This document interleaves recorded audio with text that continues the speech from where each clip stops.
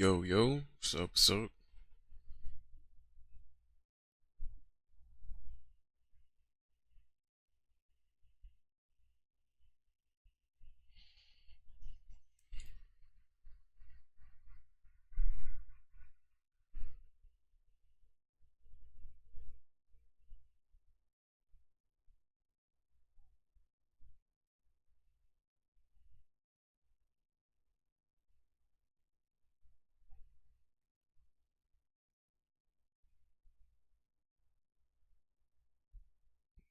Blast.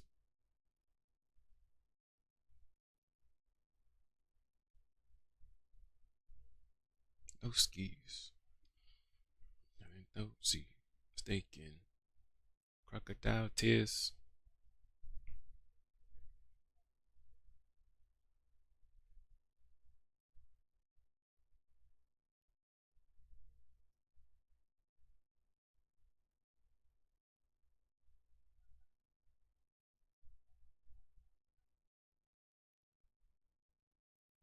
When they need some.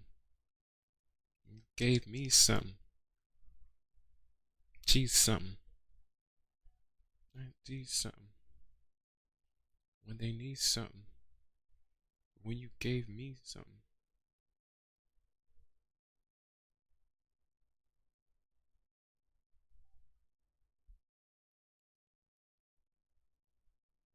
Not doing me. Not two, not three. You know. They downgraded.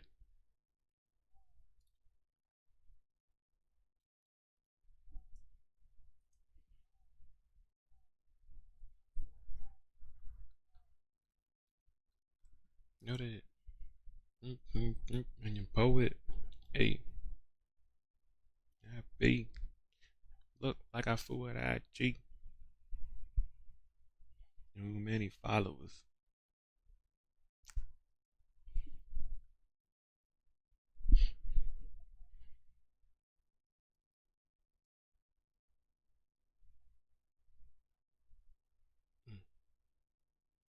When they need something. When you gave me something. I achieved something. Alright. Gave me something.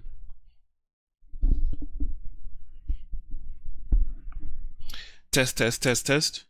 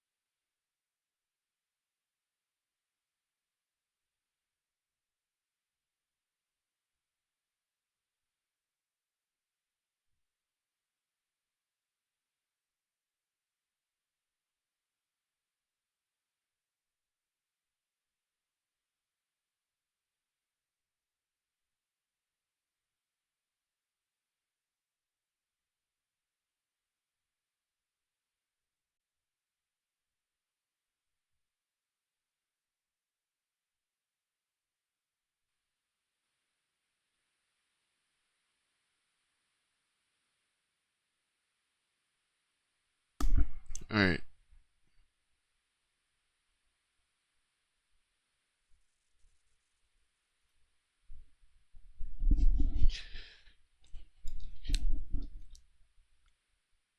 Oh, as soon as I was about to do another test, ad started. And do dice, yeah. Gamble with my life, yeah. Fights, yeah. Don't go tight, yeah.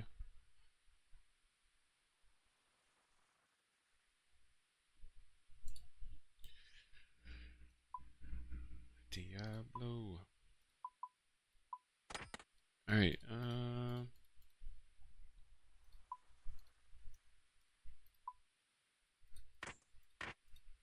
let's make it serious. I shoot dice, yeah. Gamble with my life, yeah. Bites, yeah. Tight, yeah. Yeah. Gamble with my life, yeah. Yeah. Yeah.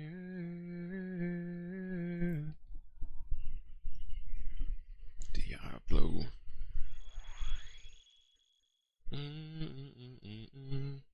Diablo.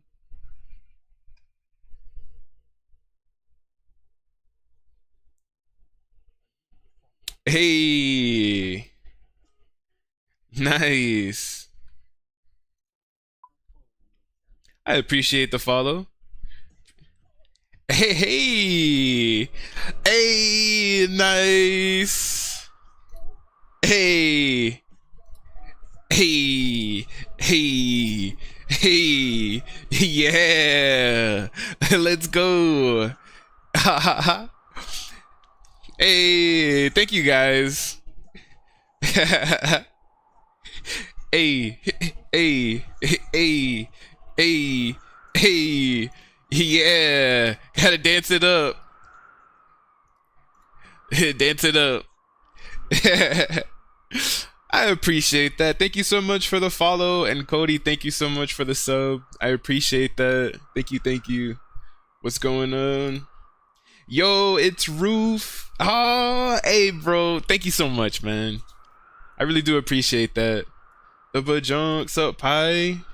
Blood here. Hey, thank you guys. You guys are freaking awesome, man.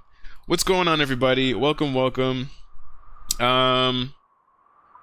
Yeah, I honestly did not expect this stream to start off like that. That's actually pretty nice. Thank you guys so much for that. Today we are trying. I don't think we're going to end up getting 99 fire making today. We've been at Wintertodt for, I would say, a while now. I think I would have finished Wintertodt a long time ago, but you know, all of the content creation, working on videos and doing all the editing and stuff that I've been doing, we've been pretty busy lately, right? So fire making right now is only at level 95, and I believe, like, when I show it on screen here and I start working on Wintertodt, it usually shows that we have maybe about 10 hours left until we get 99. So, like I said, I don't believe that we're going to end up getting 99 today, but yeah, we're gonna try to get as close to 99 as we possibly can. And yeah, I was recently able to get the full Pyromancer outfit. I think last night, right before I logged out, I was able to get the boots, which is what I needed. The only thing we're missing from Todd right now is the Phoenix Pet and the Dragon Axe, right? So, are you hopping after every round? I don't believe so. We're just gonna do it, basically. And like I said, all we're missing is the Phoenix Pet and the Dragon Axe. Everything else we got, so we were lucky enough, you know, to at least get those items. But what else are we missing? We're missing a axe. We also need a hammer and this fletching knife. And then we're gonna hop. Oh, who did it? The Bajunk. How could you? Bro, I swear that one gets me every single time, bro. I swear. It gets me every freaking time. I always forget about it too. Bro, I can't with OSRS boycott. Yeah, you know, there's still a whole bunch of people in Falador on 302. I actually went over there the other day and like spoke to some of those people, and they're still going strong. If you use the Wintertodt scatter plugin, you can hop to a game at 60% and keep going. Faster XP and loot per hour. I've done 88 there 3 times. What? That's actually pretty crazy. I feel like I usually just stay on 307 because it's so brain dead easy just getting it done with a bunch of other people, because I feel like I don't really have to do much, and even if I'm kind of messing up a little bit, I still end up getting, you know, a bunch of XP, a couple points. I feel like I'm not too worried about trying to maximize the point potential, at least right now. Because you know, doing things like streaming and reading comments and stuff like that, I tend to get very distracted anyways. So I feel like I'm not trying to, at least, you know, get too crazy with it. We do have Entity Hider on 307, so we're not gonna, you know, see everybody else to make this a little bit easier. It's at 87, so we're definitely, oh yeah, we're turning that off because we don't want to sit here and hear that clacking noise for God knows how long. Gotcha. 99, sorry. I suck at typing. That's legit. It definitely is. But while we're here, there is going to be a couple of things, and let me actually turn this up a little bit more so we hear when we're getting attacked, right? Let's turn that to the max maybe. So some of you may know that this hardcore Iron Man that I'm working on right now at Wintertodt is actually my second hardcore Iron Man. The original hardcore Iron Man, I finally de-ironed it, so it is just a main account now, and that's on purpose. We did that on purpose so that we have a high level account to practice certain bosses on, right? Right before I de-ironed it, I was able to do a couple of Tombs of a Masket with some friends. And the funny thing is that we were actually able to do, I think, like 3, let's turn this down a little bit more. I was actually able to go through 3 Tombs of a Masket before I actually died on that old hardcore. And it was pretty interesting. I honestly feel like TOA is pretty cool. It was pretty awesome to try it out and play it with some friends and all that stuff like that. I definitely want to get it done on the hardcore Iron Man eventually. I don't know if we're going to get it done like right away or anything like that. There's a lot of stuff that I want to do on this account, right? So we're definitely going to be working on a lot of stuff, I should say. TOA is bomb. Yeah, dude, it was as soon as I told the homies that I was going to be de-ironing that account so that I have a practice account, all of them, they were immediately just like, so TOA? TOA? Are you gonna come to TOA? Come to TOA, bro. Let's try out TOA. You sure you don't want to do TOA? And I was just like, damn, bro. Like, chill. I was like, all right, fine. I guess I'll try it. So I actually, you know, geared up and we went and did it.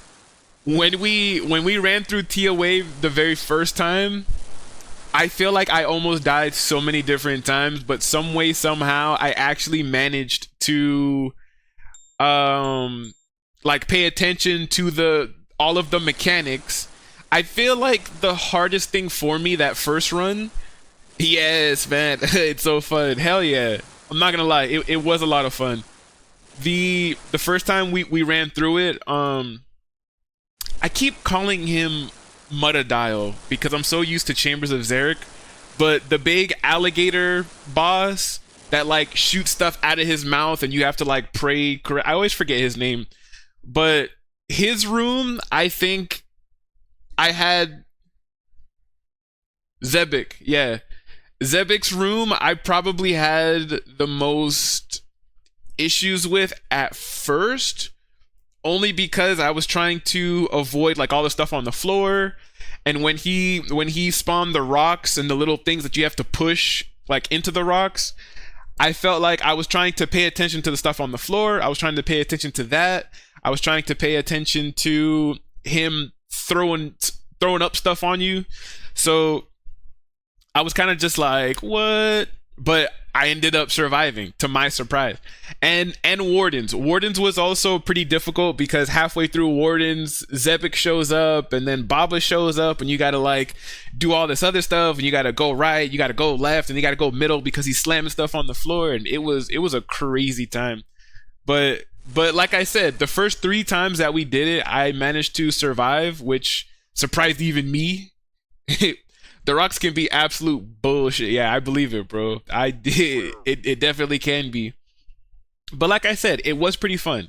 It was pretty fun, and we did manage to get through it. The only reason why I died on that 4th one that we did is because I think the entire time that we were doing it on an invo of, I think, 150. So it was fairly easy, right? That 4th one, though, we decided to crank it up to a 300, and by the time we got to Warden, everything was fine up until we did Wardens. When we got to Wardens, Wardens was moving so fast that I tunnel visioned, bro. Like, I could only focus on one thing at a time. I could not multitask for the life of me. And the fact that he was doing the right, the left, the middle, and all these things so fast, on top of Zebek shooting me, on top of Baba dropping shit on your head, I tunnel vision. I was just like, I could only focus on one thing at a time. And I died. I couldn't do it. I was laughing the whole time. And it was actually funny because the homies that I did it with, they were asking me, they were like, why are you laughing so much right now? And I was like, because this is bullshit, bro. I'm like, I was like, I can't focus on everything. I was like, what am I supposed to focus on? I was like, he's doing this left, right, middle thing so fast. Zepic's over here shooting stuff at me. Baba's dropping stuff on my head. I'm like, bro, this is nuts. But But I did tell myself, though, I was like, how when I get ready to do this on the hardcore Iron Man eventually, I do think that I'm only going to run it on a 150. I do think that I will attempt to do TOA to get the rewards on the hardcore, but I don't think I'm going to go higher than 150 if I'm being completely honest. So that is going to be interesting to see eventually. And it is going to be quite some time before I even attempt it, right? Because I feel as though even though the goal right now is to get top 10 hardcore Iron Man, right? There's a lot of things that I have to do in preparation for that. Like, I always tell people, with me trying to get top 10 hardcore Iron Man, the very first step before I could even think about getting top 10 is I have to max out every single skill.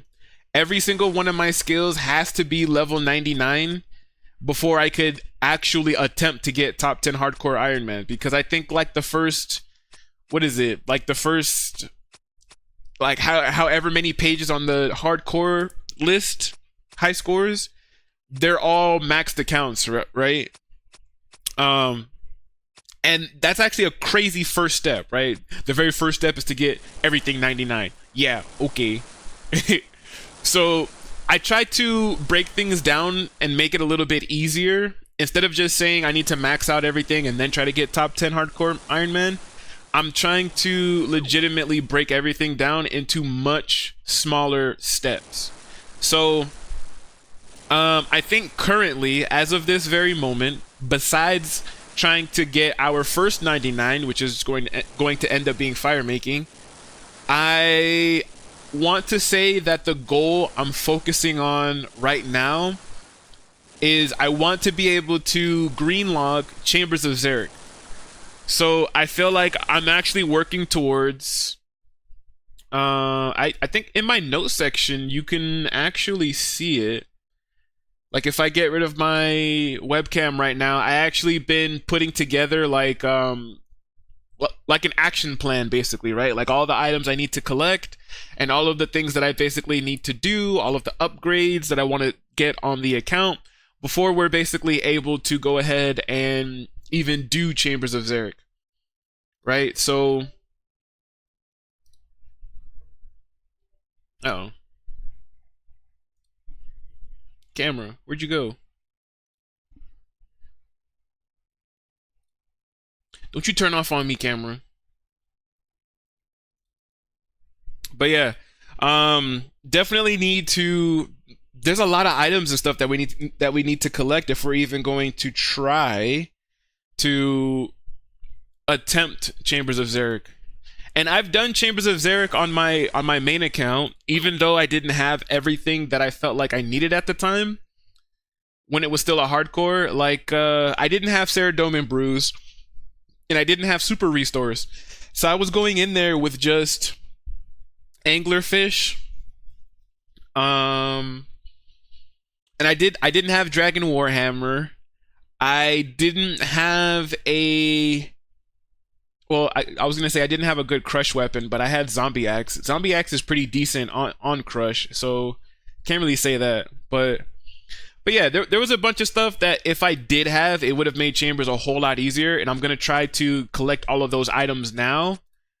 On this hardcore. Like, again, we definitely want Dragon Warhammer and a bunch of other items, right? I need to learn Chambers, man. Haven't done it once, and I've been playing this game a very long time. Yeah, Chambers was my introduction to raids, right? I've never done raids prior to Chambers, so it was definitely a lot to learn. It was a lot of information to learn, and I feel like because I had learned Chambers, it made learning TOA, I feel like, that much easier, because I felt like I already had some raiding experience, and the concept of raiding is pretty similar between Chambers and TOA. So, I mean, if you've done a lot of TOA, I feel like it's just gonna come down to how to solve the rooms in Chambers. But I feel like, you know, again, you're only gonna have a tough time if you've never raided at all. But between Chambers and TOA, I definitely feel like TOA is more fun than Chambers. Not to say Chambers is bad. I still like Chambers too. I still like the raids. But yeah, there's definitely going to be a lot of stuff that we need to do. Yeah, I need to learn it. Open the main with better gear first. Yeah, for sure. That's why I was telling myself, I was like, working towards getting Chambers done on this hardcore Iron Man is what's going to open the door for me to do a lot of harder content. Like, I've never, on any account ever, I've been playing RuneScape since about like 2007, like right before the Grand Exchange came out, right? And I've never, on any account, have had Bandos armor. I've always wanted Bandos armor. I always thought it was like the coolest thing.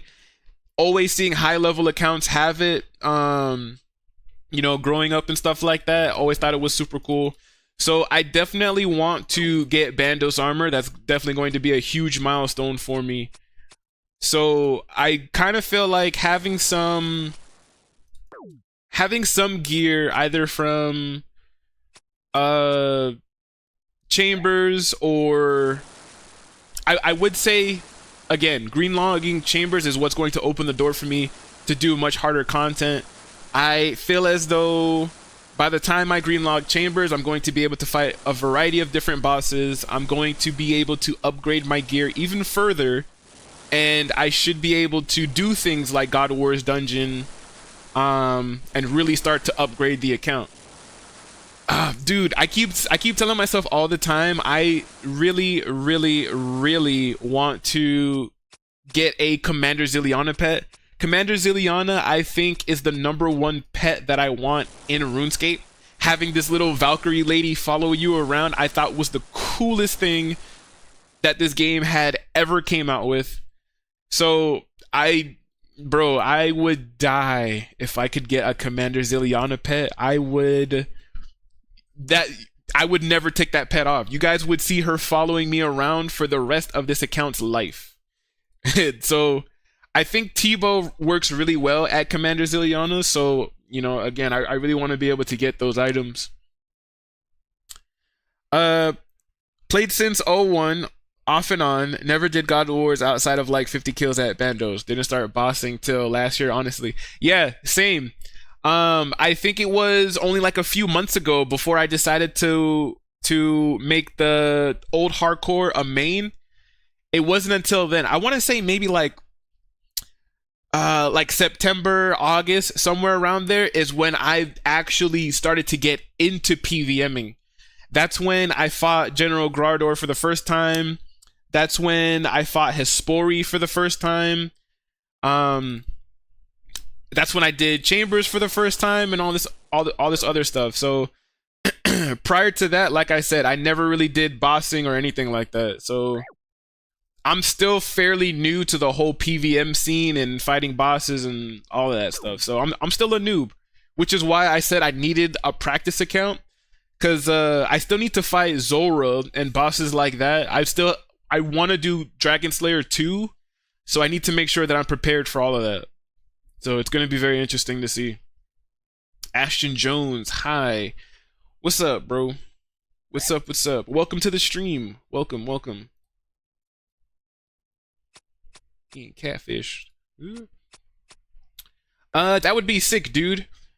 Nothing gets you more excited than a good pet drop. I got the Jad pet at 12 KC on the main. Hell yeah. I think on the old hardcore, which is now the main, I only got the only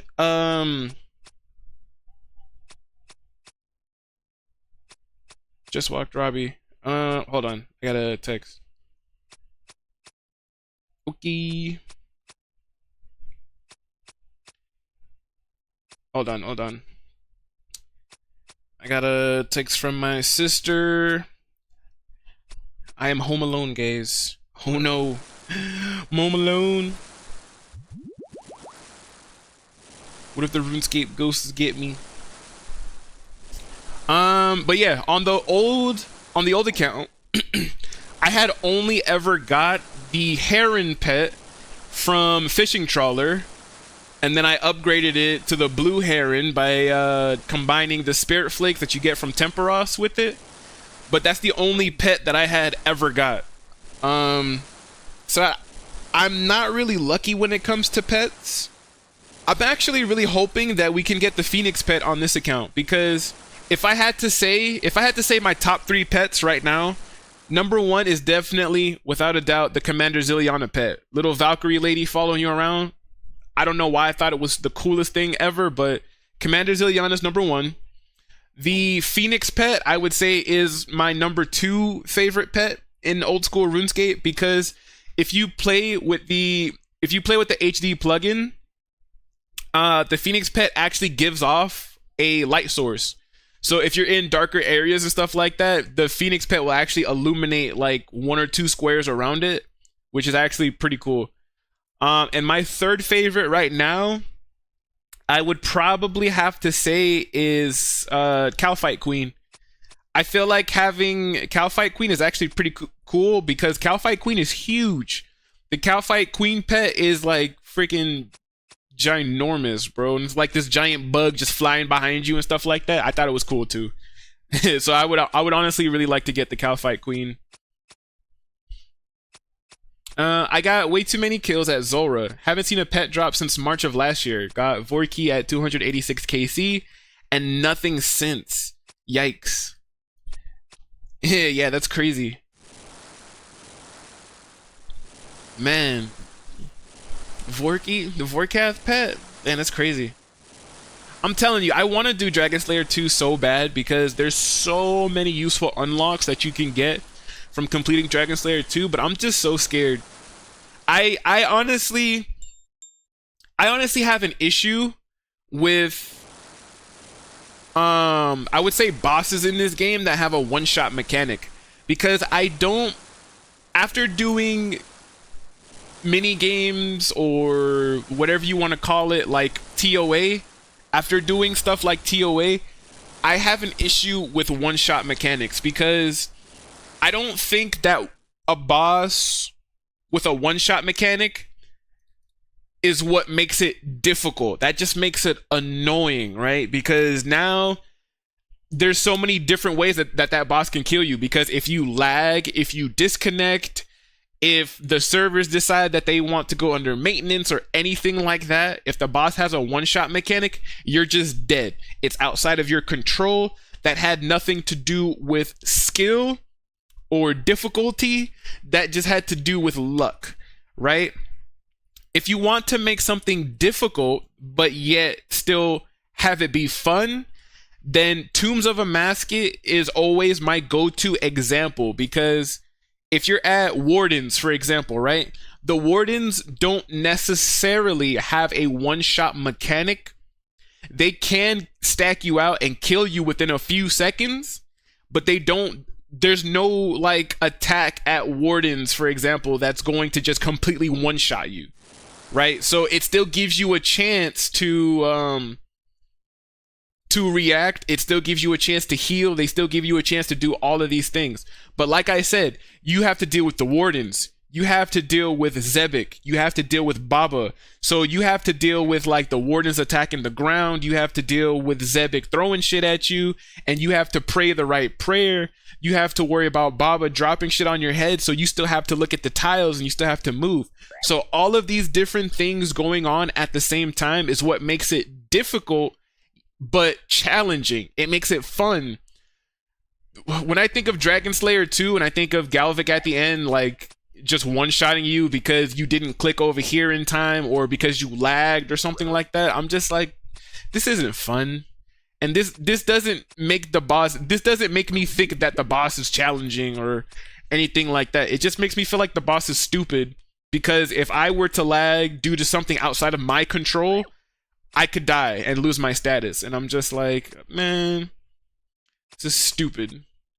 I have a huge issue with this concept. But I mean, I'm still going to do Dragon Slayer 2 eventually. I'm still going to attempt it.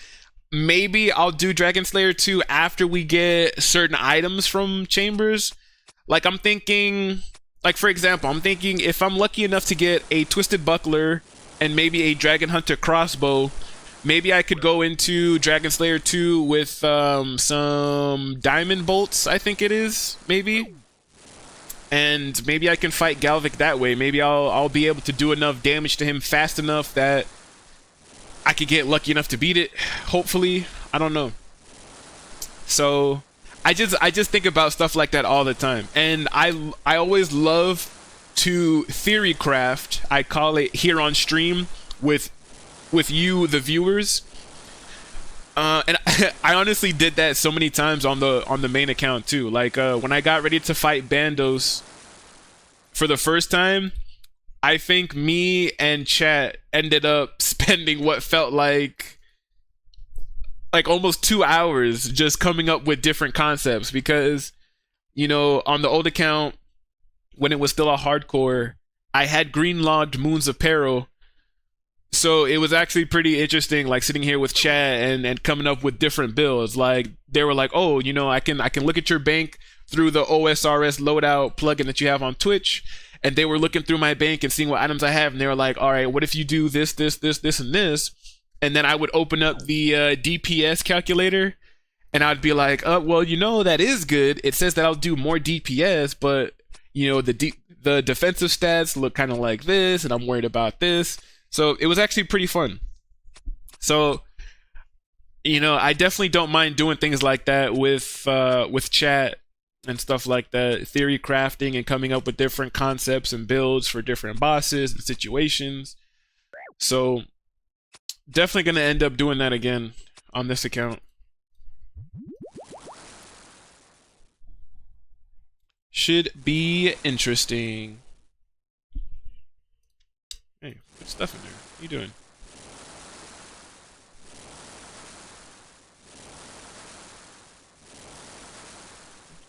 One of the things I would say that kind of sucks right now when it comes to Wintertodt is we got everything. I said it multiple times already, but we got everything except for the Phoenix Pet and Dragon Axe. So I always feel like when I pull from the reward cart now, like now that I got everything besides those two items, I always feel like I'm always waiting to hear like the sound that it plays when you get like one of those rare items, and I'm always just like anticipating it. I'm always just like, come on, Phoenix Pet, Dragon Axe, Phoenix Pet, Dragon Axe, please, come on. I want Phoenix Pet so bad. I don't even care about getting the Dragon Axe because we're gonna fight Dagannoth Kings eventually. Once I start upgrading more of my gear, we're gonna end up fighting the Dagannoth Kings, and we'll get Dragon Axe. When I edit my videos and stuff like that, I like to AFK the Ammonite crabs on Fossil Island, and that's how I ended up getting HP to 86, attacks at 83, strength is at 90, defense is at 80. I'm combat level 103. I say that to say I'm still rocking rune equipment. I still have full rune, a dragon scimitar, and a dragon defender, and I also have void knight equipment, right? So our gear essentially is non-existent. We basically have, we're still in the early game in terms of gear. So there's a lot to upgrade. Basically, there's a lot of room to upgrade, and there's so many things that we have to do. But it's only gonna be when I start upgrading the gear that I'm gonna end up fighting the Dagannoth Kings to get those rings, as well as hopefully a Dragon Axe by then. I don't really care about not getting the Dragon Axe now. Hey.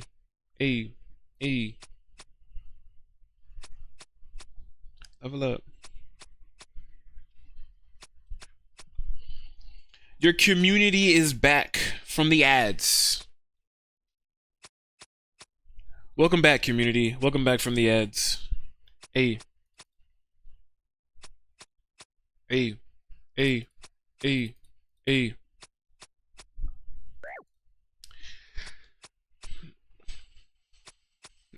We back. Welcome back. Welcome back. Welcome back. I was just saying before the ads actually started, because I just looked over. I have my tablet playing too. And I just looked over and saw that it was playing ads. But I was just talking about how I don't really mind not getting a Dragon Axe from Wintertodt, because we're gonna fight the Dagannoth Kings eventually. And I'll just end up getting a Dragon Axe from them if I don't get it from Wintertodt. I'm more so hoping that we get the Phoenix Pet. Because if I get the Phoenix Pet, technically I could still greenlog Wintertodt if I go over to Dag Kings and get the axe from them. Right? No ads for me. Yeah. Yeah. No ads for the subscribers. I really do appreciate that too, bro. For some reason, like I always, even though I'm an affiliate on Twitch, for some reason I just never expect to get subs. So whenever I do see subs, I'm like, mind blown. I'm like, what? I'm like, you actually subbed to me? Your boy? I'm like, hell yeah. I super appreciate that. Which is why I try to make everything as interesting as I can, you know, with the alerts and with the music, and I try to make it as good of a stream as I possibly can. Which Wintertodt just in itself isn't really that interesting, so there's really not much that I could do about Wintertodt, but we still have to do it anyways because I need the experience, and it's a skill cape. Fire making is probably the easiest, most brain dead skill that you can get to 99. It's still a good skill to have 99 anyways, because there's very few things in the game that you need a very high level fire making for. So it's still just good to knock out of the way and get all of that supplies and money.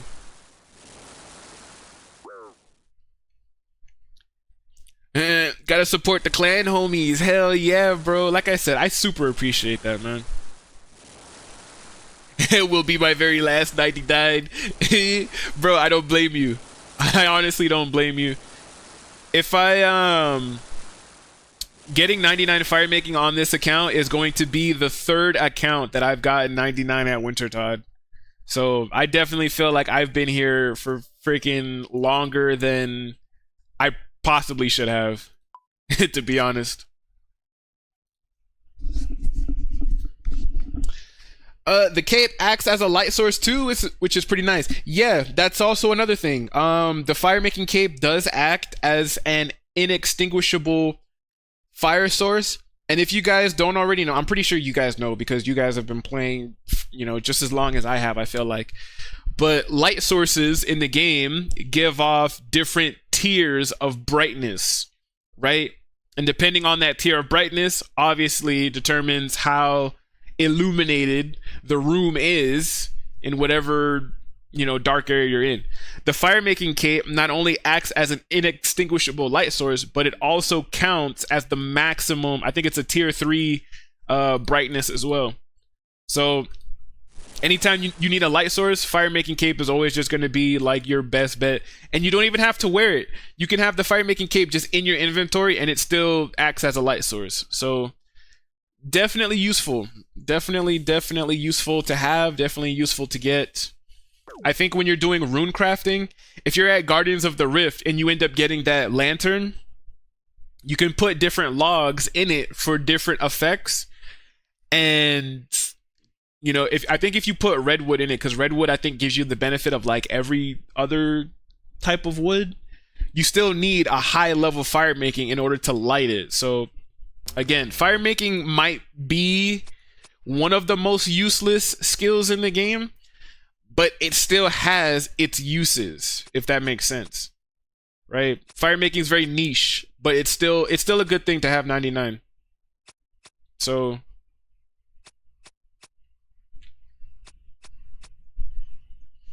I actually want to change up the vibes too. Let's go to hey. Let's switch up the vibes a little bit. Those watching on YouTube don't get the benefit of the music because YouTube likes to punish me for playing songs on YouTube.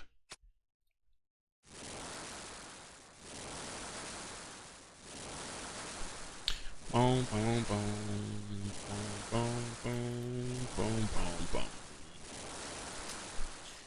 I'm trying to think what else, cause I literally did everything on the main that I could have when it was an iron. In terms of gear, you know, certain gear you can only get from like skilling activities or things like Tithe Farm. I feel like I did everything that I could have to the point where the only way that I was able to upgrade my gear was to actually start PVMing, right? And I kind of feel like that's what I'm trying to do now. On this account, I'm trying to get to the point where once I start to PVM, I don't necessarily have to stop or take breaks, or I have to go and level up some other skills because I need this for whatever reason. I feel like I'm in the process now of really trying to upgrade all of my other skills. Like, we've been going hard on Kingdom of Miscellanea. I've been keeping it stocked up and full for forever. And that's really going to help with herb lore. And also construction, because we're going to get some teak logs and things like that. We're going to end up doing mahogany homes eventually. We're getting all of those. Farming, I actually got all the way up to level 70, and we basically got to the point where I'm doing farming contracts in the farming guild, and if I need more seed packets, I could also do Tithe Farm. Tithe Farm also gives a decent amount of seeds from their seed packets. So farming is going well. I would say the hardest and most important thing to work on the Iron Man right now is going to be herb lore, and it's going to be crafting. Those are going to be the main two stats that are going to determine the content that we end up doing. Because if I have a high herblore level, I can have things like Ceradomin brews, I can have super restores, I can have stamina pots, I can have combat potions, all of that stuff, right? And that's going to be very useful for PVMing. And crafting, we need a high crafting level just so that we could create some better gear. Like Amulet of Fury is probably going to be the best amulet that I can craft that doesn't require me fighting like bosses and all this other stuff, right? Because I know like Zenite jewelry, we have to fight, I think, demonic gorillas. I also need to fight, I forget what they're called, but you got to do Wall Gothic Sleeps to fight those other demonic beings to get things like Emberlight and all of that stuff, right? So, or not even specifically like Emberlight, but you know, you guys know what I'm talking about. We need a high crafting level just to really progress the account. So as an Iron Man, those are probably going to be the two most important skills that will set us up for, you know, a bunch of other items. Moment for yourself. Yeah, house dies down low. Hey, oh, I freaking love this song. That I'm gonna explode. You got my attention, tension, fever high. Don't worry, not another dimension. Rules do not apply. I can't stop this feeling, baby, only when we crash it, that's a passion for you. Got my heart on overdrive. I can't stop this feeling, baby, only when we crash it, that's a passion for you. Hey, hey, hey, hey. Freaking love these songs. Yeah, I feel like depending on how long we end up streaming today, it's possible that maybe not this stream, but maybe on the next stream, it's possible that we could end up getting 99 fire making then. Like I told myself, I'm still kind of transitioning my YouTube channel, right? I'm still trying to figure out exactly how I want to structure my YouTube channel. Originally, I told myself that I would do 3 videos a week, every Monday, Wednesday, and Friday. But if I'm being completely honest, you know, if you guys know me, if you guys have stuck around this channel for a while, both on Twitch or YouTube, you guys will know that I have been struggling with my mental health for a very long time. I have such bad social anxiety, depression, just all of that stuff, and it really affects me on a daily basis. Like today, I could tell myself, all right, we're gonna have a great week. I have so much energy and motivation to work on these videos and all that stuff like that. And for some reason, I'll wake up tomorrow morning just feeling like complete dog water. And it makes it so hard to edit videos and stuff like that in those moments. So that's why if you guys have been around my YouTube channel and stuff like that for a while, even though I say I try to upload every Monday, Wednesday, and Friday, you guys will notice that I'll upload like 1 video this week. I'll have uploaded 2 videos last week, 1 video again that previous week. It seems like I never really consistently hit the 3 video mark that I said we were going to do. And honestly, part of that, like I said, has to just deal with the depression and the anxiety and all that other stuff that I've been dealing with.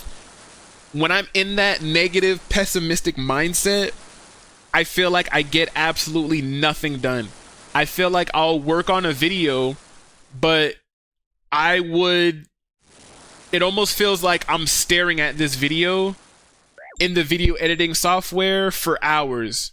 Like I'll be editing the same part of the video for what feels like 4 hours, and I would have gotten nothing done, right? So part of me is trying to switch it up a little bit, even though I haven't changed my channel trailer on YouTube yet.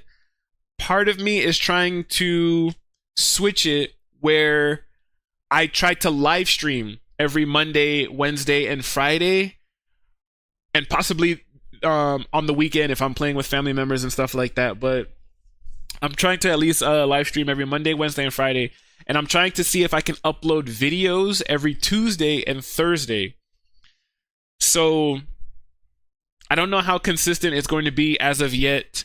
I'm just trying different things out to see what works for me. So yeah, I honestly just feel like I'm going to try to live stream more, because I honestly feel like when I'm in that negative, pessimistic mindset as well, and I live stream, I feel like the viewers end up helping me navigate that negative, pessimistic mindset more than if I just sat here and stared at a video that I was working on for like 4 hours, right? I always feel like when I live stream and I interact with you guys and I play this game with you guys, I feel like I end up coming out of that live stream in such a better mood than I probably entered it, right? I probably started today's live stream, again, very negative, very pessimistic, very anxious, very depressed. But just playing with you guys, sharing these super cool moments, and laughing with you guys honestly feels so much better than if I was just working on videos, right? So part of me kind of enjoys the live streams a lot more than just doing videos on YouTube. So I'm trying to lean more into that to see if it works more for me. Instead of trying to work on so many videos and just be miserable and all the time, I'm trying to see if I live stream more, if I end up liking it a lot better, if we end up seeing more success live streaming and stuff like that. So I don't know. I might test it out over like these next couple of weeks. Instead of working on videos, I might just primarily live stream and just see how well we do with, you know, numbers and analytics and just overall enjoyment. So like some of these other games too, like on the Nintendo Switch, there is a few games that I wanted to do videos of and put them on the channel, but I'm honestly thinking that we'll probably live stream it. Like I wanted to play Banjo-Kazooie. Part of me is thinking, you know, like what if we live stream it instead of just doing videos on it, you know? So I don't know. I don't know as of yet.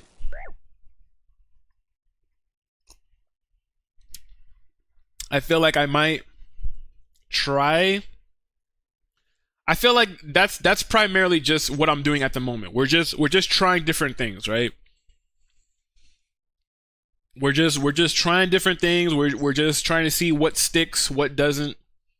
So that's why if you ever hear me consistently saying that we're in like a transition period, it's because I'm really just trying to figure out like how I want to do the content on both my YouTube and my Twitch. I'm trying to figure out if I want to primarily stream, primarily do videos, if I want to do a mix of both. I'm not entirely sure yet. So we're just trying different things out right now and just hoping for the best.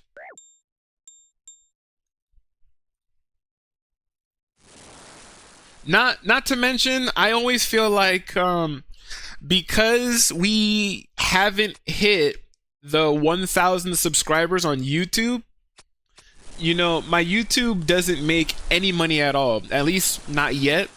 Whereas if we're talking success, I'm already an affiliate on Twitch. Twitch, I'm already making money. I'm not making a lot. You know, I'll be very transparent with you guys. I probably make, if I honestly had to say off the top of my head, we're probably at the point right now where we're making maybe like anywhere between $5 to like $10 a month right now off of Twitch, which is not a lot at all.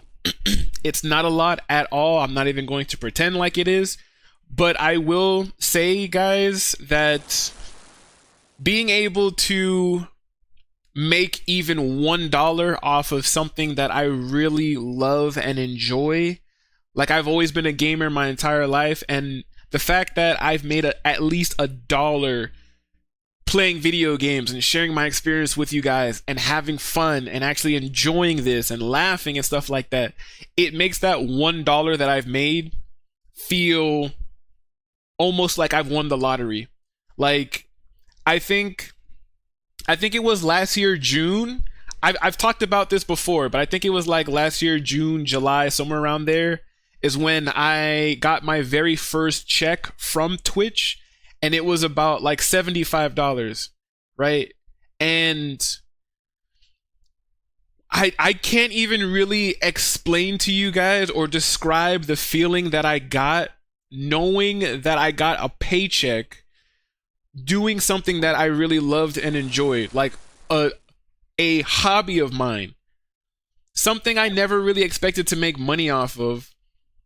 I got the $75, and it was such a surreal feeling when I got the check, when the money deposited into my account. I swear I took maybe like 2-3 days off of streaming and working on videos just to really let it sink in that I was working on this stuff for about like 2 years before I saw a single dollar. And I really had to just like sit there in my house, in my living room, and just be like I actually made money off of it. I actually made something. Like, people actually supported me. People actually helped me get to this point. And, you know, certain jobs that I've worked in the past, you know, just like I constantly say, you know, I have really bad social anxiety. So me working in like a customer service job, I feel like destroys me mentally, right? Just mentally, emotionally, all that stuff like that.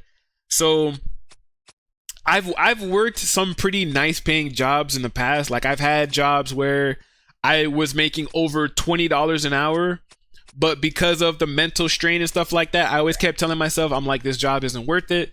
This job makes me feel like I want to kill myself, end my life. I hate having to interact with these people. I feel like I'm lying to people all day long because I don't really know much about whatever product it is. Like, I worked in the Costco meat department, and dealing with all these different types of meat and people coming up to the counter asking for certain types of meat. I'm like, I don't know anything, lady. I'm like, I don't know the difference between a tenderloin and this other thing, lady. And I'm like, you're asking me all these questions, and I'm lying to this lady, and I felt like shit because I was lying to her.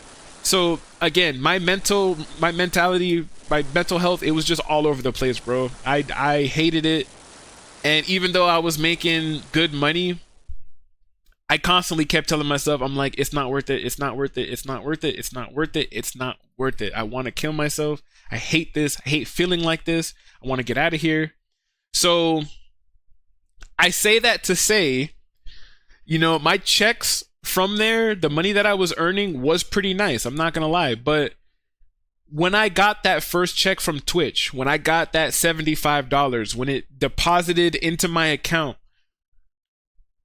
that $75 felt like more money than if I was at Costco for like an entire year, right? That $75 made it feel like I won the lottery. Like, you would have, if you saw me when that money hit my account, you would have thought that I won like $1 million or something like that, because I just couldn't wrap my head around making money off of something I actually loved and enjoyed doing. Like, I was just like, this can't be possible. This can't be real. Like, you're telling me that I actually made $1, again, doing something I loved and enjoyed. I was beside myself. So I don't know. I just want to try out different things. I really just want to continue to lean into like the streaming side of things.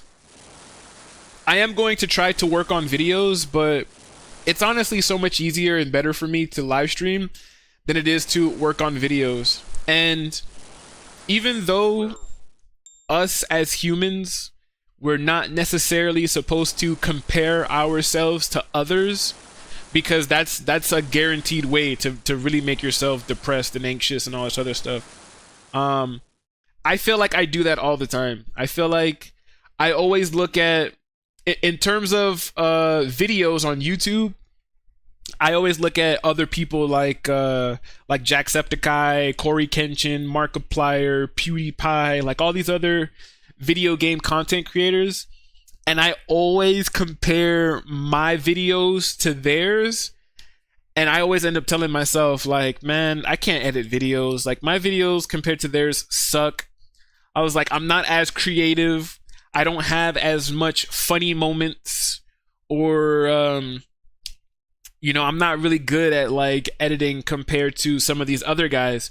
And I know some of them have a video editor, some of them have hired an editor to help them with their videos, but even then, I'm just like, I don't necessarily want to hire an editor to edit my videos. I'm such an introvert, guys.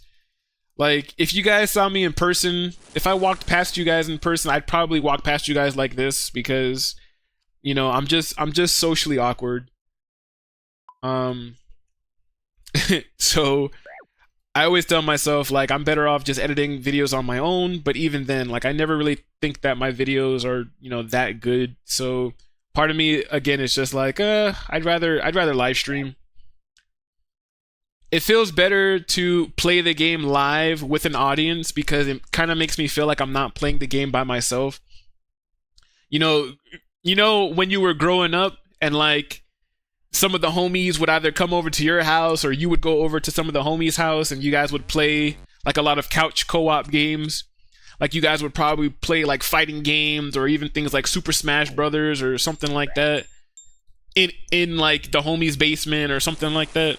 That's kind of how live streaming makes me feel. Live streaming makes me feel like, you know, all of the homies came over and we're all chilling, eating pizza rolls and Hot Pockets while playing Super Smash or something like that. It just, I don't know. I genuinely just feel like I'm better suited to live stream than I am to do videos, and I just like it. I genuinely like hanging out with people like this. And if I was recording and doing Wintertodt, I feel like I would still end up feeling like, but who do you main in Smash Bros though? Oh, hell yeah. A whole nother conversation here, right? The funny thing is, in Super Smash Brothers Brawl, my top people, Samus was always my number one. Samus has been my number one character in all of the Smash games until Ultimate. I always mained Samus. My second character was always Link, and I think in Brawl my third best was Lucario.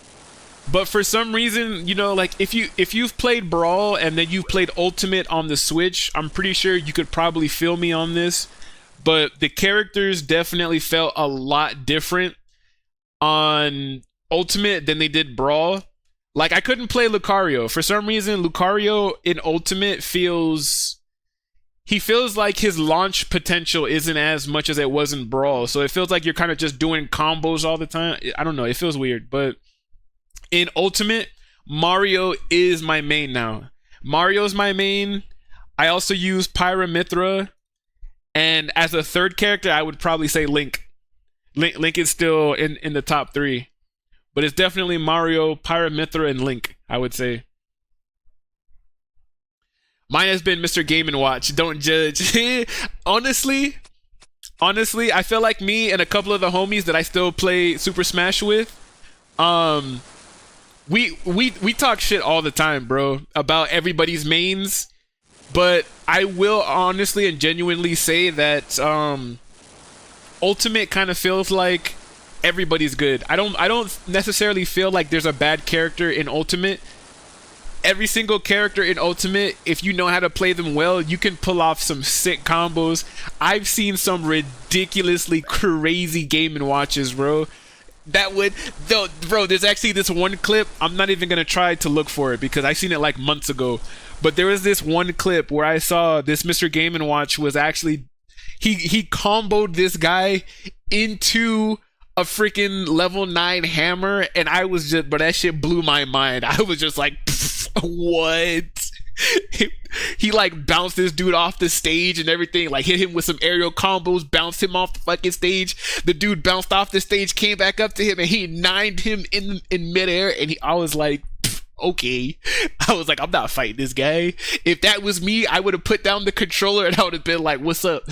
Fight me in the parking lot. What's up? Bro, that shit was too good. I was just like, there's no way. When that 9 on the Judgment Hammer hits, game over. Yes, that's literally me, bro. It's nuts. Honestly, I told myself that one of the ideas that I've been telling my family here, because you know my family also supports like my streams and my videos and stuff like that. But I was telling them one of the things that I wanted to do, I don't know when I'm gonna do it, but I wanted to do something along the lines of like, I wanted to call it Saturday Showdown, right? Where I'll play Ultimate live on Twitch and YouTube, and I'll probably, so again, I don't know when I'm gonna do it because I don't have a Switch myself. So the Switch that I would use would belong to like my sister, or even my sister's boyfriend also has a Switch that he has all the characters and stuff on. So like maybe if I could borrow his own on Saturdays or something like that, I would do it. But again, we're definitely in a transition period, so just kind of like bear with me, I would say. Also, because I'm trying to stream more instead of focusing on the videos, it makes me feel a bit better about when people sub to me on Twitch, because I've had maybe like a couple months ago when I tried to focus more on videos instead of actually streaming, I had a couple people sub to me, but it felt like I was only live streaming like, I don't know. I feel like, when did they sub to me? I felt like they subbed in like January, but at the end of 2025 is when I decided to try to focus more on doing videos. So say like in January when they subbed to me, I think I only ended up doing maybe like 2 streams that month. So I kind of, I felt bad because I kind of felt like I wasted their money. You know, I felt like they subbed to me and then I barely streamed that month. But definitely live streaming more now. Like I said, we're streaming more than we're uploading videos. And primarily we are going to be doing RuneScape. We are going to be working on the hardcore Iron Man, but it's not the only content that I'm going to be live streaming. I'm still trying to do it in a way where we live stream other games. But again, the primary focus is getting top 10 on this hardcore Iron Man. So the majority of the time we are going to be playing RuneScape, but like I said, it's not going to be the only game that you see me play. I think for a while too, I was playing Breath of the Wild, and I still haven't beaten it yet. And every time I tell myself that, you know, it's been so long since like the last time I played it, the majority of the time I always tell myself like, I'm gonna start over. I'm gonna end up just making a new game on Breath of the Wild, probably include a challenge or something like that, like a try not to die Breath of the Wild challenge or something like that, just to make it interesting. But yeah, I am a gamer. I love to game. I love RuneScape, but again, it's not going to be the only one that we play. So at least when people sub now, I feel like they're definitely going to be getting their money's worth. So I definitely feel like you chose a perfect time to sub to the channel, bro. Which I, once again, really appreciate, because it really helps your boy out.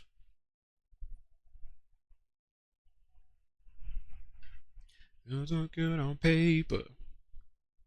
And baby, I like it. You know, and I really do just feel like leaning more on the streaming side of things, because again, if we're talking about success or whatnot, I've already found more success on Twitch than YouTube. Because again, YouTube, you need 1,000 subscribers before your videos or your streams start playing ads that you earn revenue off of. And I think we're still only at like 250 subscribers on YouTube. So, and I've been, I think October of this year. Sorry. Every time I talk a lot, I always feel like I have to burp. But October of this year is actually going to make, I think 4 years that I've been doing content creation. And in these 4 years, instead of having 1,000 subscribers on YouTube, like I said, we still only have the 250. So progress has been extremely slow on YouTube. But honestly, I feel like we've been booming on Twitch. Cause even last year when I got that first check, we were doing great. We were doing fantastic. I felt like our streams were popping. Chat was always popping off. We always had a bunch of support. People were always here, you know, supporting your boy. It was awesome. And then I stopped for a while because, you know, just life happens to us all. I ended up doing this temporary job for a few months. Literally had no free time to even play games anymore. It was literally work, come home, take a shower, get something to eat, and go straight to sleep so I could start it all over again tomorrow. But it was a seasonal job. So once that seasonal position was over, then we basically came back. That's when I had decided, I was like, oh, you know what? Like, I've always loved watching these other YouTubers, like PewDiePie, Jacksepticeye, all these other people.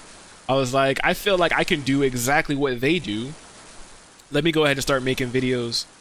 And again, I just feel like I can be creative, yes, but I feel like I have to force it. Like, I really have to be in the mood to be creative. I really have to think about how I can make this funny and interesting. And, you know, when it comes to like open world games or something like that, I have to be like, oh, do I want to include this section of the video?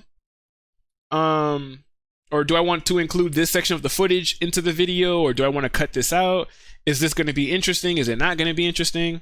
And I feel like I just end up thinking too much. It requires too much brain meats. And I feel like sometimes I don't have enough brain meats to put towards making the videos, which is why I'm just like, all right, I feel like I honestly would rather just live stream. Because if something funny happens in the live streams, we could just clip it. It could be a clip on the channel, and you know, that's basically it. But the videos and stuff like that, I do like the videos. I do like when everything comes out the way that I wanted it to come out. And, you know, the videos are pretty interesting and they're funny sometimes, but again, I have to seriously be in the mood to do all of that. Whereas live streaming, even if I'm not in the mood, it's so much easier to just put a title, hit live, and here we are, chilling with the homies. So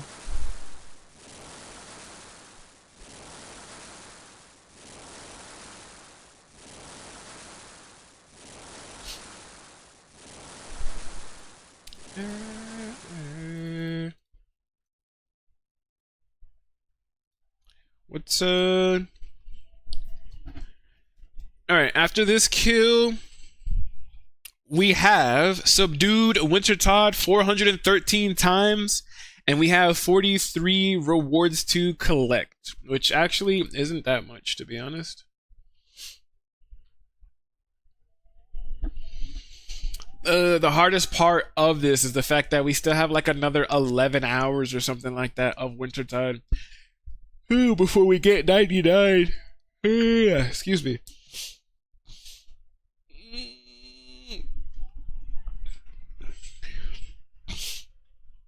So it kind of sucks, but at the same time, like I said, it has to get done. Nobody wants to do this, but we have to do it.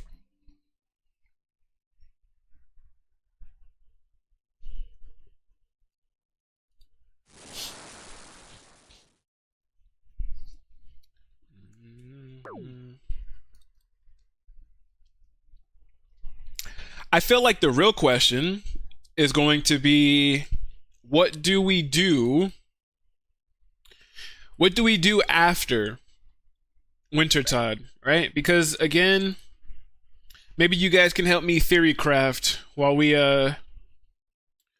do all of this. Because even though you know, my camera and my big ass head is in the way of my note section here on the right hand side of RuneLite, we can still, I don't know, I can still let you guys know of some things. The majority of what I have here on the right hand side anyways, right, is just what I want to upgrade. Like I believe if I scroll down, I could have it underneath my picture here, my camera, but all of this right here is a gear progression tab that I basically made. So in terms of melee, these are all of like the melee weapons and offhands. I want to get all of the melee armors, all of the melee accessories, and then it goes into range, and then I have magic at the bottom. So I just feel like that's really what it's gonna be. I feel like after I'm done with Wintertodt, to be honest, there's really not going to be anything stopping me from just starting to upgrade my account, because that's really what we need. I need to we need to get Barrow's gloves. I feel like that's probably gonna be the move. We're probably just going to do some more quests. Get recipe for disaster done so that we could get Barrow's gloves. I also need to do Barrows to get some tank gear, because if we can get some tank gear, I can also go and try to green log Moons of Peril, try to get the moons sets, because that's also going to be really nice to do.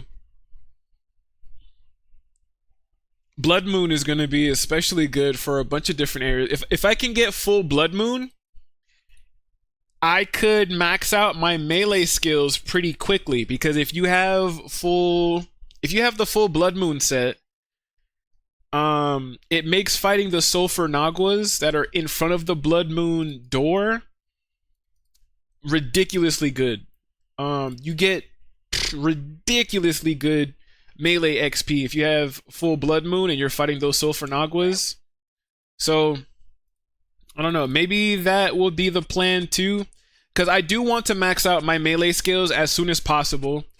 Yes, I do still need to work on Slayer. Slayer's only 41. We need Slayer to be a lot higher so we can get things like Abyssal Whip and Trident of the Seas. But just generally having high melee stats is going to open the door for us to also start fighting some other PVM bosses. Like, I could even complete Sins of the Father, right? I can fight Von Strum with those high combat stats and complete Sins of the Father.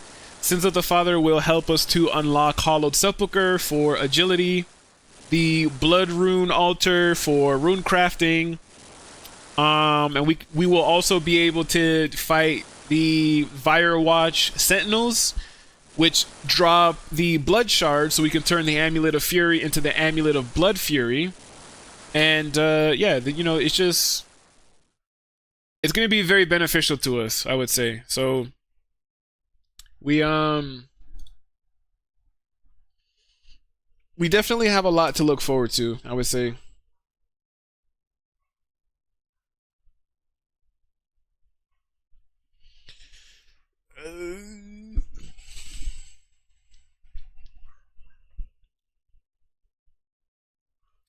I just really don't want to work on it's kind of annoying. Just always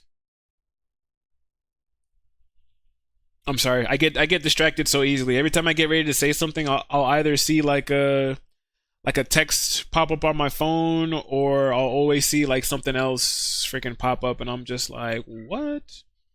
I have squirrel mentality, bro. I don't know if it's ADHD or what, but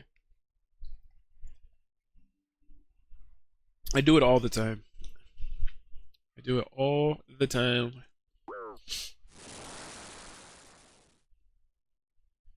Why do I feel like I'm drowning? Like I'm running out of air. Ah. Hey, hey. And I'm nowhere near the edge. Ah. Just let me know. Can you be the one to call and not let me go? I need to know. Could you be the one to hold when not lose control? I need your love. I need your love. Ah, ah. I need your love. I need your love. Over here vibing. I'm over here warming up Wintertodt with these fire beats. Who needs to light the braziers when you have music like this?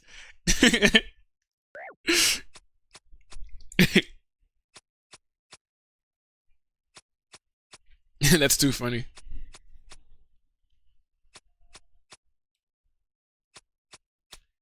I can be destructive, and I can change the atmosphere. Ah, it's patience, some patience, some patience. Just let me know. Can you be the one and not let me go? I need to know. Can you be the one to call and not lose control? I lose control. When I lose control. When I lose control. When I lose control. When I lose control. When I lose control. To go. When I lose control. I need your love. I need your love. Ah, ah, I need your love. I need your love. When I lose control. When I lose control. I lose control.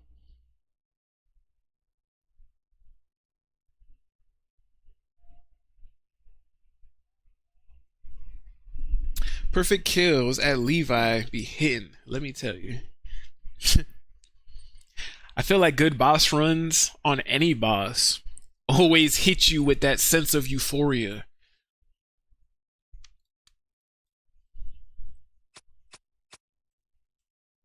Like there was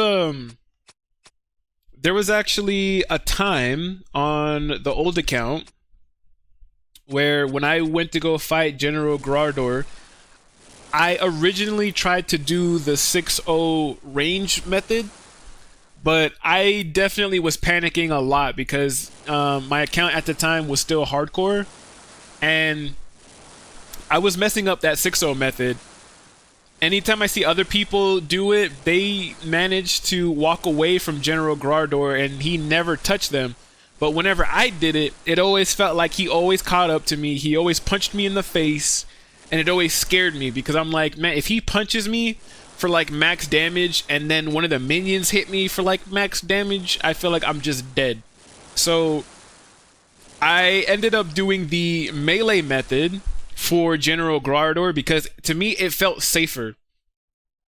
If I went in there with melee armor and I protected from melee, it felt like the max hit that I could be hit with was significantly lower, even though I would kind of probably get hit more often, if that makes sense. I don't know. But when I was fighting General Grardor on the old account, anytime I went to go fight him, I could only do 1 KC per trip, right? And I think there was a couple of times where I ended up doing so good. I ended up doing so good fighting General Grardor that I was able to sneak in a second KC. Like the first run was like so perfect. He barely hit me. I was messing him up for like max damage and stuff like that. And it felt really good. But other times, Stream Boo banned. Get out of here. Our lips a million ways. Round down my body. Be my sweet escape. Dim all the lights, turn on your eyes. Here am I, her out of mine. Dim all the lights, we can both to me. Now we can both be free. Yeah, that's a win-win. And I got you tonight. Yeah, that's a win-win. Tonight. But yeah, those perfect boss runs, they do hit indeed. Especially with bosses like that. Bosses that normally you can only squeeze in like 1 KC, maybe 2. When you end up having that perfect run and you end up squeezing in a whole nother KC because that first run was so perfect, it's always that sense of euphoria. That sense of, that was great. So I definitely feel it. Definitely feel it.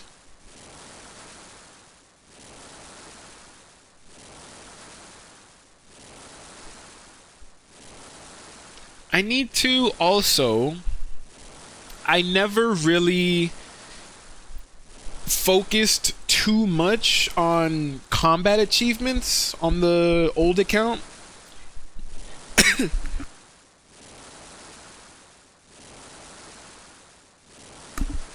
Damn, I like inhaled some of my saliva. That hurt. But I never really focused too much on combat achievements on the old account. See, now I have hiccups. But I want to do that on this one.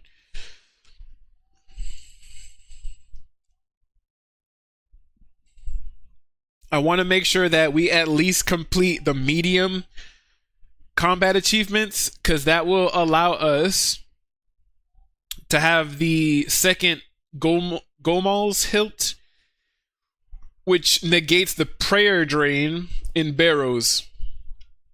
And I feel like that's really the only reason why we want it. I think also having the medium combat achievement makes it so that you can have 35 cannons. 35 cannonballs inside of your cannon. I'm sorry, guys. I'm over here struggling. I like inhaled some of my saliva just now, and now I have hiccups. So now every time I talk, it just feels like my body's like, shut up. Stop talking.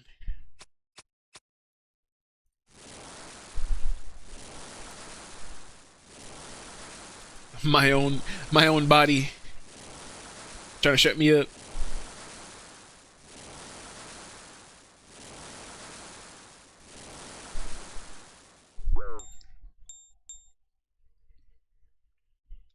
You know, there was there's a plugin I recently just put.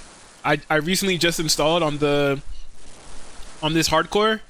I seen this plugin where if your health drops below a certain point, it turns your entire screen red. If your prayer drops below a certain point, it turns your entire screen blue.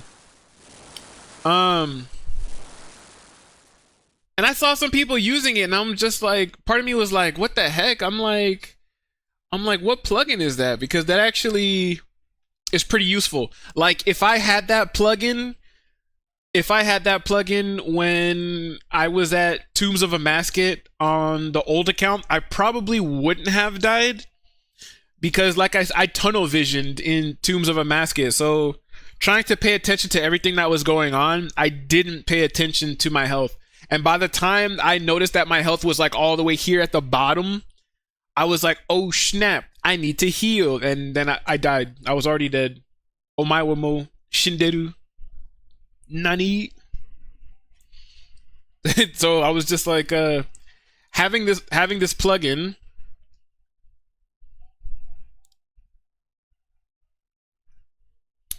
There's one like that for Wintertodt that makes your screen red when you get hit by the dumb cold. Heck yeah.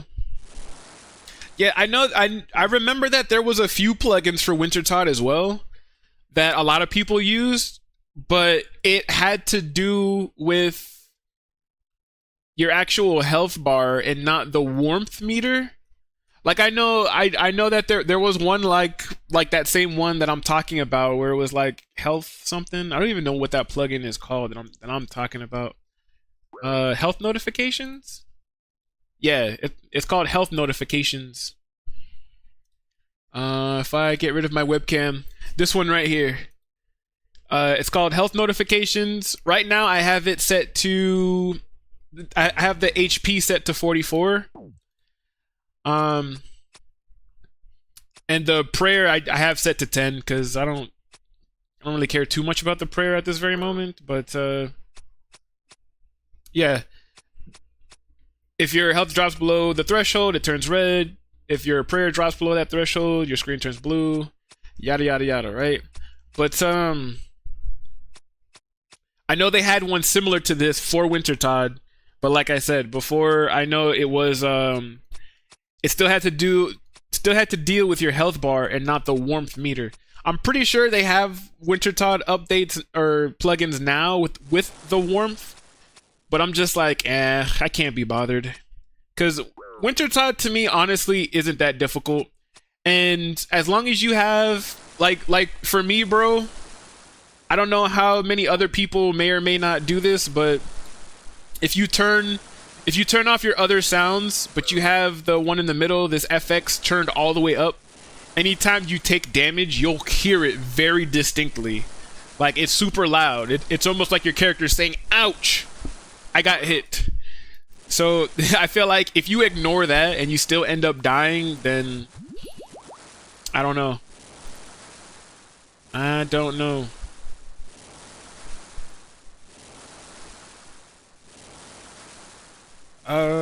Ish 59 F.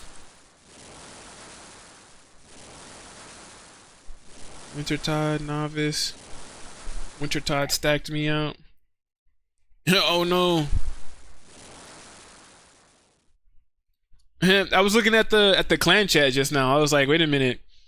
As soon as little Amp said F, Wintertodt stacked me out, my brain immediately went to, oh no, was he an Iron Man?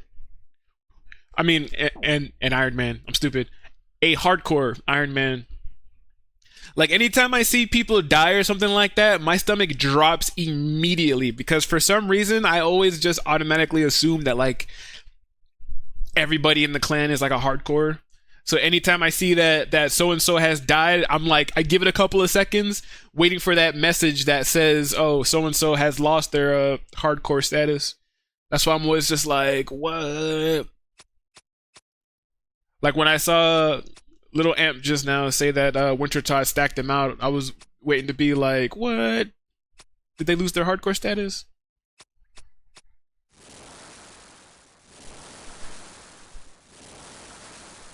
No, the clan would say they lost status. I know this because it happened to me last time. Bro, I'm telling you, it sucks. Yeah, I know. On the main account, when I was doing TOA, I already made the decision to de-iron it, but I went in there as a hardcore, and when I died that 4th round, it did broadcast it to everybody in the clan, and a lot of people were tripping out at first because I feel like everybody in the clan basically knows that I'm trying to go for top 10 hardcore Iron Man, that we are in it for the long run. We are really trying to make our way up the leaderboards. So when I did TOA on the last account and I ended up dying, and it broadcasted to everybody and it said Lord Pycaon has died and lost their status, you should have seen chat started popping off in game, and everybody was like, what no, Pycaon question mark, Pycaon question mark, what happened, bro? What happened? Did you die? What happened? How'd you die? All this other stuff. And I'm like, whoa. I'm like, guys, calm down. I'm like, it was the practice account that died. I'm like, it was bound to happen. I'm over here at TOA with the homies. I'm like, don't worry, the actual hardcore is still alive. But everybody was just like, oh my god, what happened? I'm just like it's all right, guys, it's all right.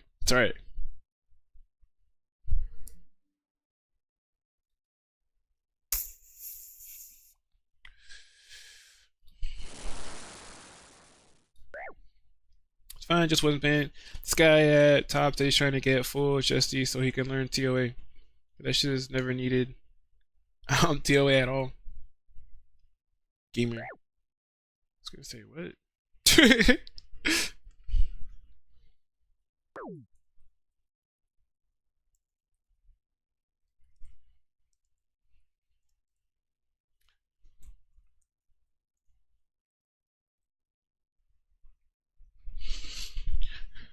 It's my fault. I'm sorry. I can see the whole. Skip this song. Skip the song.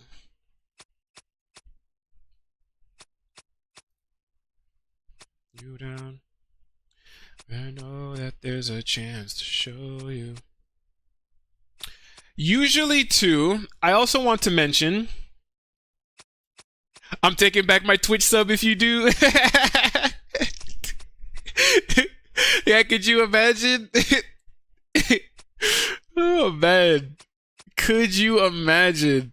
I freaking die right after being subbed and somebody immediately calls Twitch. Yeah, so I want to report fraud. I actually want to request a refund. Could you imagine? That's hilarious. Bro, that's super funny. wasted my money on this guy. I believed in him. And he died 2 seconds later. You know what's so funny? When I was I would write to management. Bro, what's so funny is I think it was last week. I went to go do a seaweed run in the Fossil Island underwater area, right? And I forget who I was talking to. I wasn't recording and I wasn't live streaming, so I can't say like, you know, that I blame chat or whoever I was recording with or whatnot. But I think I was in a Discord chat and I was talking to somebody and I was not paying attention. I wasn't paying attention. I was in the underwater area. You know how anytime you try to like dive underwater and you're too heavy, it gives you that message like, oh, you know, you can only walk on the seabed floor, deep water will mean death, all this stuff, yada yada yada, right? I went to go do the seaweed run.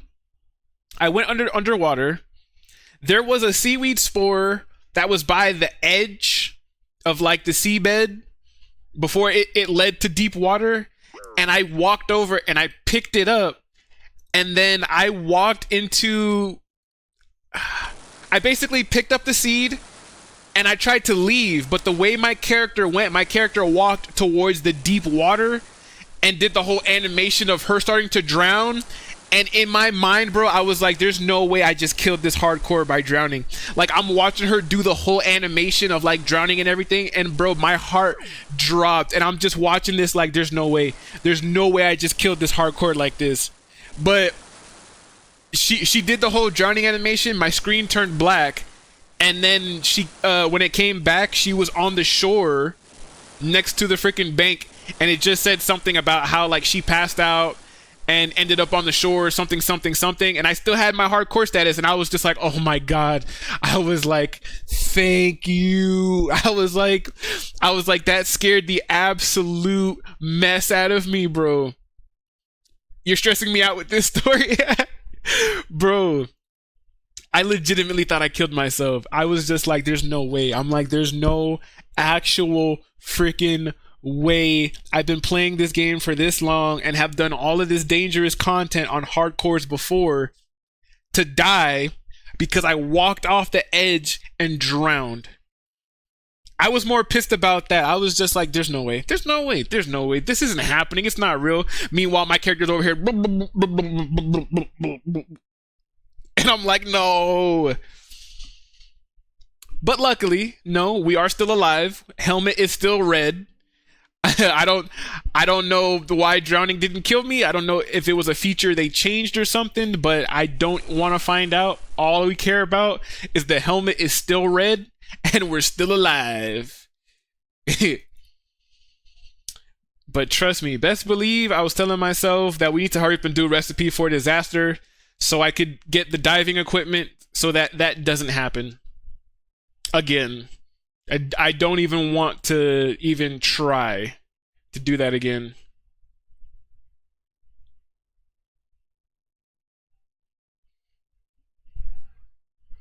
It was crazy.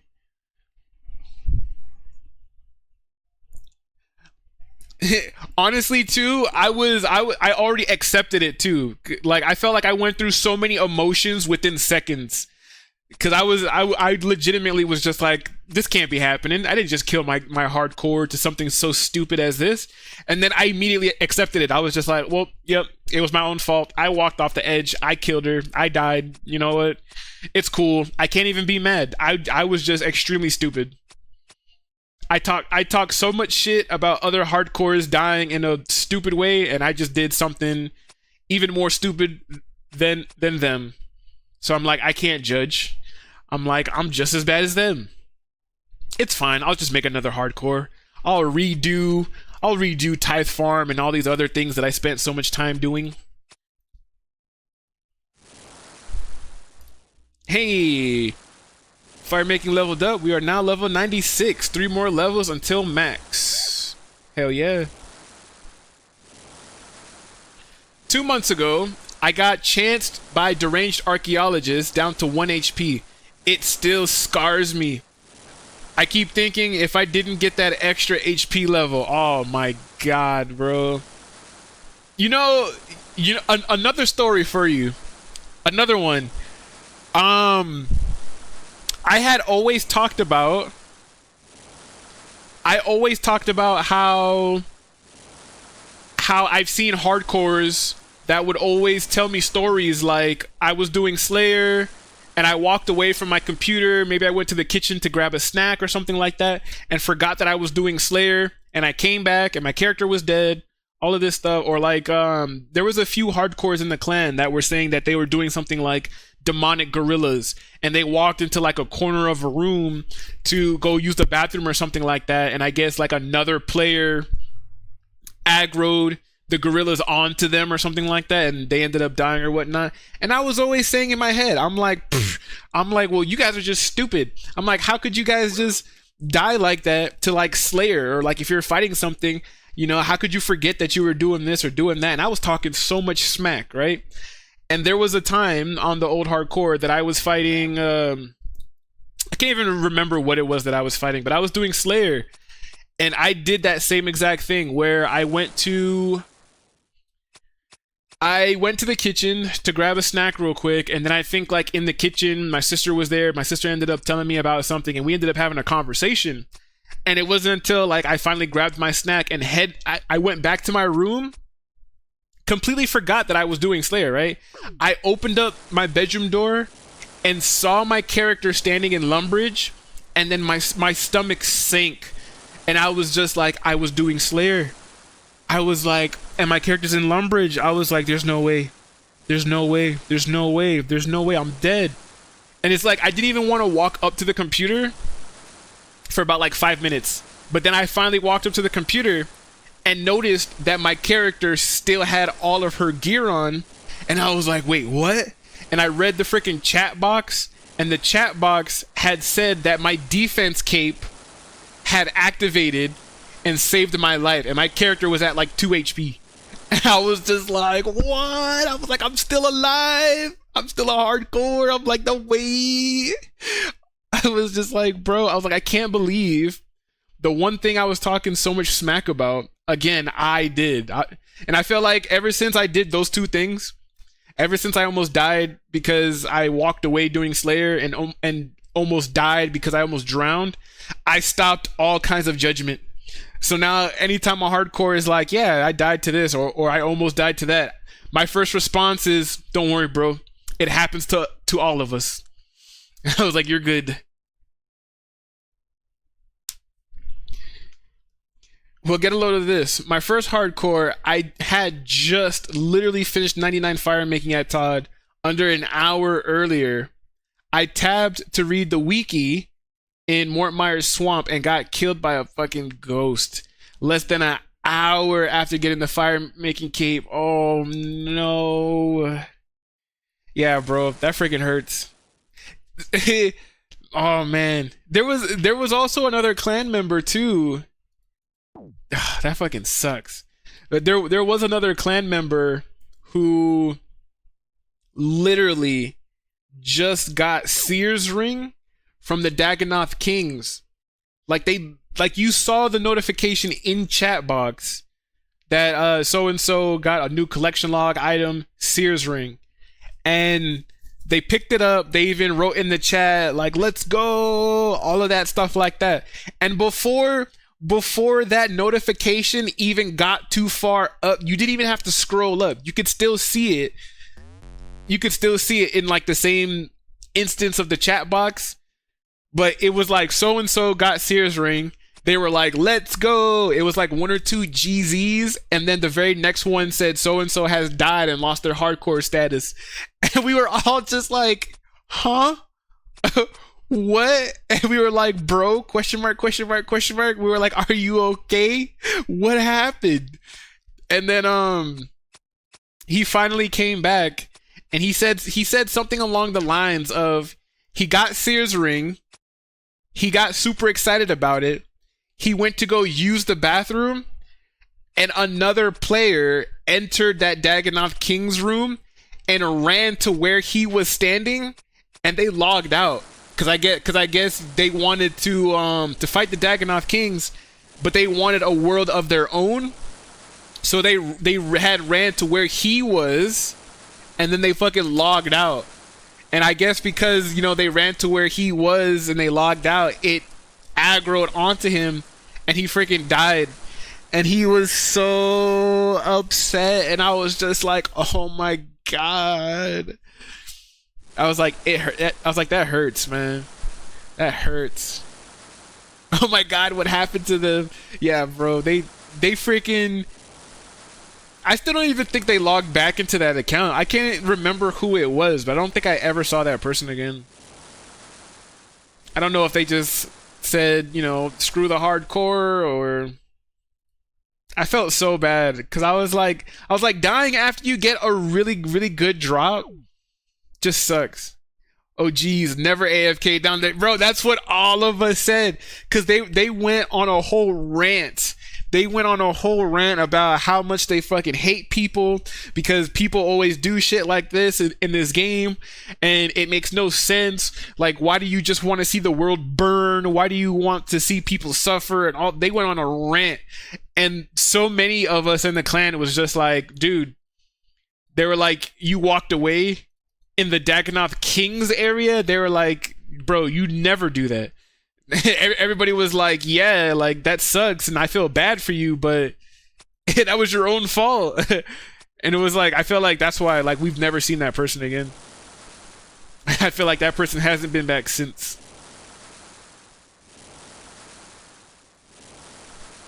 I felt so bad. I feel bad anytime a hardcore dies. Anytime I see that notification that so-and-so lost their status, I feel bad for them. I feel like my hardcore died every time I see that message. LOL, right? That's like walking into oncoming traffic. Yeah. That's like walking into oncoming traffic blindfolded. Like, why would you do that? What was the point?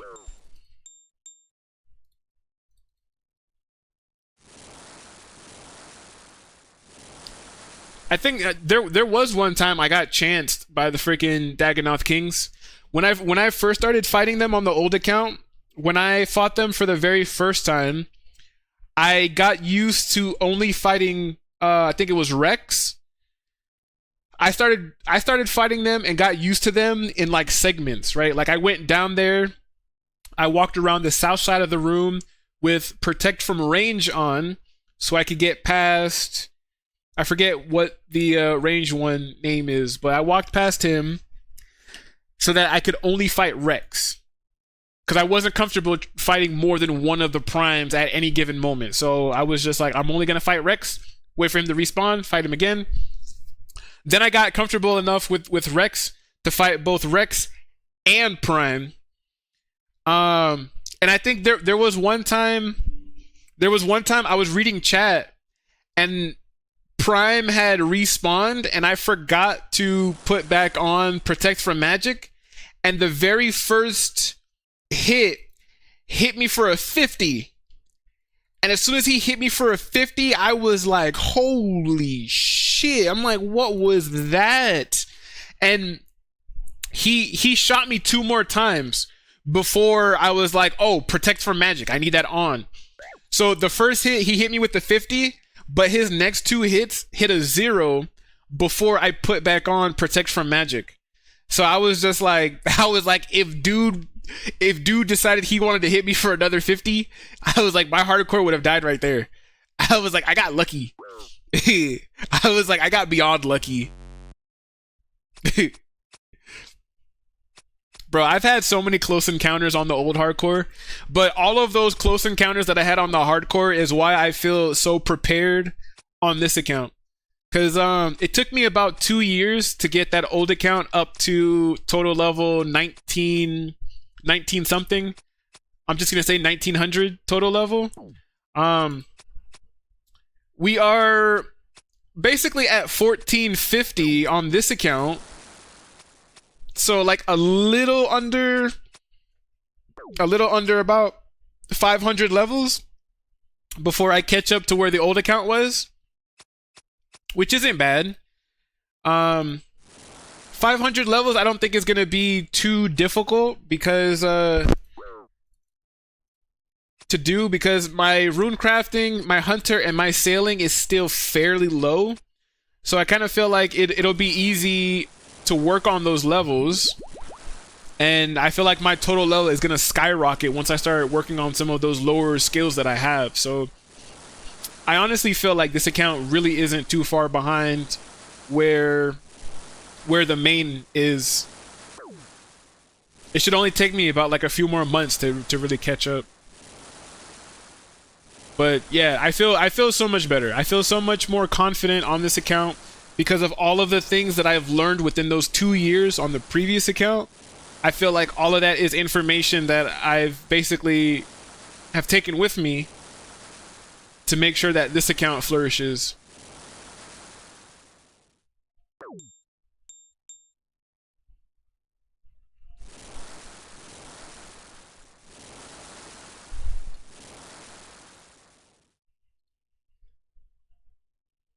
Do do do do do do.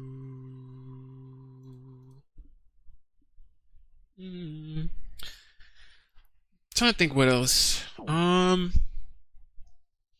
One of the things that I have started doing on stream, I've mentioned this a couple of times in previous streams, but I started to do the clue scrolls more often on this account than I did on my last one. And instead of opening up the clue scrolls, like right when I unlock them, I kind of started saving them up. And I started saving them up because whenever I do live stream, I want to open them up like maybe towards the end of stream to kind of see if we get any unique items. I know there's 2 easy clues that I could work on. But again, we're probably not gonna get to it until a bit later. But I don't have too many. I think I have two easy caskets, and I think I have 2 clue scrolls that I could do. So it's really not gonna be that many clue scrolls today. I say that because I think last stream that we did, I think it was last week, like Thursday or Friday or something like that, when we streamed. I had, excuse me. I think I had like 5 easy caskets and like 2 beginner caskets. So we had almost like 10 or closer to 10 of the caskets to open. Whereas now I feel like if I go and do those 2 easy clues, I think it's only going to be like about 4 caskets.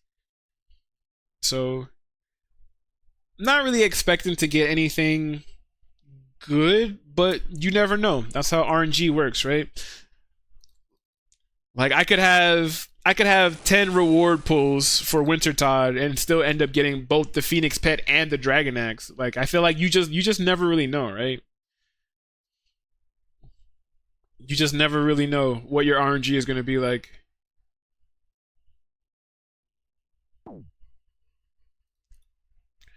I just want to be over with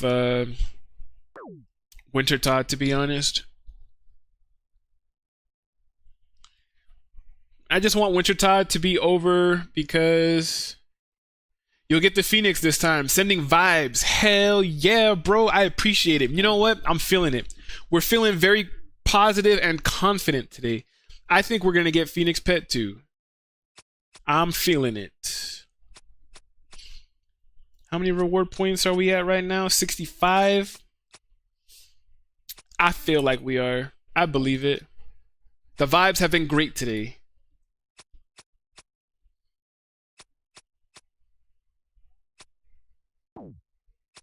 I don't even know how...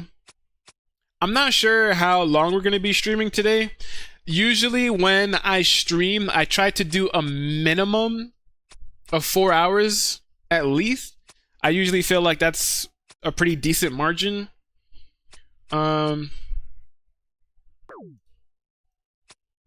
We basically hit like the 2-hour mark. So at the very least, if I decide to end it, it might be another couple hours. So I feel like we could get a decent amount of points, at least up until then. If I'm doing something really interesting, like I know on my last account when I was grinding for the Basilisk Jaw, I ended up streaming, I think I ended up doing like 8-hour streams, like just fighting the basilisks or trying to get the basilisk task. Cause I really wanted that damn basilisk jaw, and I really wanted to make sure that it was like recorded or on stream. But honestly, I feel like certain activities that I do, like being here at Wintertodt, I seriously feel like Wintertodt isn't like the most exciting content and things like that. But I honestly feel like with the last few streams that I did, it always feels like it doesn't necessarily matter what you're doing in game, because it feels like the people who are watching you are watching more so for the interactions, right? Like I always told myself, it never felt like it mattered if I was doing Wintertodt or Barrows or if I was questing. It always just felt like, you know, if the vibes were up, if people were having fun, if I was interacting with chat and all that stuff like that, people really didn't care about like what it was that I was doing, as long as like, you know, the vibes and stuff were up there, which I always think is pretty cool. But I just always feel bad sometimes because I'm like realistically, how interesting is Wintertodt? Like, I'm really just cutting roots and throwing them into this fire. You know, so it's not like anyone's gonna see me doing all this stuff like that and be like, oh my god, this game looks awesome, I want to play this game. Right? So I try to make it as interesting as I can.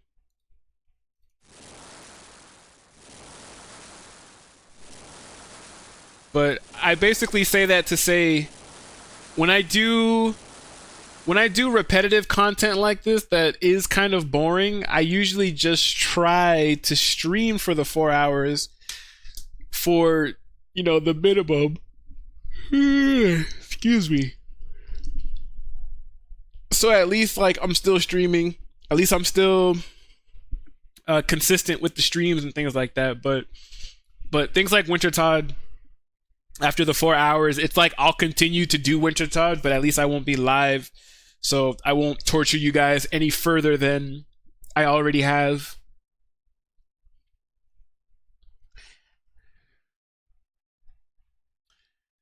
It's more interesting than my last hour, standing at Ferox, casting spin flags. You know what? I'll take that because I would rather do Wintertodt than spin flags. That's actually facts. That's hilarious. That's hilarious.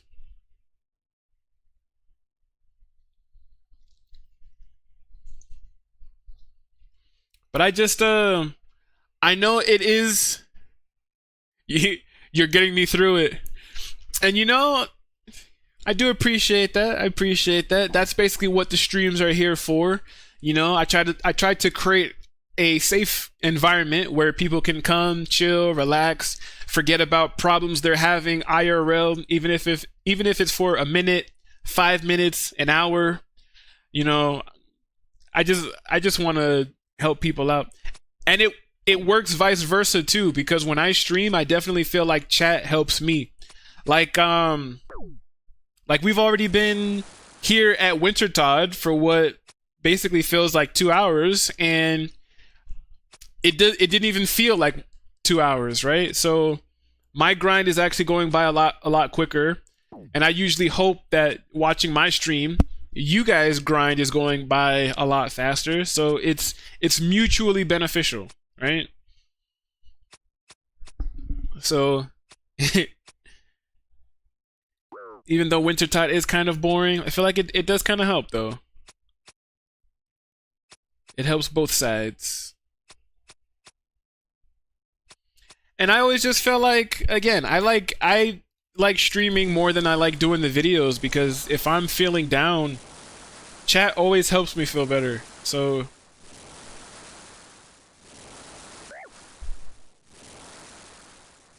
definitely appreciate all you guys that support and watch the stream and help your boy out.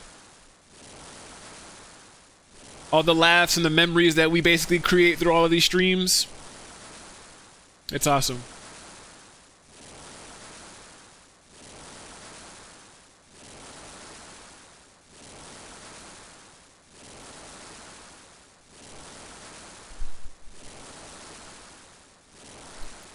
Honestly, if I'm thinking about it, because I feel like our farm runs definitely take us a little while to do. And I have those 2 easy clue scrolls in the caskets. So I might do Wintertodt for maybe about another hour. It sure is. Hell yeah. But I was like, yeah, I might do Wintertodt for maybe about like another hour, because that last hour before we hit the 4 hour mark, I could probably go and do like farm runs. We can go in, try to do these last couple clue scrolls and all other stuff like that. And even though I say 4 hours, it usually depends because sometimes we end up, you know, chat ends up popping off, or we end up getting like a really cool drop, and I get this burst of energy, and sometimes we end up streaming longer than 4 hours. I think the longest stream that I've done so far, man, I feel like the longest stream that I've done so far was maybe 10 hours. And I didn't even plan that day for it to be that long. I think that day I even said at the beginning of the stream that I was only going to be streaming for like 2 hours. I even specifically said, I was like, all right, guys, you know, I'm only gonna do this for a couple hours because I just want to be consistent. And we ended up streaming for like 10 hours. I think that was the same stream. I want to say that it was the same stream I ended up getting the Basilisk Jaw. We ended up getting the Basilisk Jaw. I went and made the Natus Not Face Guard, and then I think we ended up doing Barrows or something like that. I can't remember. But that definitely was my longest stream that I've done to this day. A whole 10-hour stream, and I was even I was surprised. I was just like, guys, like I said 2 hours like 8 hours ago, and we're still here.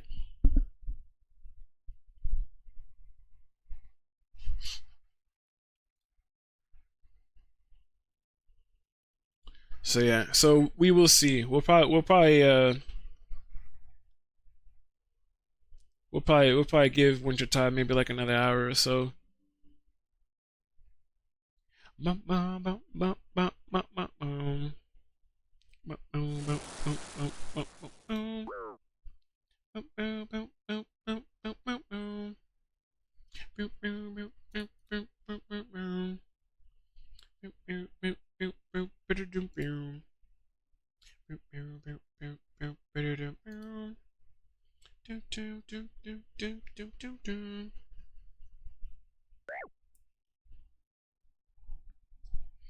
Oh yeah. Man, I feel like I also need to do some more Temporos. I did Temporos for a while, and I think the only thing that we ever got from Temporos, the very first unique we got, I think, was the fishing barrel, which I feel like that's generally the only thing people do Temporos for, is the fish barrel. I mean, the tackle box is really nice too, but I feel like 9 times out of 10 people just want the fishing barrel and maybe Tome of Water if they get lucky enough, but I always feel like we're really not going to get like any other items besides those. I need to do it because I do want to get some more of those items. I want to get lucky enough to get some of those other items. Like if we can get Tome of Water, that would be really nice. The tackle box is really nice just to save some inventory space, I would say, or bank space. Only other thing besides that is probably the Dragon Harpoon, but I mean, I don't know. I honestly feel like I got Tome, Fish Barrel, and the tackle box. Lucky. Hell yeah, you got super lucky. On my main, I had got everything except for the Dragon Harpoon. I think it's the Dragon Harpoon and the pet. Everything else I ended up getting. So like that giant harpoon that like you could hang in your player-owned house that has like a super rare drop rate too. I got that. I ended up getting Tome of Water, the tackle box, and the fish barrel. Basically everything, but it's still I don't know. For some reason I got lucky on the main, but I only got the fish barrel on this account so far. I'm kind of trying to work on fishing and cooking as well. I haven't been actively working on it lately, but I think I only got like my fishing and cooking to where it is because I could fish and cook karambwans, which is pretty good. It's not the best food, but karambwans are really useful for combo eating and stuff like that. So I told myself just up until I can actually unlock like anglerfish. I actually have tuna potato and the karambwans. So those are basically what I'm using up until I can get anglerfish and overheal and all that stuff. And I know there's I know they have a bunch of hunter food now. Like I know the what is it?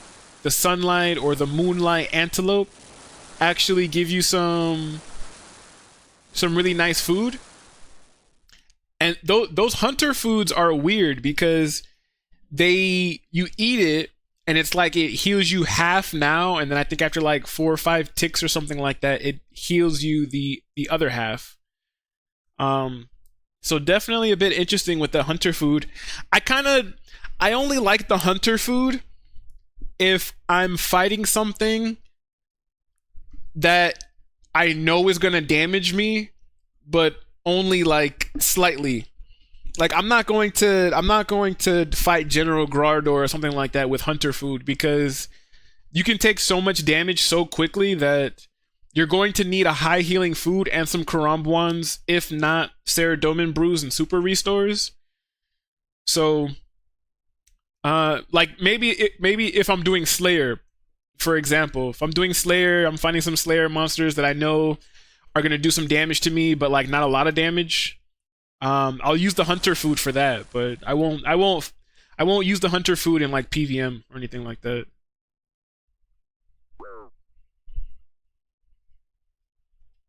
When the fading light, hearts collide, shadows dance in the distance. Just stay right, cold inside. Help me find what I'm missing. We're scared to fly, still we try. Learn to be brave, see the other side. Won't you lead me there? Have no fear. How's your eyes find paradise? My. There's 1,000 miles between you and I. My. Between me and paradise. How's everything else sounding? Everything else is still sounding pretty good, right? Test. Still sounding.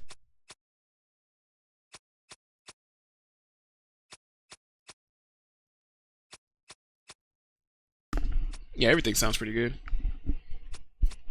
I always like to just randomly check my audio and stuff like that, because you never really know, right? Sometimes things end up sounding weird for no reason at all. Always gotta check things out. I'll set you free.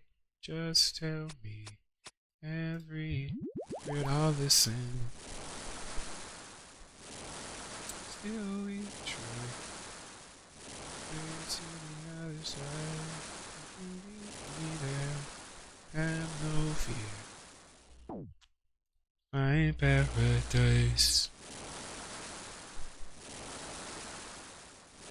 Close your eyes, find paradise. Paradise. Paradise. Close your eyes, find paradise.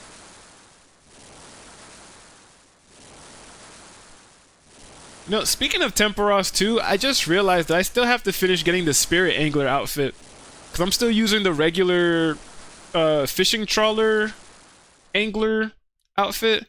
I never ended up getting enough Spirit Flakes to transform the entire outfit, because I think that's what I was waiting for. Like, I think I have enough Spirit Flakes to do 3 out of the 4 pieces, but I need like a little bit more Spirit Flakes so I can transform the whole angler outfit. Excuse me. Wintertodd's making me tired.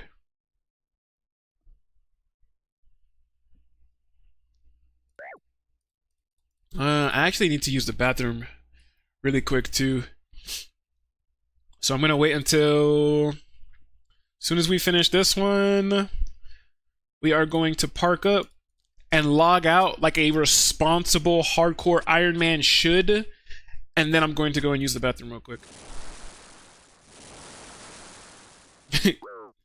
And I say responsible as a hardcore Iron Man should because I feel like the only place I always walk away from my computer is when I'm fighting Fossil Island crabs, because I always end up telling myself it's impossible to die here, and with my luck, one day it's gonna happen. That's why I like to say it out loud. As a responsible hardcore, we're gonna log out. I'm not just gonna walk away from my computer. Alright. Oh. Who was that? I just saw a homie. Hey. I saw one of the homies, bro.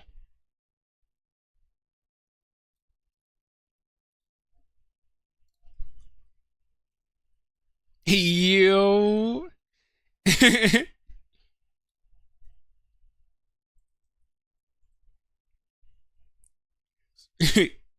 Amp spotted. A.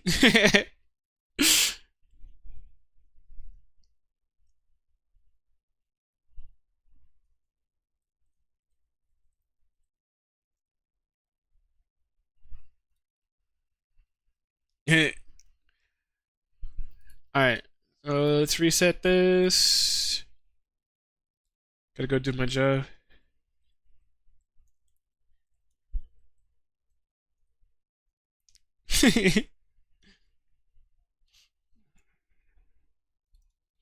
Alright. Alright. I want to do it so that you guys see it. I know my man even... I know, man. I even got nervous walking away at the gem crab. Bro, I'm telling you, just because I feel like just my luck specifically, I'll tell myself that it's impossible to die in the spawn area of Lumbridge. And I'm telling you, with my luck, some way, somehow, it'll happen. I'll walk away and come back, and I'm still going to be in Lumbridge, but this time without my gear. Alright, so we logged out. Confirmation logout screen. You guys can see it. We are responsible hardcore Iron Men. Hans with the God Sword. Yeah, could you imagine some way, somehow, Hans turns around slowly like this?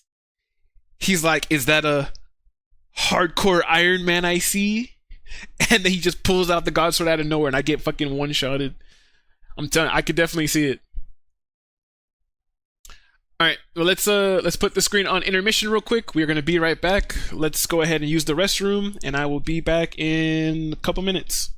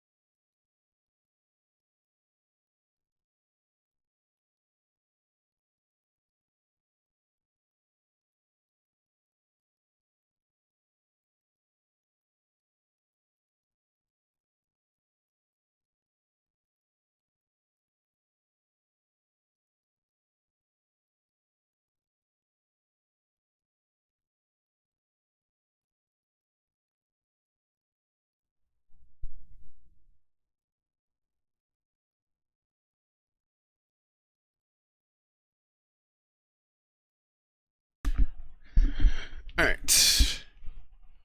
Let's.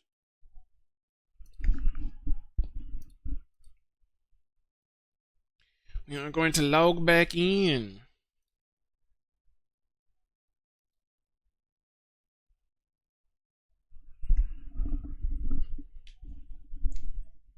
Nap time. Good luck, all. See you this evening. Hey, hey.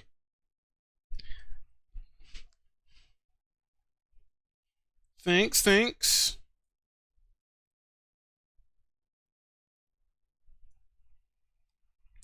Alright, and then we're gonna go back to in-game. Alright, we are here.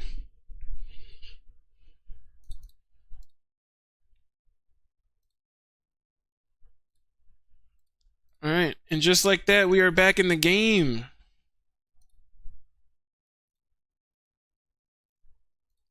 Let's get some more concoctions. Some more herbs.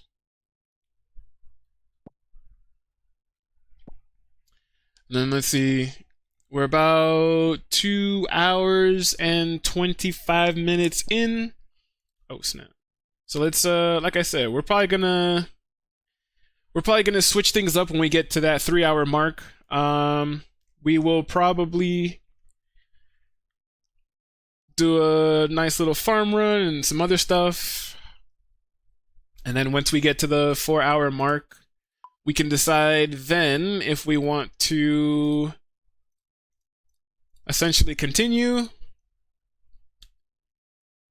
to stream, or if we want to do something else by then. So we will definitely see.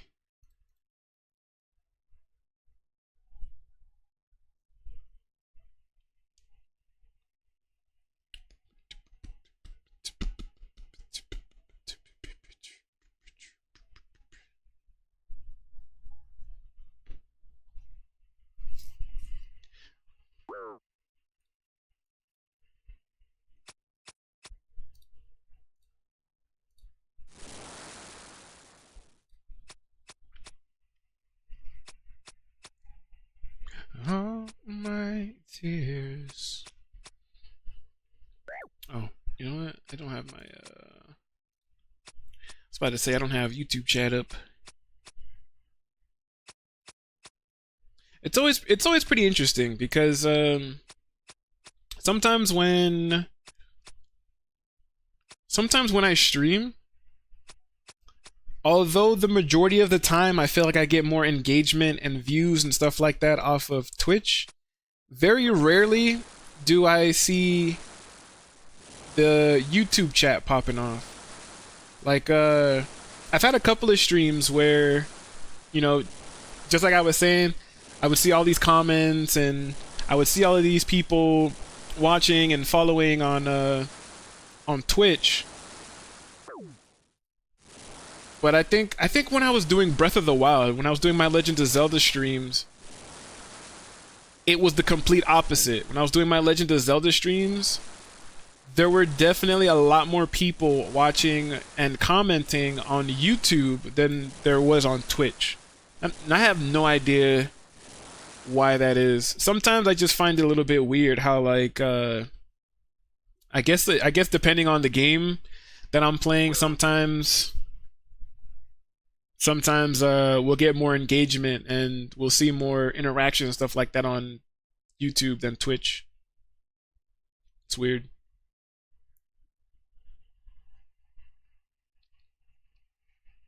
Part of me kind of always expects the numbers and stuff to be about the same, I guess, for both platforms.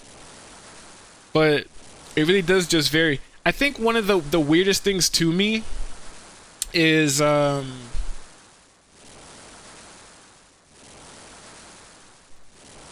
honestly just lost my train of thought because I was looking at something else.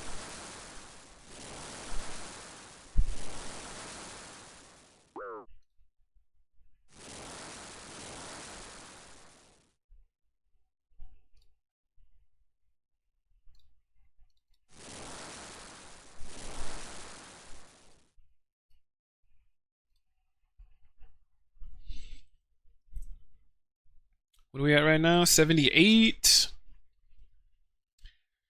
Alright, so I believe by the time we hit this 3-hour mark, I believe we should have over 100 rewards to collect from Wintertodt.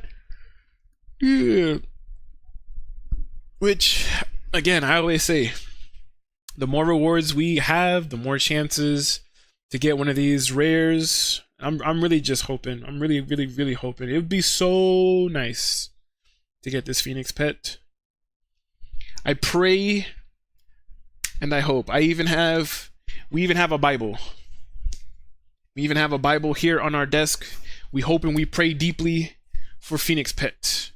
Phoenix pet, Phoenix pet, Phoenix pet. Hopefully. If we actually get Phoenix pet, I'm gonna be scared. I'm gonna be like, whoa. God actually decided, you know what? You will have Phoenix pet.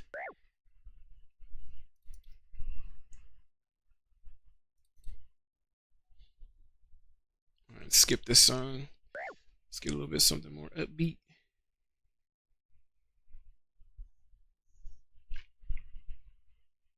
Hey, hey, hey, hey.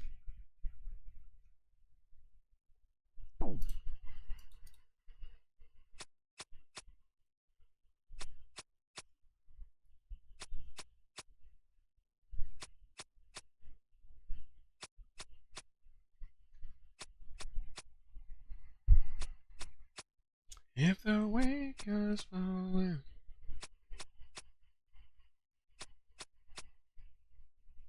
If the waves was on.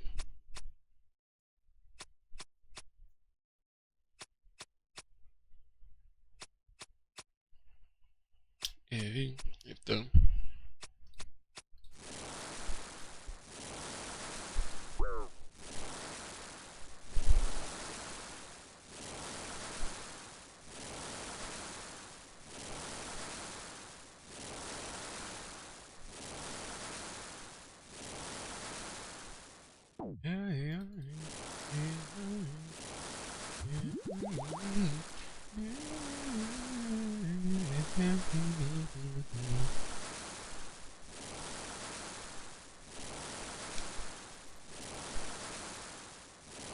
oh.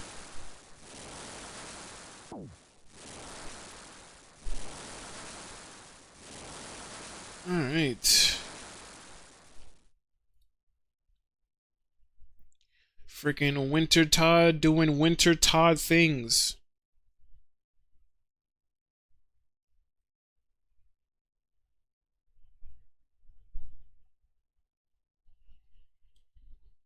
If the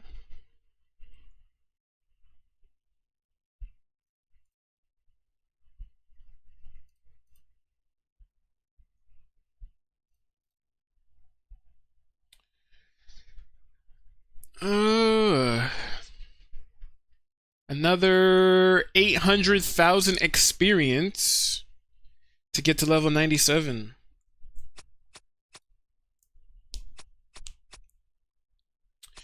Man, I had got on my last account, I got my agility to level 96. I only had like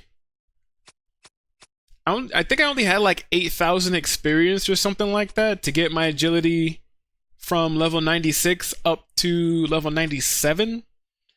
So my agility actually wasn't too far from maxing out on the old account, but for some reason I got so burnt out on agility, I just could not do it. If I'm being so honest, I feel like I just could not for the life of me get it to 99.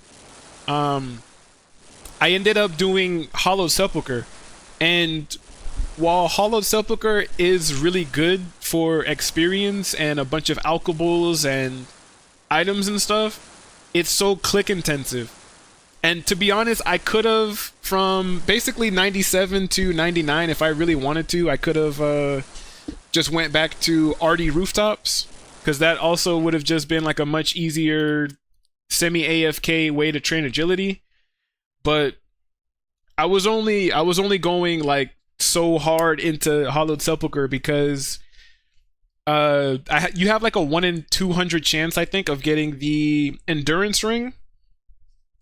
And the endurance ring is really good if you have stamina pots, and you know, I wanted the ring of endurance so that I could make stamina pots and put it inside there, and also have the herb sack so that when I started working on Hunter, once we hit level 80 Hunter, I was going to be able to hunt the herbivore on Fossil Island, and just be able to have all this run energy and this herb sack so I could collect more herbs and do all of that. I was basically trying to max out my agility so I could then go and max out Hunter, right? Because again, trying to get top 10 hardcore Iron Man, I feel like the main thing is getting all of my skills to level 99 so that I could then try to, or start the process of getting them all to 200 mil XP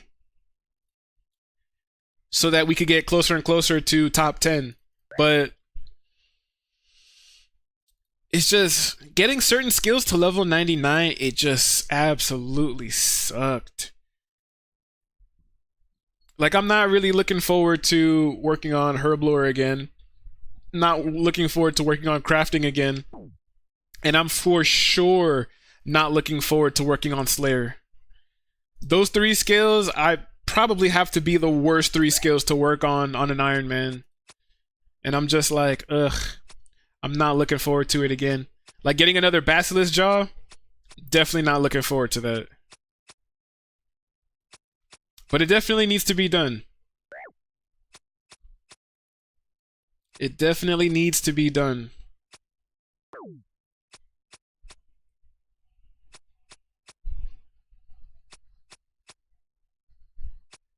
More time we overtake. Keep on time we overtake. More time we over. Keep on time we over. Crashed until we crashed into each other's arms. No one else is giving up all our secrets.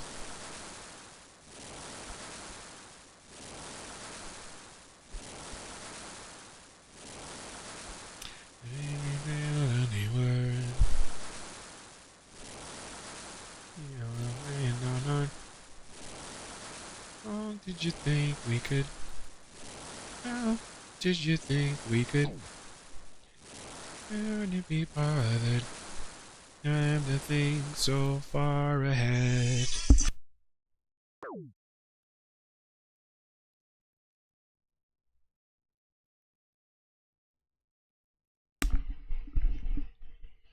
Just until we crashed into each other's arms. Yeah, more time we overtake. Keep on time we over. No time we over. Keep on time we over.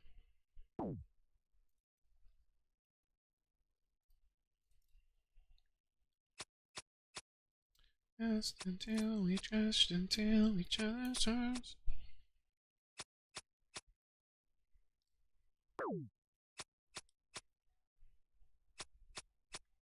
The OG Pokemon is on Netflix, but does it go past episode 53? Doesn't Pokemon have like 1 million freaking episodes? Just here on Pokemon's YouTube channel in order.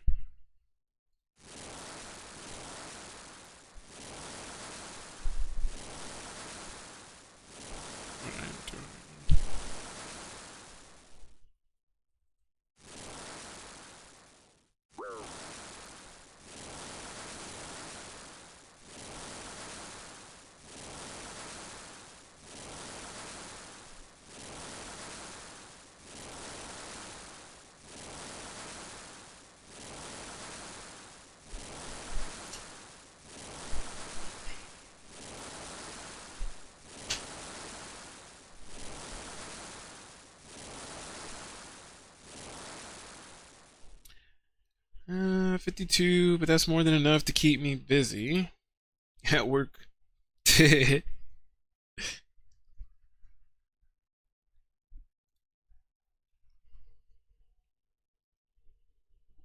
Yeah, I definitely need to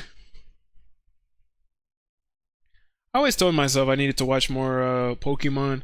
I always found it pretty interesting how like there's so many people out there that could list like all of these different Pokemon by heart and stuff like that. And I'm like, bro, I was like the amount of Pokemon I know by heart, I could probably count on like one hand. I'm one of those people that instead of saying the actual name of the Pokemon, I'm just like purple dude, punchy dude, rock face dude, dragon guy. Like I'm one of those people who I'm just like I don't know the name of this freaking Pokemon, but I know of him. I know he can breathe fire or do this thing, but that's basically it. I feel like everybody knows Pikachu, but I feel like I never really know like that many Pokemon. I'm not really that good with like Pokemon names and all this other stuff.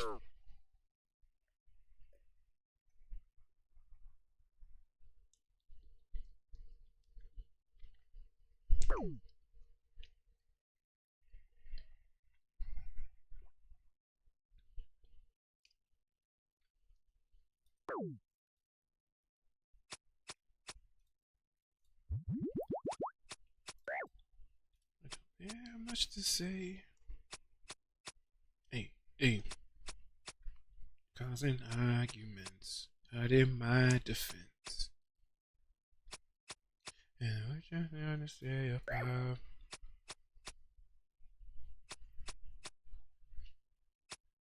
And what you just want to say about?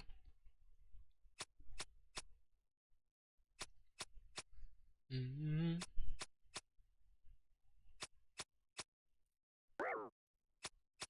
Dang, I got comboed right there. You see that? Wintertodt, why are you beating me up so much right now, bro? Look at this. Look, if I go into the chat box, you see all of this? Like, dude, calm down. Why are you so angry? Why are you hitting me so much right now? Look at this.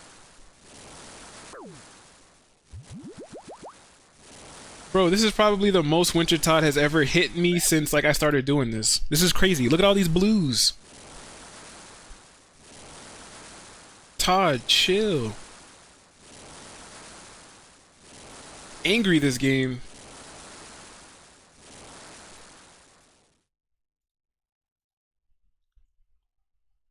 Angry Todd.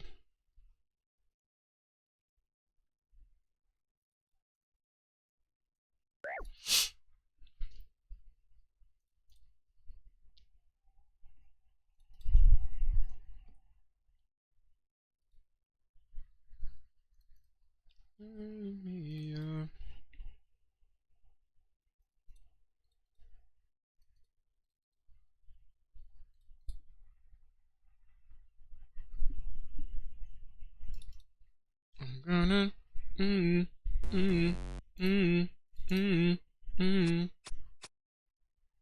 I'm gonna mm, mm, mm.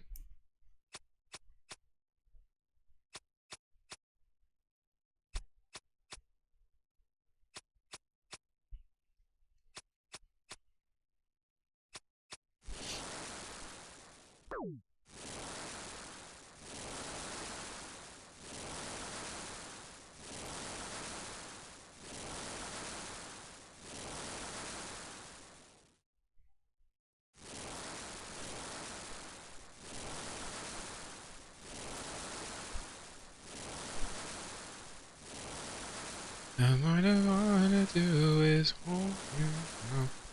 Sound of my heart beating. Even something to show me how.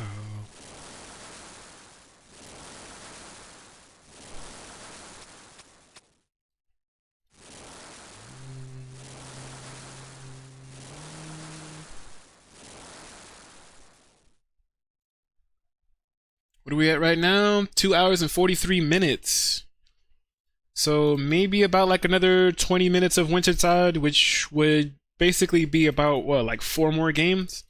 Each round of Wintertodt takes about 5 minutes or so. So if we're gonna do this up until about the 3-hour mark ish, yeah, then we could do about like 4 more games, which actually should get us to or around at least 100 points. So yeah.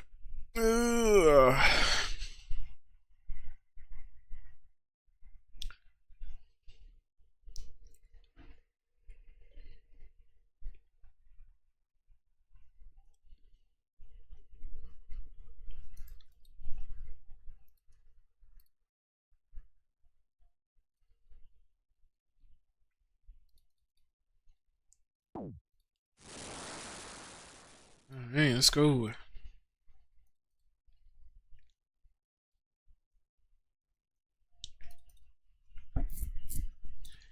What I wanna do is and hear the sound of your heart. Then show me. Doom, doom, doom, doom, doom, doom. Doom, doom, doom, doom, doom, doom, doom, doom, doom.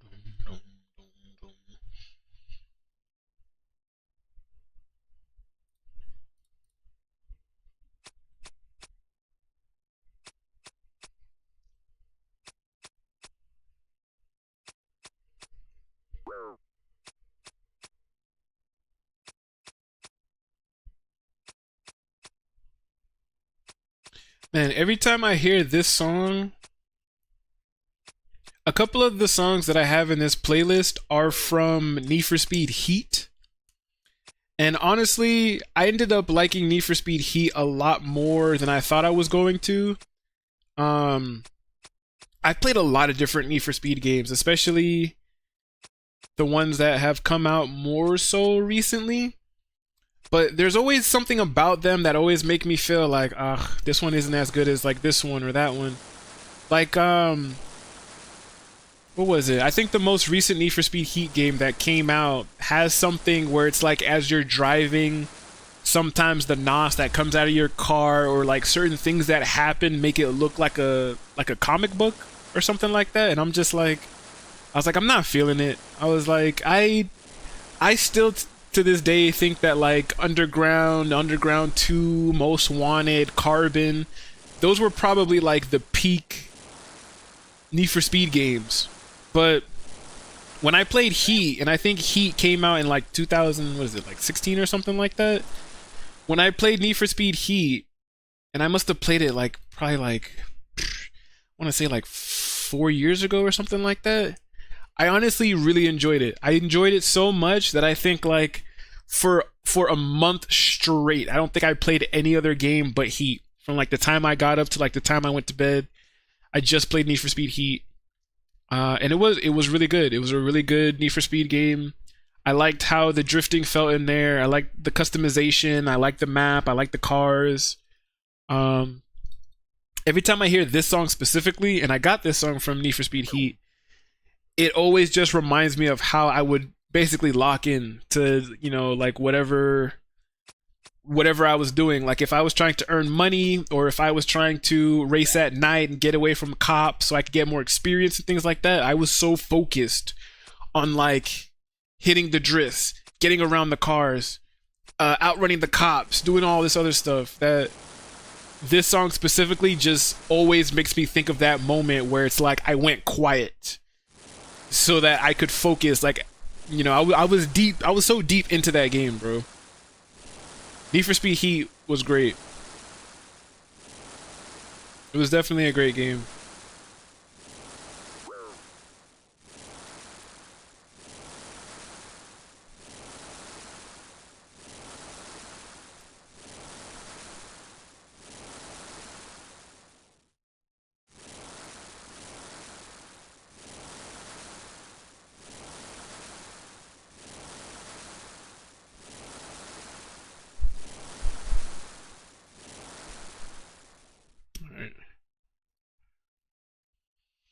96. Yeah, I definitely feel like it's gonna be like maybe about three or four games. Maybe we'll get to 435. How about that? We'll end off at kill count 435 so that it ends off on kind of a more organized number. And that should give us a little over 100 points.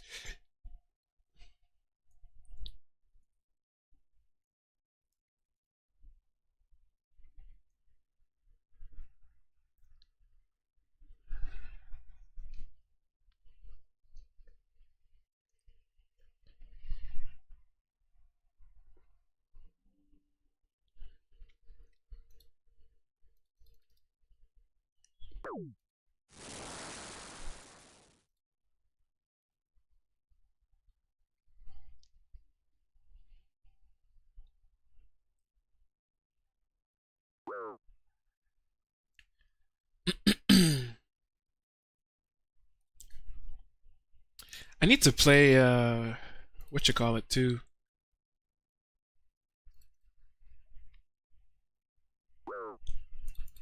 I want to play Dead Frontier, but I feel like Dead Frontier is one of those games that I feel like I would rather do videos on than actually live stream.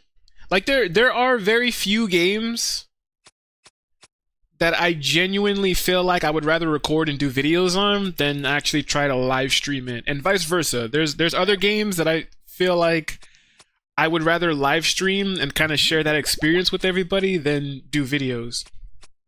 Like if I had a PS5, I would rather I feel like I would rather live stream, and I feel like I would rather live stream like the Souls series, like Dark Souls, Bloodborne, Sekiro, all that stuff, and maybe Sifu. I'd rather live stream Sifu than I would trying to do videos on it, if I'm being honest. Certain games like I want to continue to play San Andreas or like any of the Grand Theft Auto games, but Grand Theft Auto is for sure one of those games that I would rather do videos on because of the profanity and the nudity and just like all the other aspects of it. It's a mature 18 game, right? And I feel like mature 18 games I would much rather do videos on and upload to the YouTube channel than try to stream it, because if something ends up popping up that I don't want, like certain viewers to see, then yeah, it's much harder to moderate in a live stream than it is a video. So certain games, yeah, I'd rather live stream. Certain games I'd rather actually record and do videos on. And again, we're in that transition period, so I'm just trying to figure out what basically works for me. Trying to find the best combination of live streaming and video editing so that I could remain consistent with it, I don't want to say that I'm going to upload this many videos and then I never do, and then I just can't be consistent with it. Definitely feel like that's going to hurt us in the long run more than it's going to help, so just got to keep playing around and see what works, see what doesn't.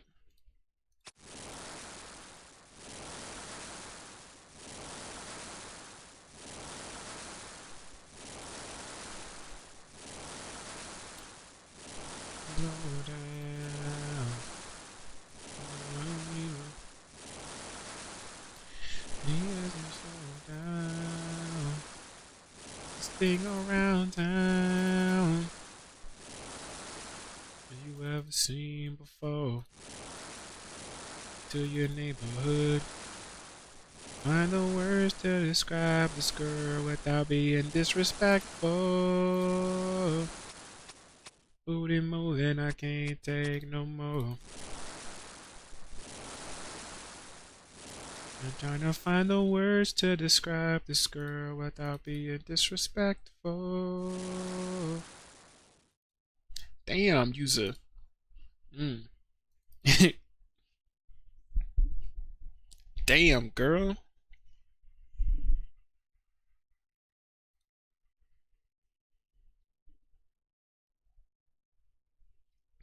All right, so let's do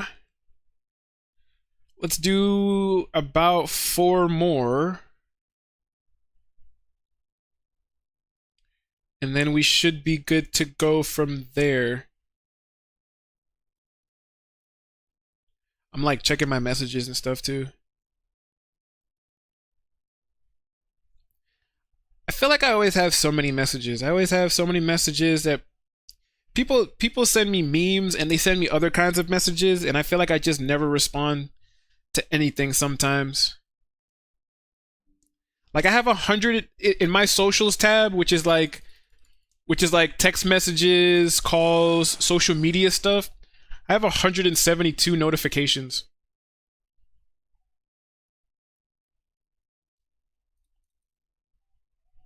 And I feel like it's always just hard for me to keep up with all these notifications and stuff because I'm always doing stuff like this. I'm always streaming. I'm always playing video games. So I feel like I'm never really on social media unless I'm like posting a short from a video I uploaded or something like that. So I feel like I'm never actually like actively, you know, like on social media looking at all of these other notifications that people are sending me.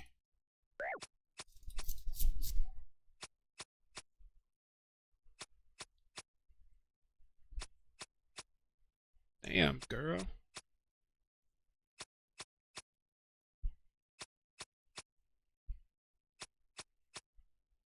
I feel good though. I feel good though about today's pulls. I feel like we might actually get some good drops. I'm feeling it. The Lord is smiling upon us. He said he actually let me know personally today. He was like, "Don't worry, you're gonna get some good today." Changing, I remember. Love me like September. I remember. You and I open my eyes and I breathe. I only miss you when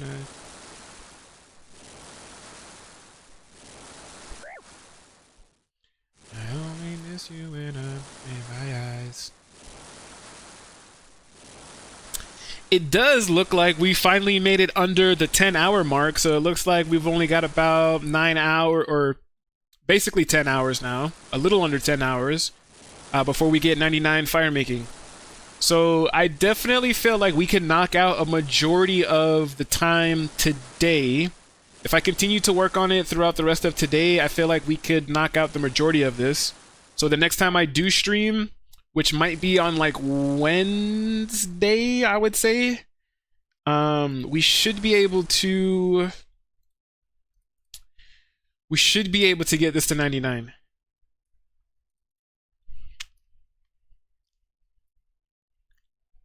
And then we could move right on to the next thing.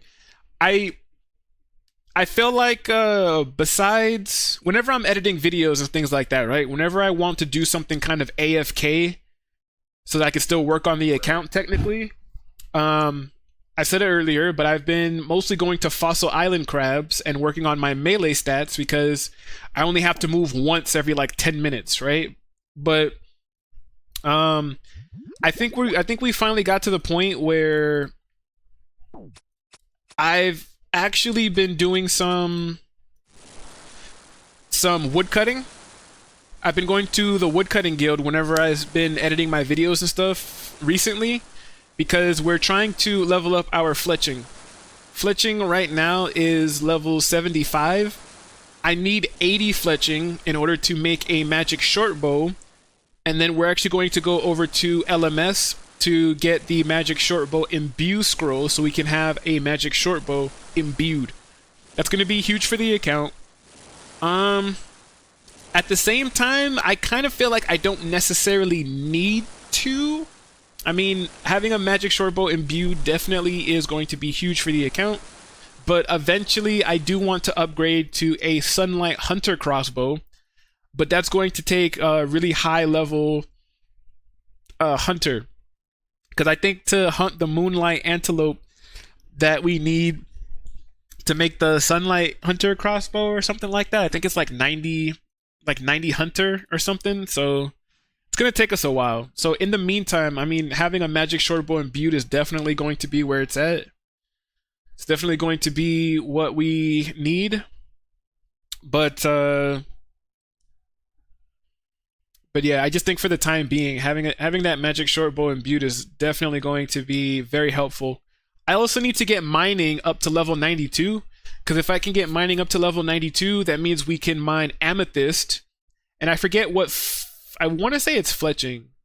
I forget what fletching level it is that you need to make the amethyst arrows, but again, that's going to be extremely huge for the account if I can have some amethyst arrows. As an Iron Man, I don't believe that we can necessarily create dragon arrows. I know we can get dragon arrow tips, and technically, yes, we can then make dragon arrows, but I mean it in the sense of there's no way to create the dragon arrow tips, to my knowledge. I believe you can only get them as a drop. So it's going to be very difficult for us to have a stockpile of dragon arrows, whereas amethysts are the second best arrows, and we can mine it and we can craft as many as we want without having to like fight any bosses or anything like that. So it's going to be extremely, extremely helpful to have that surplus of amethyst arrows, especially when we start to do Chambers of Xeric. If we manage to get our hands on a T-bow, having that stockpile of amethyst arrows is then going to make our lives significantly easier. I know Ohm, as well as a bunch of other bosses, are basically going to get devastated by that T-bow. So, you know, I want to make sure that like as soon as we get T-bow, I want to make sure that we could use it right off the bat. So definitely at some point we're going to continue to work on mining. I think I'm going to do Motherlode Mine. I was looking at a bunch of different mining options, and blast mining is actually a really good option as well as I think Zolcano. But Zolcano, you know, is a dangerous boss to fight. You could die and lose your status there. As well as blast mining. If you put some stuff down, if you put some of the dynamite down and you don't move out of the way fast enough, you can actually take a lot of damage. So I kind of want to be careful with the dynamite mining, but I do know it is a good way to get some ores and stuff like that. And I just think it's a good option. But overall, I feel like we're going to spend most of our time at Motherlode Mine, since it is fairly decent mining experience. And once we get to 92, I think I might just end up mining amethyst from 92 to 99, because we're going to need, again, as much amethyst as we can get. It's going to benefit us tremendously. Need to get it to 99, you mean? Oh yeah, well, definitely. Because that's what I was talking about a little bit earlier, Dean. I was just like how we're going to try to create something of a roadmap, right? We need to, after I get 99 fire making, we're actually going to try and get fletching and woodcutting up a little bit so that I could maybe get a magic shortbow. I want to get the account ready for bossing. I want to start fighting all the bosses, all of those bosses I was scared to fight on the original account. I want to fight on this hardcore, you know? We definitely have to get Slayer up. I need to get my range, my magic. So there's still a lot of things I need to work on. There's still a lot of skills I need to level up and focus on. But I want to get everything out of the way as early as possible.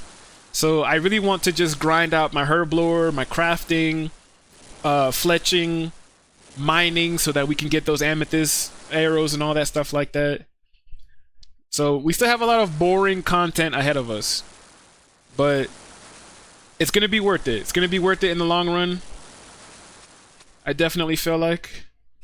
So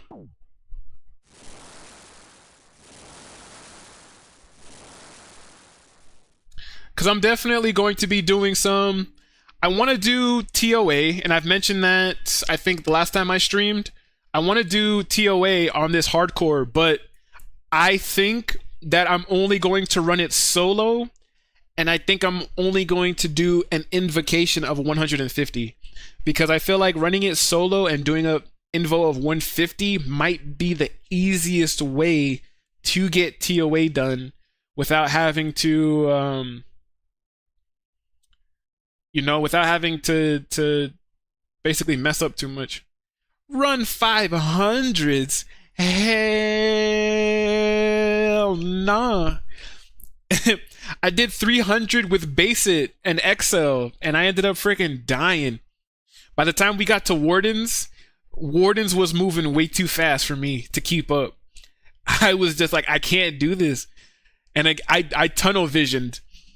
I ended up worrying about like one thing, and then I ended up dying on that other account. That's why I was like, 150 might be the highest that we go. But there is a bunch of bosses. I definitely want to learn the 6-0 method at General Grador so we can get Bandos armor. We might possibly at some point do the Nightmare, or at least try to learn the Nightmare, because I feel like getting some of those items that the Nightmare drops is also going to be really good for the hardcore, especially if I can get Inquisitors. That would be nice. Theater of Blood, I for sure want to learn. Originally, I told myself that it was going to be impossible on the hardcore. I told myself on the last account I really want to do Theater of Blood, but I don't think I ever would because of the difficulty. And after we were able to get past TOA at least like 2-3 times without dying, I felt like it's very possible to do on the hardcore. So if TOA is possible to do on the hardcore, I also told myself that Theater of Blood is possible to do on the hardcore. I'm just gonna have to learn it, take my time, but I definitely feel more prepared to fight bosses now than I did before. I feel more willing to risk my status fighting bosses on this account than I did the last one. But again, I want to get all of the skilling out of the way, so I want to try to get all of the annoying grinds out of the way as quick as possible. So again, Herblore, crafting, Slayer, even Construction and Hunter I need to level up too for certain items. Even Sailing too, we need to get Sailing to 45 so we can do Trouble Tortugans. So yeah. How hard can the boss be?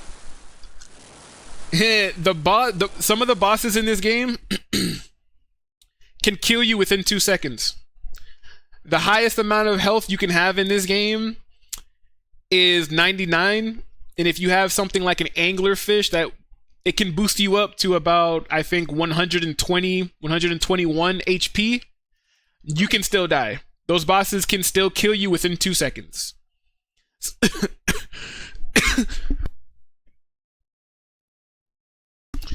Some bosses in this game can even one-shot you. Like there's one quest. Quests in this game are basically like story missions, right? There's one boss in this game, a few actually, but there's one boss that I know I'm gonna have to fight in one of these quests that he can literally one-shot you. If you're not paying attention, he will hit you with this fireball and it will just completely incinerate your character. Your character, I feel like your character won't even take damage. Your character just straight up just evaporates into oblivion, like Thanos snapped his finger and your character just went and just disappeared off the face of the earth. No trace, no reminder that you even existed. You're just gone. So definitely have to be careful. If you've never played RuneScape before though, I will say that this game is pretty nice because RuneScape has 24 different skills that you can work on that go from level 1 all the way up to level 99. So there is so much content in this game. If you've never played RuneScape before, There's something for everyone. If you like to fight, there's a bunch of combat stats. You have melee combat stats. You have like a bow and arrow or a crossbow. You have magic that you can use. There's a bunch of different bosses to fight. If you like PvP, there's a bunch of areas in this game where you can fight other players. If you don't like fighting at all, if you're not that type of person that likes fighting or even likes to do any combat stuff, there is like other skills and stuff that you can work on. You have mining and smithing, where you basically mine rocks and you can smith them into like armor or weapons that other people can use that you could sell. You have fishing and cooking, so like you can actually fish in this game and you can cook those fish. You have wood cutting and fire making. There's farming. There's sailing. There's agility. There's herb lore. There's thieving. Like this game is massive. This game is huge. So if you've never played RuneScape before, bro, I would definitely give it a try. Game sucks. Will never catch me playing it. That's funny. Guys, don't listen to Dean. Don't pay attention to him. He's actually one of the highest level players in this game. He has a max level account. Over 8,000 hours put into RuneScape. He's a master at this game. Don't listen to him. He says the game sucks, but he's actually done everything. If you ask him a question, he automatically knows.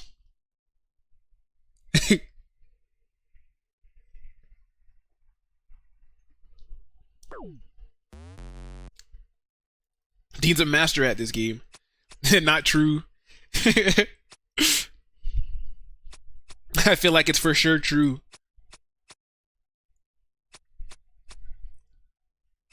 Not, you know, when I first started playing with you, Dean, like when we started doing Barbarian Assault and stuff like that, all of the stuff that all of like the advice and different things that you would always say, I'm just like, man, I'm like, this dude for sure knows a whole lot about this game. Like, you know, like back in the day when you first started playing RuneScape and your account is still low level, you're probably wearing like full mithril, and you come across one of those guys that have like the Natus Not face guard, Bandos armor, dark bow, or you know, probably some crazy equipment that like you were just like, man, that guy's really high level. That's how I felt about Dean. Like when I first started playing with Dean, in my mind I was just like, bro, I was like, this guy is so freaking high level. Now I'm such a noob. I'm like, I'm never gonna catch up to this guy. I was looking at Dean like he had everything. Collection logs done.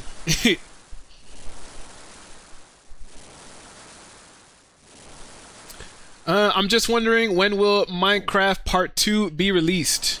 That's actually a good question. The video that we recorded, I still haven't even begun to edit it. I still haven't even begun to work on it. I have to double check it though, because when we were playing the last time, I want to say like halfway through it, for some reason on my end, the game started like lagging. Like the gameplay itself, it went from being smooth to being like every time I moved, if you look at my camera, it was like, right? So like it kept skipping, like it was glitching. So I have to go back and watch it. I have to watch the footage that we recorded and see if it actually came out like that. And if it did, unfortunately, I may have to scrap it. Might. If I do scrap it, then we'll probably end up just like either making a new one, or we'll probably start over on like a fresh world, or I don't know. Maybe if we have enough people, because I know if me, you, and Ashton do Minecraft, maybe I will go back to my original idea of trying to do a hardcore world and just seeing how long we could keep that world going. So like I was thinking of turning it into a series where if you die, you're just out for the rest of that season, right? So like if I, for example, ended up being like the only survivor, like I would just keep on playing it and making videos until I die, and then once I die and the server is basically gone, then we would, I don't know, like get some more people and start over on a fresh server. I don't know. I still have to check it. I feel like I've been busy trying to figure out if I want to do videos or live stream more, which I am doing the live streams more. I told myself I would upload every Monday, Wednesday, and Friday, but I'm thinking about it now. I think I'm going to upload every Tuesdays and Thursdays and live stream every Monday, Wednesday, and Friday. So I'm just seeing how everything goes. We're basically testing it out. I had a couple people actually subscribe, and I told them that, hey, you know, I'm definitely going to be streaming a lot more now, so your subscriptions are actually going to be worth something, and I'm not just going to let you guys subscribe and then not stream and feel like you guys wasted your money. So, yeah, bro, Ashton won't even survive one vid if it's hardcore. Yeah, I totally believe that. He's gonna jump off and break his ankle somewhere.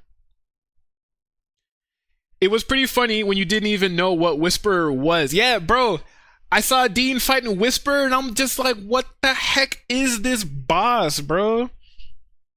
Honestly, even after you, even after watching you fight Whisper, I still don't even know where that boss is located, and I still don't even know what that boss is a part of. Like you know how certain bosses are like a part of a quest. Like I think, for example, like Vardovis, right, or however you say his name. I know he's part of the Desert Treasure 2 bosses. I don't even know what Whisper is part of. Like, is Whisper part of a quest? I don't even know where Whisper is located. It's also Desert Treasure 2. Oh yeah, you know that honestly explains a lot. That honestly explains everything. After seeing the mechanics and what Whisperer does, makes sense.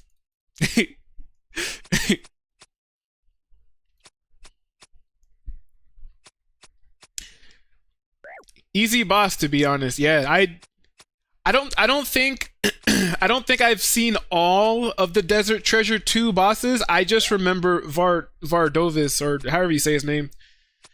I just remember him because I think I saw someone else who had just completed Desert Treasure 2. I think I was watching somebody stream.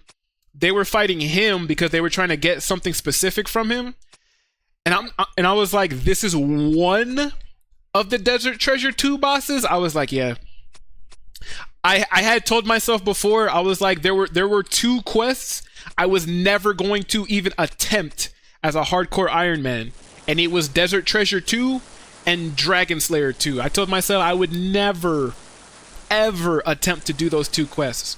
But now I honestly told myself I have to get Dragon Slayer 2 done. I have to do it. I want to do it because there's so many things that I could get for this hardcore if I complete Dragon Slayer 2. And I'm just like, I have to do it. I have to do it. But Galvik scares the absolute life out of me because he's one of those bosses that can one-shot you. And I'm not worried about me like messing up per se. I'm not worried about me like misclicking or doing something I'm not supposed to be.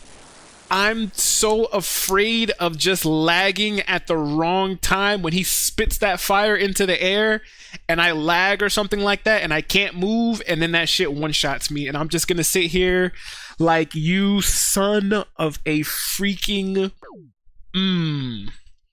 like that's the only thing I'm worried about. Only thing that has me like, I don't want to do this quest, but I need to do it. So, man, I don't know.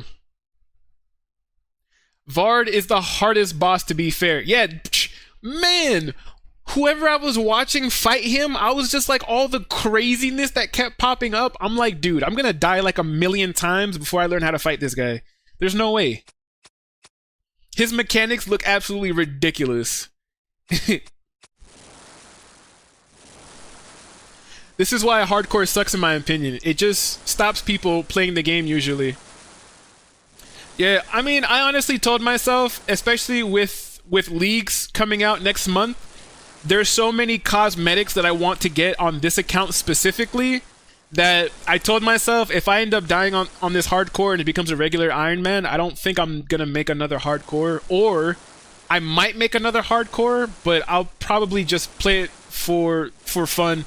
I don't think I'm gonna try to go for top 10 hardcore if this one dies, because again, there's things I want to get, like the Abyssal Whip cosmetic that makes it look like a ghostly chain with like spikes on it. I want to get the Dwarf Cannon cosmetic. There's so many things that I want to get that, you know, I feel like Leagues only comes out like once every like other year, it feels like. So I don't want to grind Leagues, get all of these cosmetics, and then this account dies and I make another hardcore and then I say something along the lines of like, oh yeah, I'm not playing that other hardcore anymore. Like, nah, I want to get all of these cosmetics, and this account is just my main account.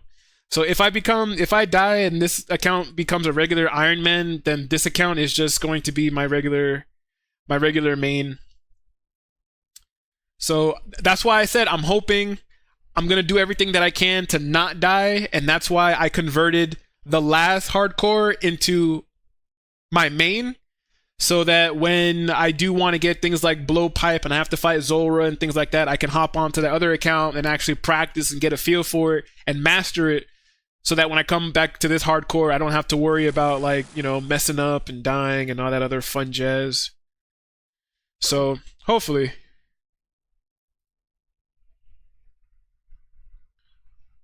Stream boo. Banned. Get out of here.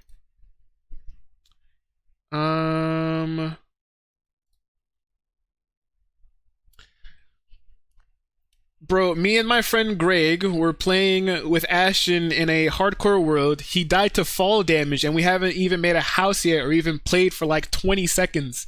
Yeah, that sounds about right. To be fair, though, I did that same thing in the very first Minecraft video that me and Ashton did. If you go back and you watch it, I think I did that like halfway through the video, because like we had just finished fighting one of those witches that throws the potions at you and lowers your health, and I forgot to heal back up, and I was running, and I jumped. Didn't even feel like I jumped that high, but like I jumped maybe like 2 blocks down and snapped my ankles. Both ankles just went quick, quick, and I was dead. And I was like, really? That's what killed me? So if that was a hardcore, I would have died in like the most stupid of ways, bro.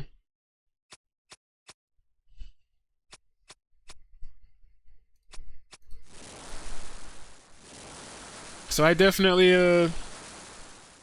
I don't blame him, because like I said, I died. Same thing would have happened to me, to be honest. Alright, let us...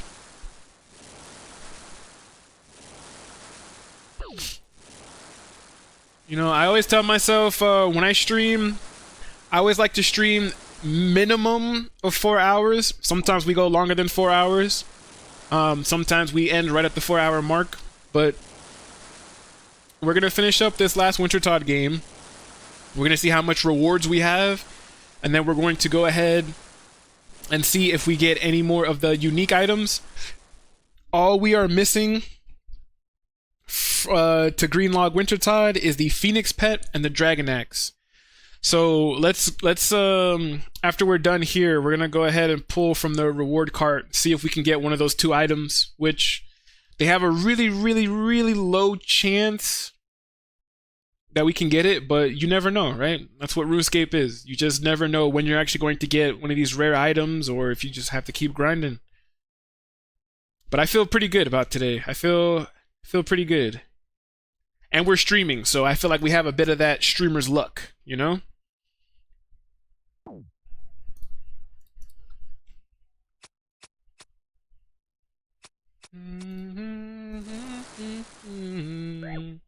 I won't be alone.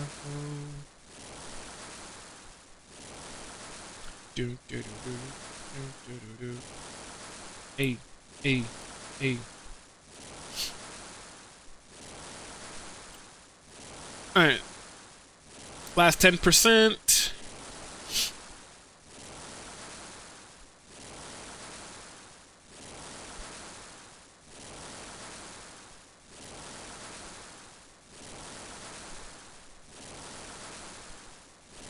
Hey, hey, hey, hey, hey.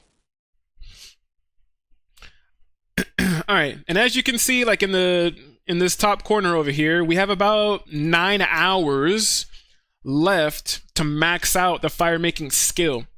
But we're not gonna do all 9 hours on stream. I'm gonna continue to do Wintertodt after we're done streaming, whenever that is.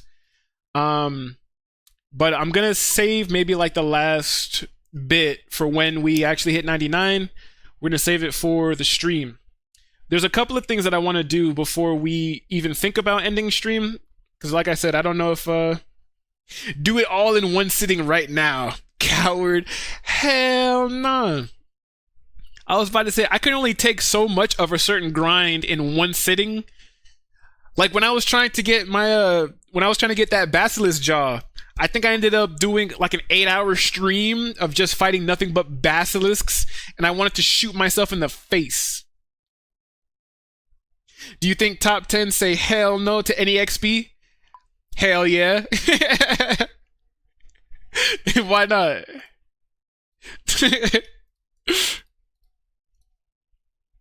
Alright, how many Wintertodt kill count is at 437. We have 109 reward points. Let's go ahead and see what we get. Big search. Let's get lucky. GL's in the chat. GL's in the chat. We got another Pyromancer robe top. Come on, give me something good. Give me something good. Give us something good. Fingers crossed, fingers crossed, fingers crossed. Come on. Come on, something good, something good, something good. Come on, pet. Come on home, pet. Give us pet. Come on, pet. Come on, Phoenix. Come on, pet.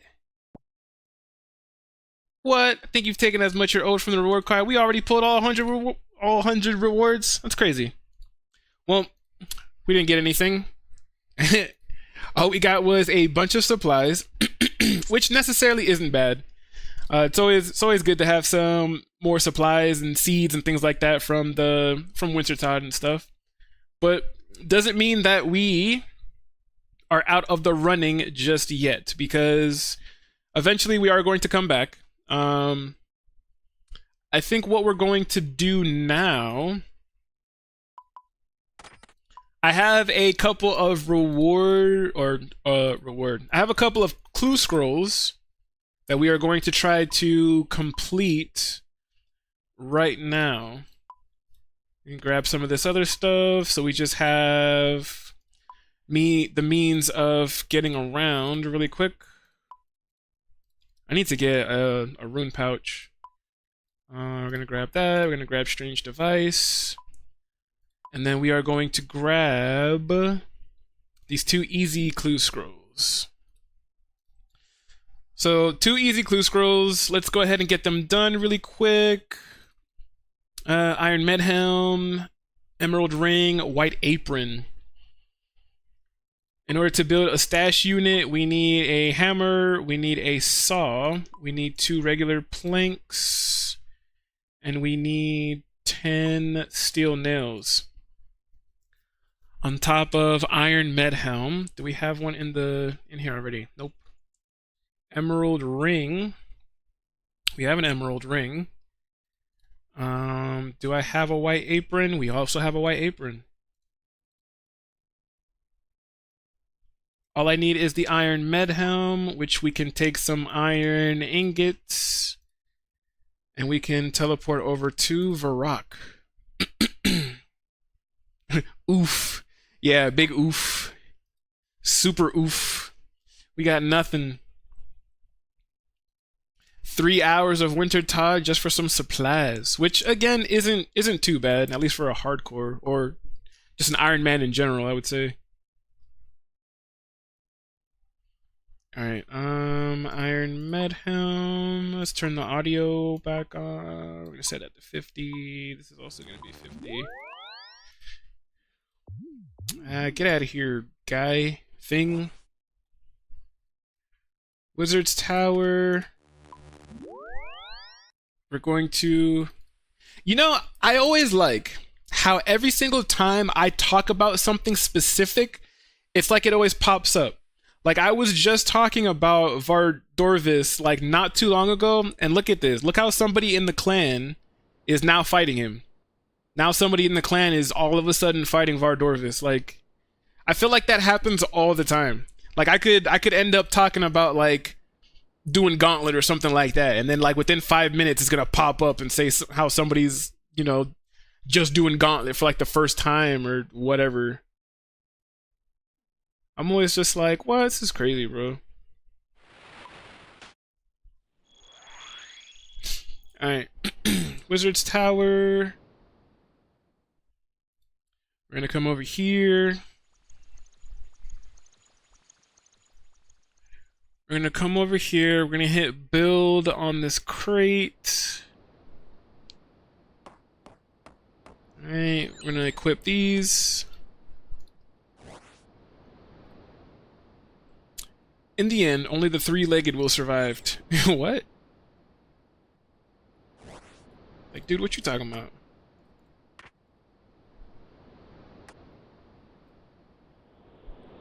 Really? Another? I feel like out of all of the easy clues that I've already done, I'm still coming across stash units that I have not completed. And I'm just like, bro, I feel like I've done so many easy clue scrolls. Why are there still locations that I've like never thing, bro? It's annoying.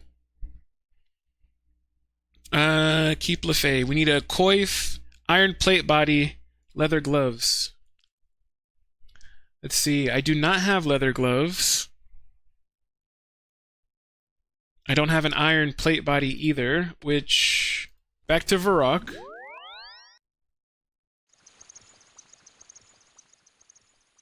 Go to this bank real quick.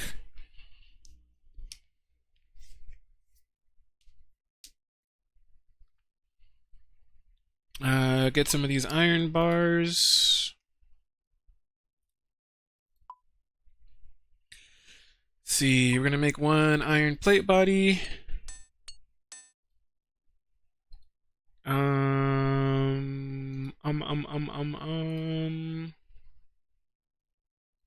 think if we go to the Varrock Museum and collect some of those... This archery shop doesn't sell any kind of armor, does it? It doesn't sell... No, just... Because I was like, maybe I can get a koi from him real quick. Let's go over here. Because I believe if I open up this gate... yes, I want to go in. Leave me alone, stop talking to me. Take the cleaning kit? Sure, because we can drop everything else and we can keep the leather gloves. Now for the koi, fastest way I can think of getting one is running over here to the archery shop.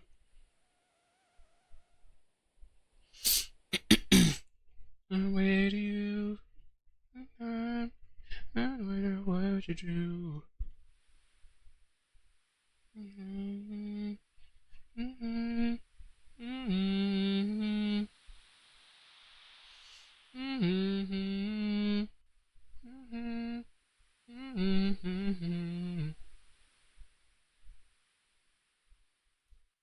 Alright, so we're gonna open that up.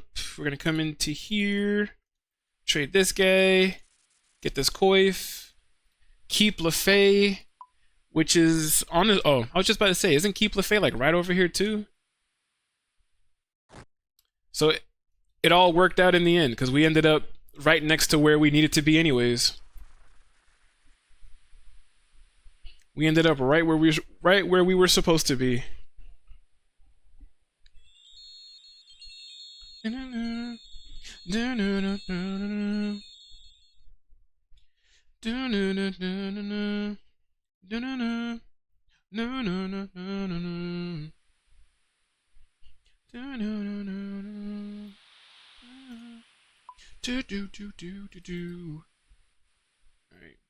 we build that. Boom, boom, boom. Raspberry. Talk to this guy. Tall man fears only strong winds. Another clue. No. Dungeon found on the upper floors. Amir's Arena, which means Lumbridge. We're gonna run east because we don't have any rings of dueling yet. So we still need to run to some of these areas manually. And we should get a casket after this one. At least I feel like we should, unless we end up being really unlucky. The power running through my veins, getting louder, calling out my name, and it feels like sunlight in the night sky. It shines on my mind.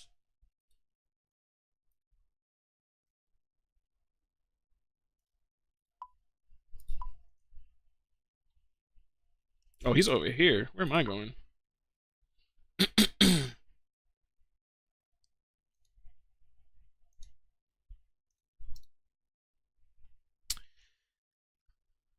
Even though I'm surprised that the duel arena died the way that it did, because people used to come over here and they used to gamble like crazy, and I feel like that's why the RuneScape people ended up oh no, I don't even think I can get up there from over here.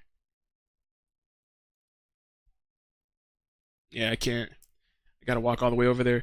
But yeah, the RuneScape people ended up basically killing the duel arena because a lot of people were over here basically gambling and doing all this other stuff. And I'm surprised that just by them taking out, I guess, the way that you could gamble like your entire bank and all that other stuff, because they took that out, it really did stop, like, I guess, all of this other nonsense that was going on. Like, nobody's ever over here anymore. No one ever goes into the duel arena. Nobody uses the duel arena. It's not even called the duel arena anymore. Now it's called Amir's Arena or something like that. But I would have just assumed that if they said that they were going to put a stop to this in game, I would have assumed that somebody probably would have made like a website or something where people can still bet their stuff or like gamble it away. I don't know. I just feel like it's kind of weird. What? And I've got another clue still? Bro, this is probably the most I've ever had to freaking do for one easy clue. We are super unlucky today. What's happening? We're not just unlucky. This is advanced unlucky.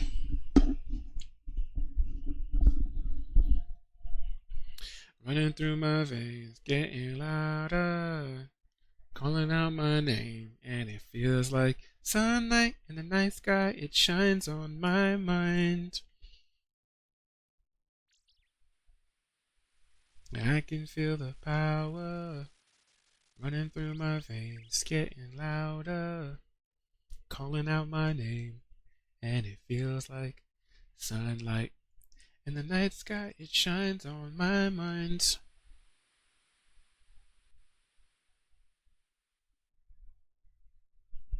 Now you're out of my hips.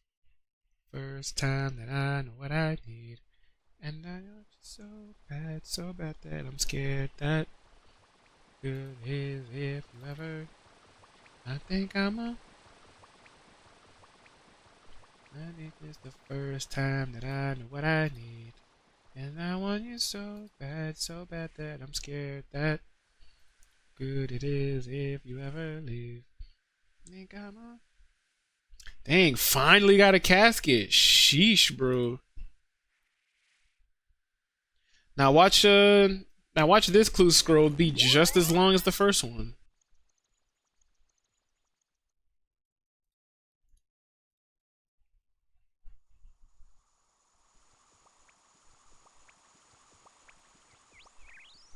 Your community is back. Welcome back, community. I finally got that easy reward casket, bro. And that was like 800 steps. Like, sheesh. I genuinely do feel like that's probably the most steps I've ever had to complete on an easy clue. And I'm over here talking about streamer luck, and I feel like the streamer luck that I'm having right now is the opposite of what I wanted it to be. I feel like right now we're having streamer bad luck, not streamer good luck.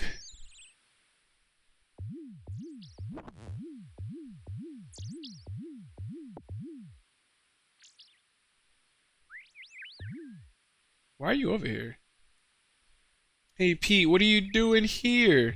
Shh, it's a library, you know? Oh, sorry, so what's new? Not much, doing some research on dwarven culture. Did you know Killigrim was originally constructed by a lost clan or whatnot, blah, blah, blah. I just wanted to see why he was in here. Because I was like, wait, what? Isn't that the dude that always follows you around for the random event? Loser says what? What?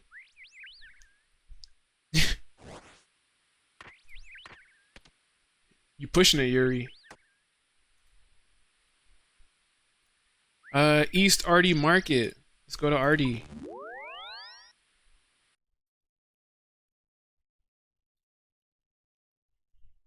Alright, casket right here.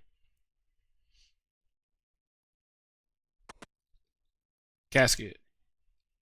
Let's go, baby. Alright, let's go over to Falador, because I want to say Falador is probably like the closest bank I can think of to a teleport. Alright, and then let's put everything back into the bank. And let's grab these caskets. So we have 1 beginner and 6 easy caskets. So let's open them up. Wish me luck. Hopefully we get something good. Let's start off with the beginner. And we get leather cowl and hard leather body. Absolute bona fide garbage. Alright, first easy casket of the day. Hey, we got mostly harmless teleport. Purple sweets, some studded chaps. The teleports are always pretty nice, so I'll take those. We got a white firelight. So that's a new collection log item. Oh, we got a black pickaxe too. I didn't even realize that was the collection log. I thought the white firelight was the collection log.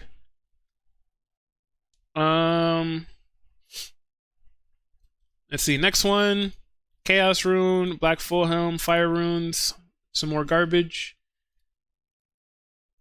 Ho, blue elegant skirt. I don't really know what that's for, but I'll take it. Next one, we got a green firelight. I'll take that. And the last easy clue of today. No more green firelights and some more garbage. So we got a couple. Let's look at this blue elegant skirt real quick.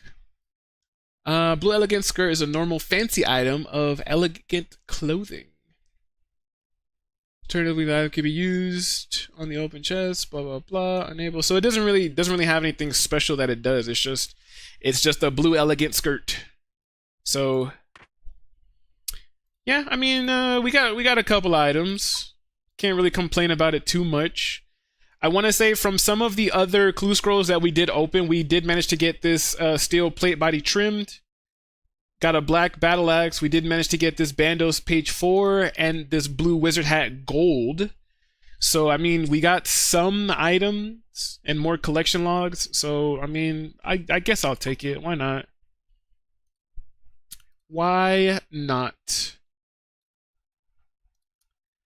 That being said, we still have about like 20 minutes before we hit the 4-hour mark, so I'm going to switch over to just doing a farm run, I guess, and then we could pretty much wrap things up there, I would say. Still basically do this the same way that I just had. That, boom, boom, boom, boom, boom, boom. Boom, boom, boom, boom.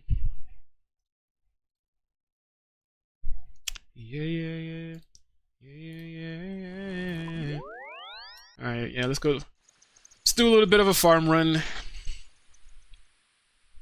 Let's do a hardcore Iron Man farm run. So this probably is going to take me the rest of the 20 minutes because my farm runs take me freaking forever because I still lack some of the teleports that I need.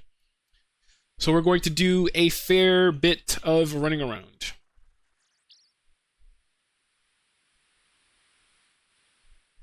But they don't know. They think I'm fiending for it, but they don't know.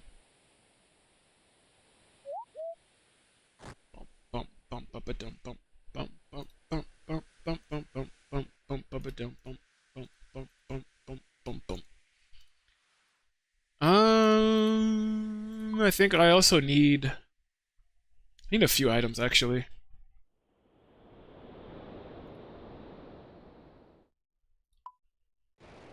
Hey. I never been deep down. Never been deep. I never been deep down. Alright, we got those. I believe that our teak plants have finished growing.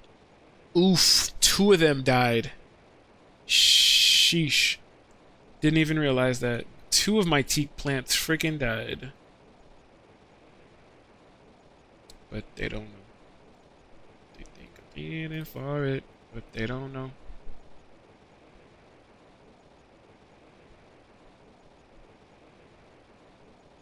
I didn't even realize that, to be honest. I never been deep down. I never been deep. I never been deep down. Man, I was telling this story a bit earlier as well, for those who are watching on Twitch and YouTube. But I want to say sometime last week, I wasn't streaming, I wasn't even recording, but I was down here doing a seaweed run, and for some reason, like, I was talking to somebody and got super distracted.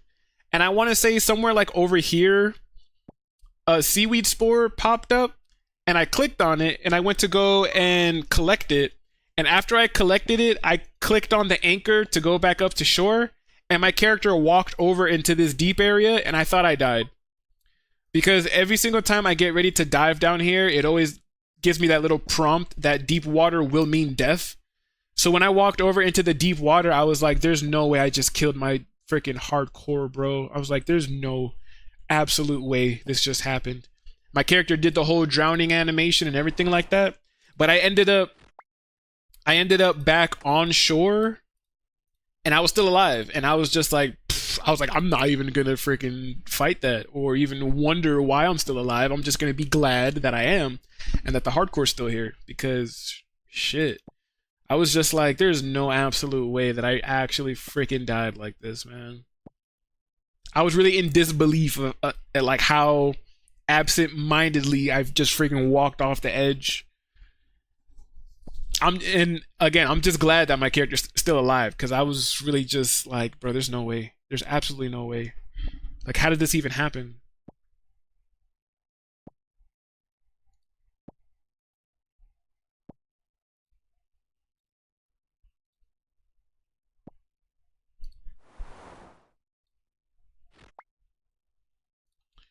Alright, well, seaweed's done.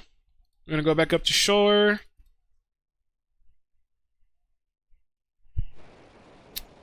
While we wait for the teak to... I also need... What you want, what you need. U seeds. I need 7 U's. 7 U's, 5...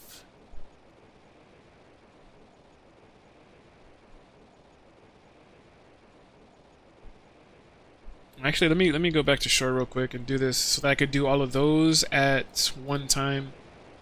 Let's go back to camp.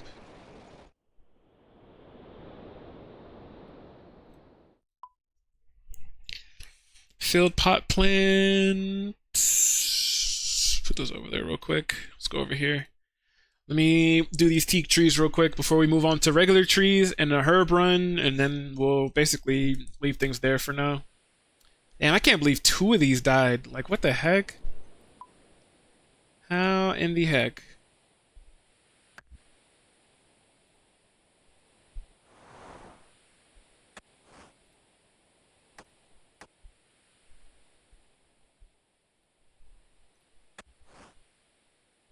How the heck?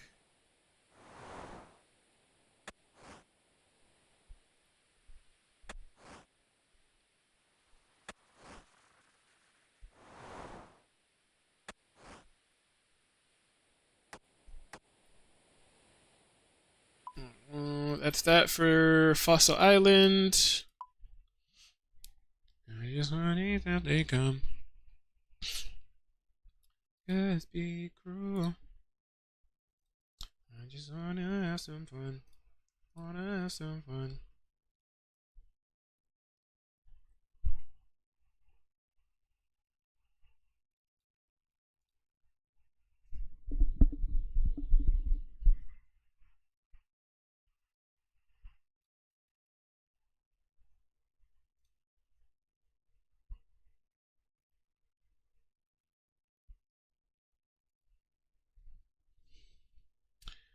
Alright, all of those are good. Take these compost.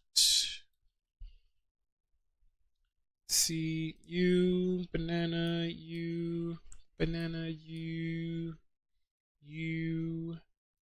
banana, banana.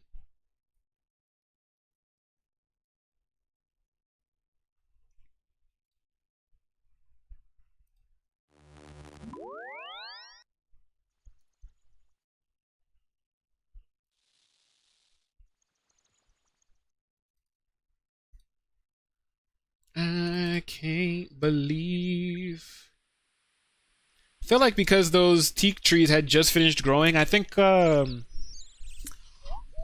plants are always on like a 5-minute timer or something like that, where it's always gonna take like a full 5 minutes or something for it to grow the way it's supposed to grow.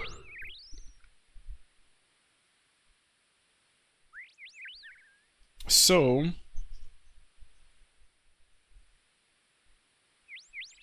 me check something real quick. Yeah, we're gonna end up doing this farm run, and then I'm most likely going to end up leaving things there. I'm gonna continue to work on I'm gonna continue to work on Wintertodt because we need to get it to 99 so that we can knock it out of the way, so that we don't have to worry about it anymore. I could just toss it to the side. The whole fire making skill as a whole.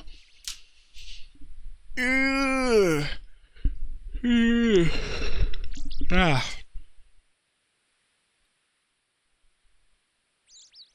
Man, we get 7k? I didn't even realize that. Your farming level is now 71. And we're doing a lot today. We're leveling up.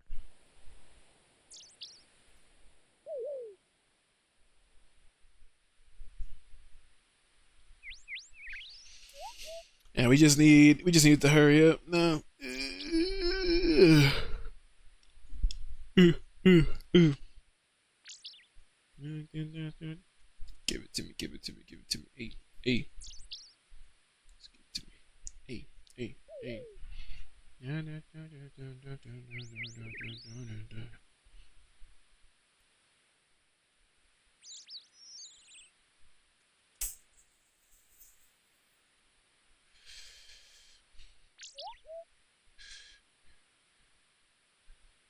Man, is this thing really gonna take like a whole 5 minutes? I feel like it is. I for sure think it is. Oh. Wow. As soon as I said that, all I had to do was just complain a little bit. I got up in wires, I can't catch my breath, I run, I run, I run. I confess. Chaos, I can't catch my breath.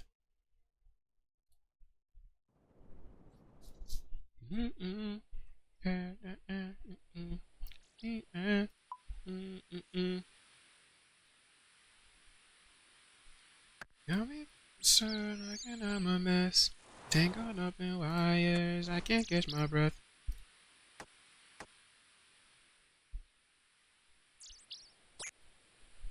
I can't catch my breath. Mm-mm-mm. Mm-mm. Mm-mm. Mm-mm.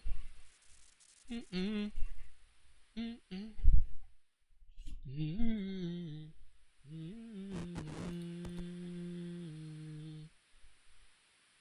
Mm-mm.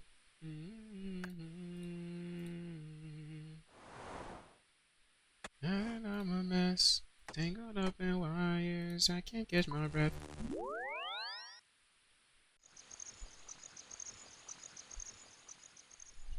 I can't catch my breath.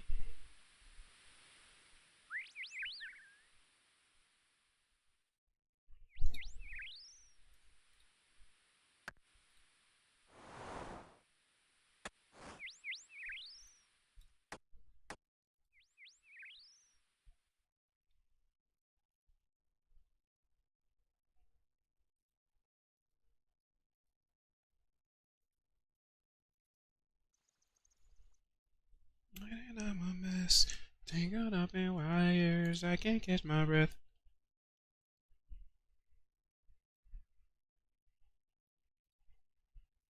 I can't catch my breath.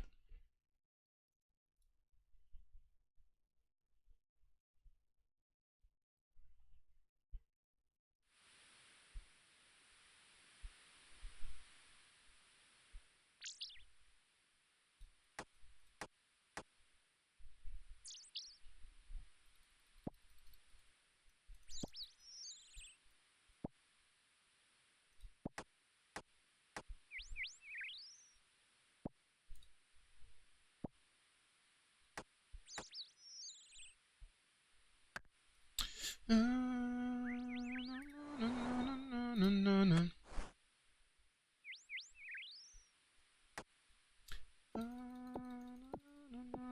No, no, no.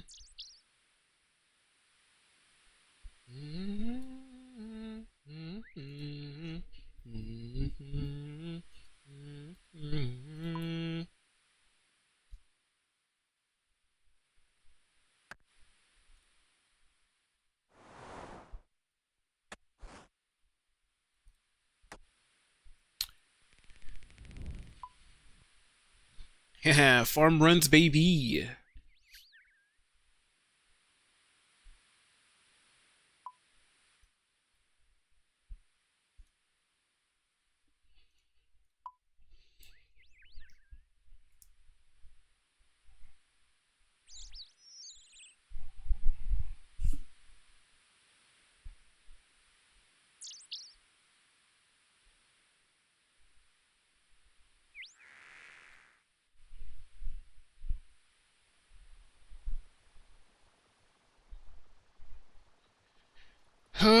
I really just want to be done with fire making.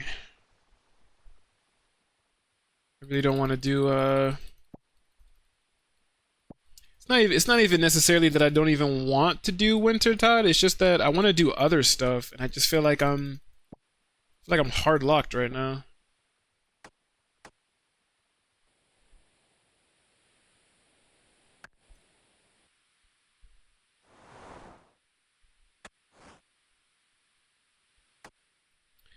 I feel like I am hard locked to Wintertodt. Cause seriously, I feel like the last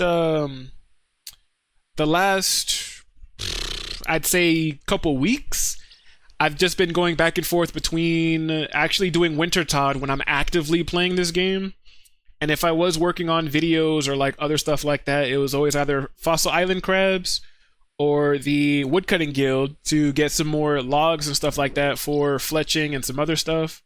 So, I don't know. If I was more if I was more actively working on Wintertodt, I feel like it would be better because I probably would have been done already. I honestly probably would have been done as of like last week. Probably would have already gotten the fire making cape, but it's just because I'm doing all of these other things and other projects and you know all this AFK stuff I've been doing.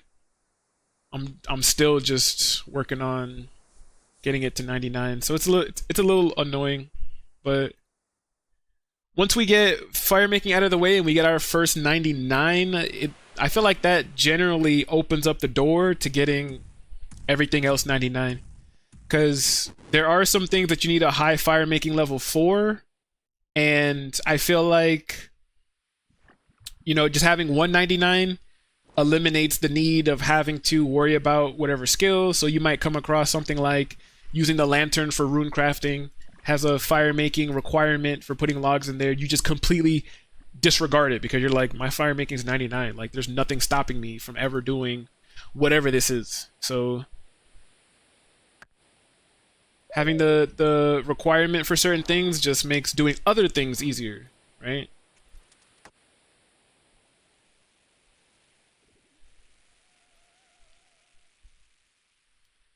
And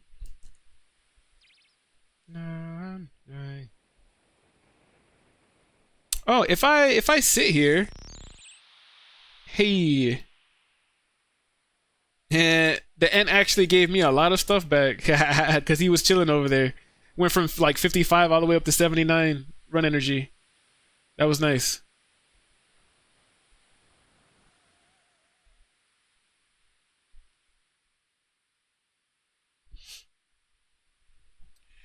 All right. I heard that sound and for some reason I was like, wait, what? I was like, what is that?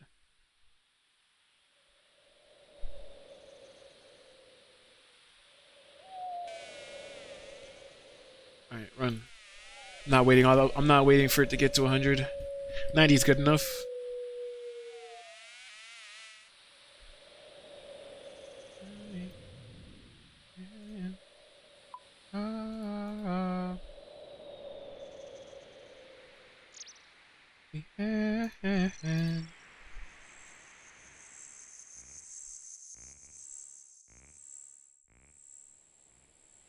Red hibiscus. Fragrant flowers.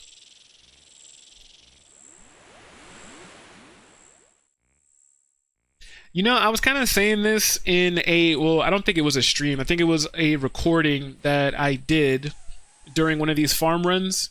But this fruit tree that I'm running to right now, as well as in various locations in Varlamore, you can actually pick sweet corn, which, if you guys don't know, on an Iron Man, the only way that you were able to get sweet corn prior to Varlamore was growing it, or I think you got it as like a specific drop from something.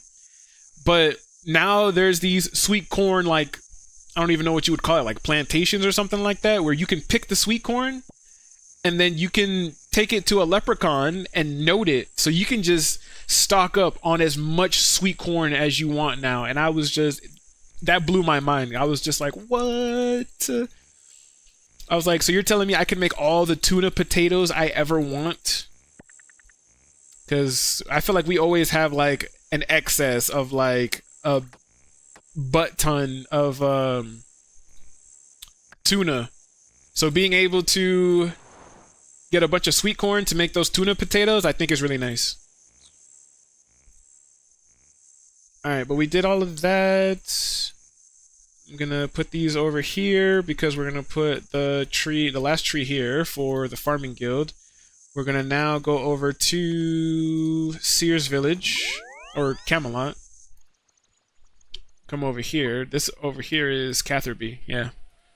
We're gonna go over to Catherby. We're gonna do our herb run now and end things at the farming guild, and then, yeah, we'll call it there.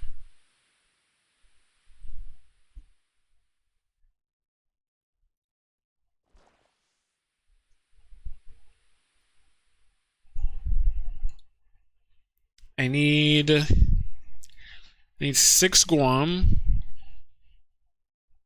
Need 1 Snapdragon. And I honestly feel like unless they ask me for it, and actually no, I lied. I'm still gonna do it anyways. Because right now the Hosidius farming patch is the only one that doesn't get diseased, but I still end up putting some stuff down in the farming guild too, so why not? 7 of those.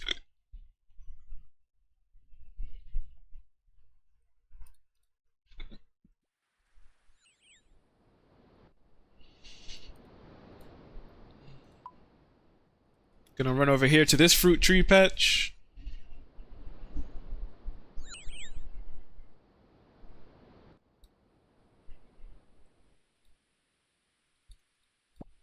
Oh.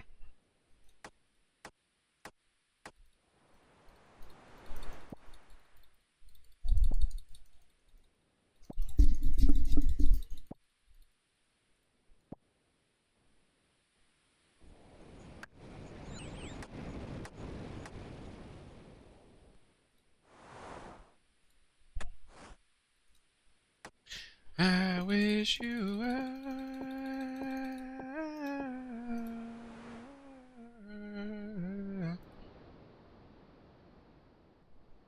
Alright, run over here. Basically wrap things up. Let's do it.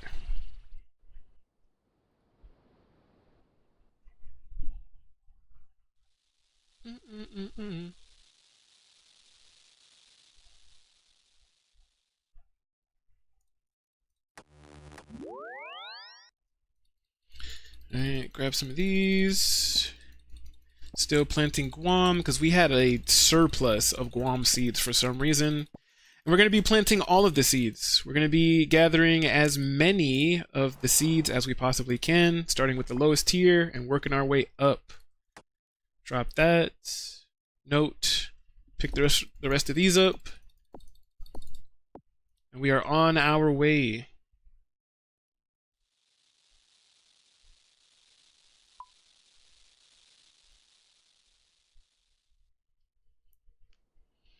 Actually, I do think before I go back to Wintertodt, I may go over to the Agility Pyramid because I feel like our Kingdom of Miscellanea is starting to run a little bit on the lower side. Because we got Throne of Miscellanea done, as well as Royal Trouble, we need to at least make sure that it never goes below 775,000 coins in the coffer. And I think right now it's at like 700,000. So it's already below the recommended, like where it's supposed to be. So I don't think we made too much money from Wintertodt today. We're only at 173k. I want to put more money in there. So I think I might AFK a little bit, or semi-AFK I should say, because the Agility Pyramid is kind of click intensive a little bit, but you're still able to, or at least I should say I'm still able to like have on a Netflix show or something like that while I, run the laps. So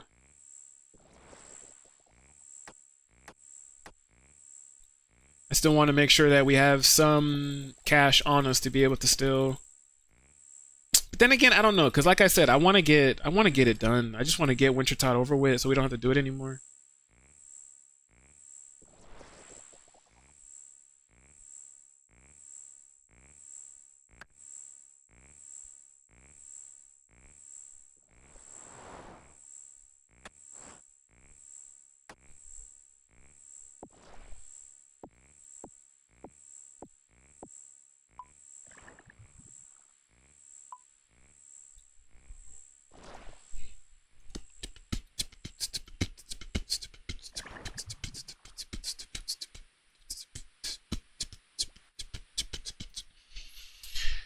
Alright, kind of almost done. If I had some stamina pots and maybe some additional teleports, again, this would basically make the process go by just a little bit faster, but we are essentially doing the best that we can with everything that we do have, so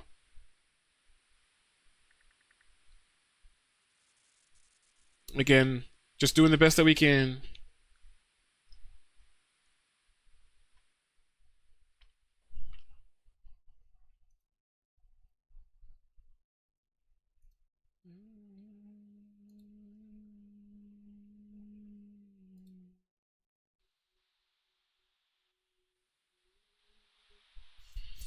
Wow, wow, wow, wow, wow.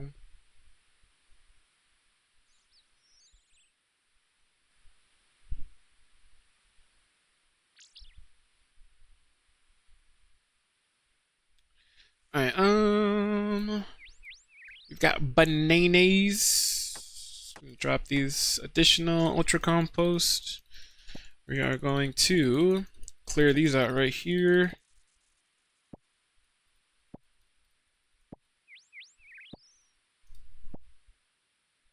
What? We still had more? It's crazy. No, no, no, no, no.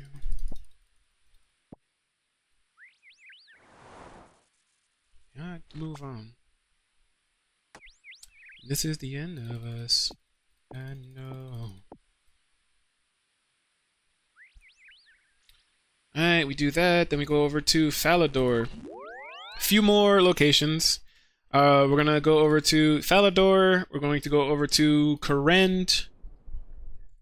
Then we do Falador, Korend. Then we're going to do Mauritania, Farlamore, and then the Farming Guild.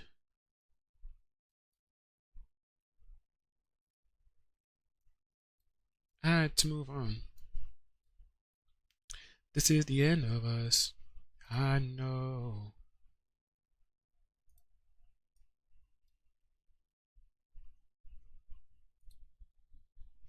Of us.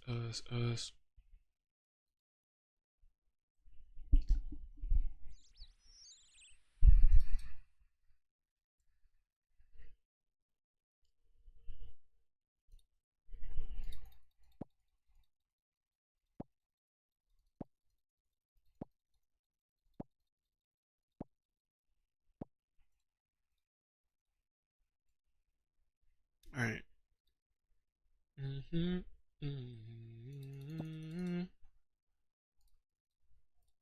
I had enough.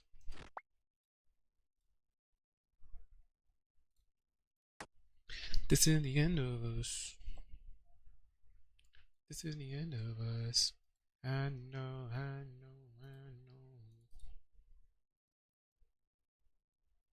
Yeah, I need to, like I said, I need to hurry up and complete some other quests and stuff too. If I can get Book of the Dead, it would at least make getting to this farming patch and stuff like that in Hosidius a little bit easier because of the teleports and stuff like that that we end up getting. I know.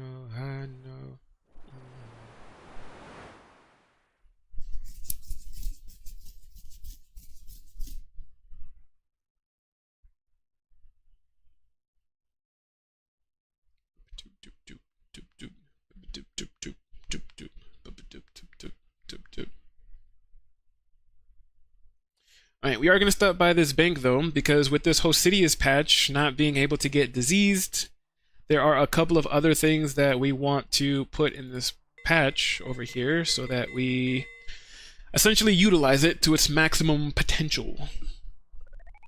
So, put the Guam back. We are going to take a Limpwort root.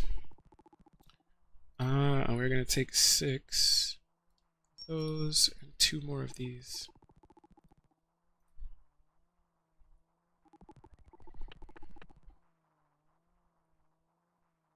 Alright, then we're going to make our way over. Yeah.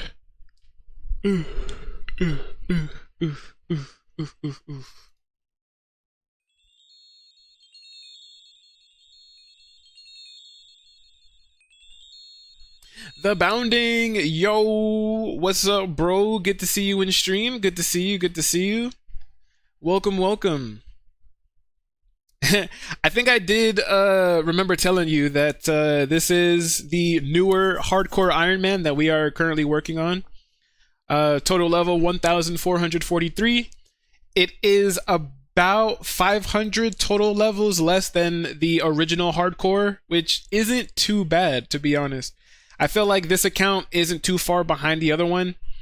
The only difference is maybe like just a couple of things, like the fishing and cooking is a little bit lower. Range and magic is a little bit lower, as well as BRB. I forgot my water. Yeah. Take your time. Take your time. We are doing a farming run. We're not doing anything important at the moment.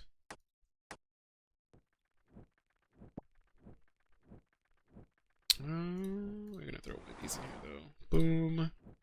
Put that in there. Drop that. Pick these up.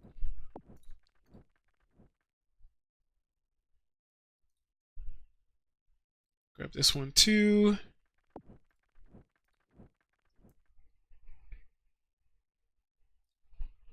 Don't let you in.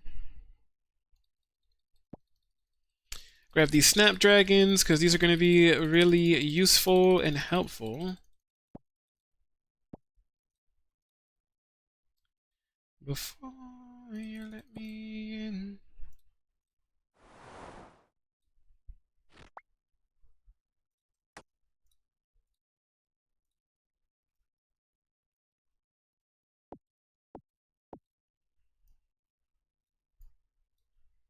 Alright, let me grab these. Alright, grab a little bit of sweet corn and stuffs. Harvest these sweet corns.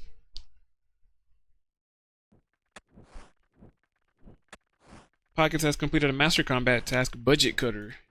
Hey, I wonder what that is.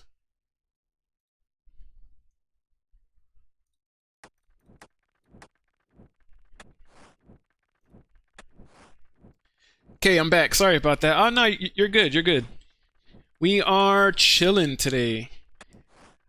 I was doing a little bit of Wintertodt earlier. We got our fire making up to level 96, and I think we are just a little under 10 hours left to get 99. But I was saying that again, this is the newer hardcore Iron Man. The original hardcore Iron Man, I de-ironed. I think I told you that, I think in Jalapeno's stream. And it wasn't a decision that I made overnight, basically, right? It was something I thought about extensively, and it's just that I didn't want to work on a new account from scratch to build it up for it just to be a practice account. I was already kind of just like, man, I just want to practice. I just want to get into some of that more dangerous content to be able to practice and things like that. So, and I was telling myself that the original Hardcore Iron Man series that I did on YouTube, it was a little hard to get into some of those beginning videos because of the way that I edited it. It was sometimes I felt like my music audio was just all over the place, or some of the game audio seemed like it was higher than my voice audio. So I was just like, part of me was like, all right, I'm just going to restart the series. I'm going to start it over so that I can make the videos a little bit more digestible and, you know, better to watch and things like that. I still have not uploaded the first video of this newer Hardcore Iron Man. And I was telling some people that it's because I think as of like January, as of this year, 2026, I told myself that I'm going to try to get more into the video content creation than live streaming, right? And it started off pretty well, I would say. I was able to make you know, quite a few videos, and I told myself that I would upload 3 times a week, every Monday, Wednesday, and Friday. But, you know, I mentioned to a few of the viewers that if you guys have been following me for a while, if you guys know me, know of me, know how I'm trying to get top 10 hardcore Iron Man, I feel like everybody also knows that I struggle with my mental health a lot. So, you know, there's lots of times where I always feel just very depressed, very anxious. I have low energy, I have low motivation, all of that stuff, right? And because of that, it made it really hard for me to work on videos sometimes, because if I got into that negative, pessimistic mindset, If I was working on a video, I ended up working on the same section of the video for like 4 hours and essentially got nothing done, right? Because my mind was always preoccupied. I was always like, you know, my mind was always on other things. And fair enough. I'm surprised you de-ironed though. Yeah, a lot of people were. I even got a few messages. I even got a couple messages from some people just on how disappointed they were in me. How could you? How could you de-iron that account?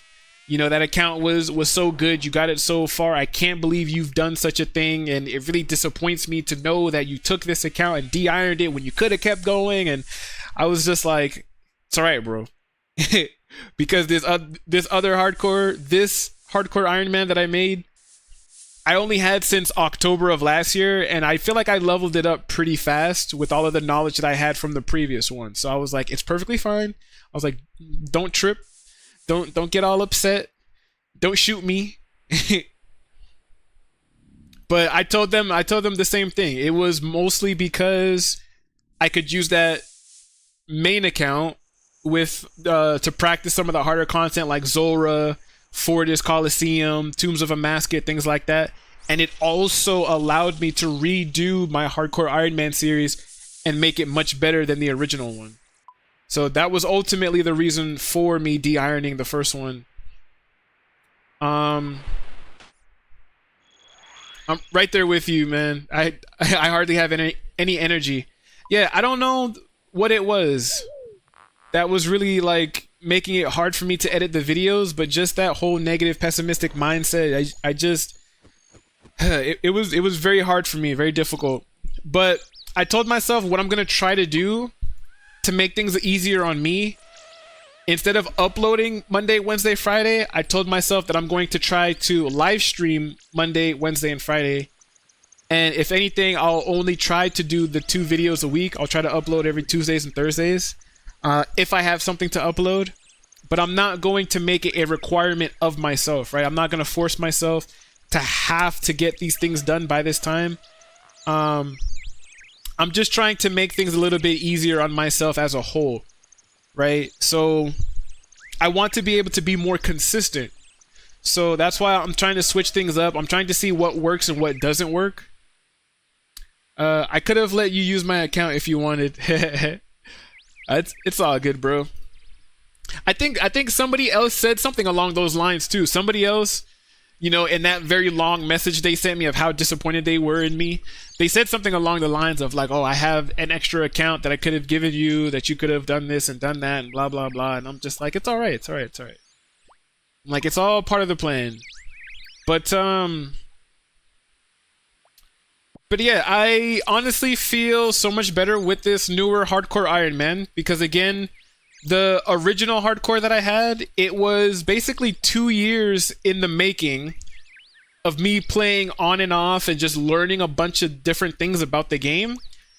But because of all of that knowledge that I learned on the original one, I feel like that's what allowed me to level up this account as fast as I did. And I feel like we've already gotten a lot closer to the original Hardcore than, you know, we just got here pretty fast, I would say. Can you grow some Avanto? Thank you. Yeah, I'll do that. I'll do that for you. I get the vision though. Oh yeah. Oh yeah. Oh yeah. I feel like whether people get upset or not, it's already been done. It's already happened. I will say though that there are a few things that I'm not looking forward to doing again. Like grinding out the Basilisk Jaw, I'm definitely not looking forward to that again if I'm being completely honest. But, I mean, it's gotta be done, like I said. Let's see, get those. Take 3 of these and 3 of these, which means 2 more of these. Yeah, you're cruising. Oh yeah. We're out here just vibing, bro. We're out here just chilling.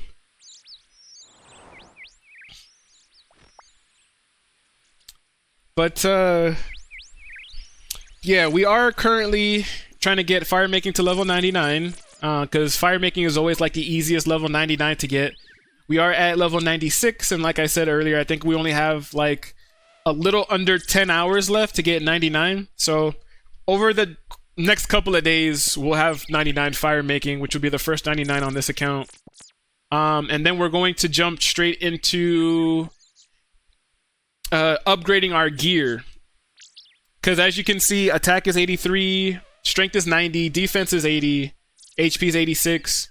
So I want to start upgrading some of the gear that I use because I think we're still running like full rune and like void equipment. So I'm at that point where we desperately need some upgrades. Yeah, people can get upset all they want. It's up to you what you want to do. Oh yeah. And like I said, I'm having a great time because I feel so much better with this newer account, knowing that I could make the Hardcore Iron Man series a bit better and things like that. Oh wow, both of these died. That's crazy. Wait, now looking at that, I'm like, wait, what? But yeah, I even got the chance. Some of the homies, I even got the chance to do some TOA with them, and on the original account before I de-ironed it. And we were able to do 3 TOAs before I actually died and lost the Hardcore Iron Man status on the old one. But I had already told them that I was going to be de-ironing it and things like that, so I didn't really care about dying. And I immediately went and started the process of de-ironing it after I died. So, yeah. But, yeah. Give me 1 second. I have to run to the restroom really quick, and then I want to talk about some things before we wrap up. So give me 1 second.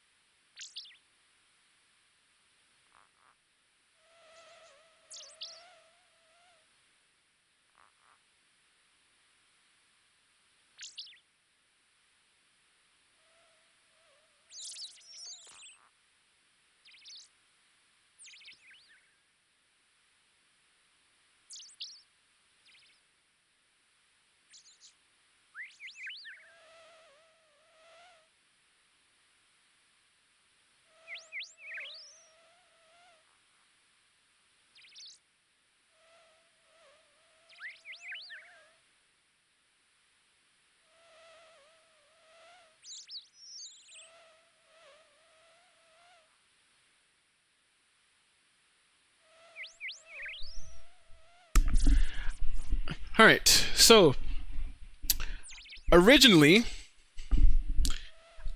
I had told myself that we were gonna stream for the 4 hours, and then I was gonna kind of like wrap things up. We definitely went over that mark, which is perfectly fine. I always tell myself that bare minimum, the minimum we want to stream is at least 4 hours before we decide to either keep it going or if we're going to end things there.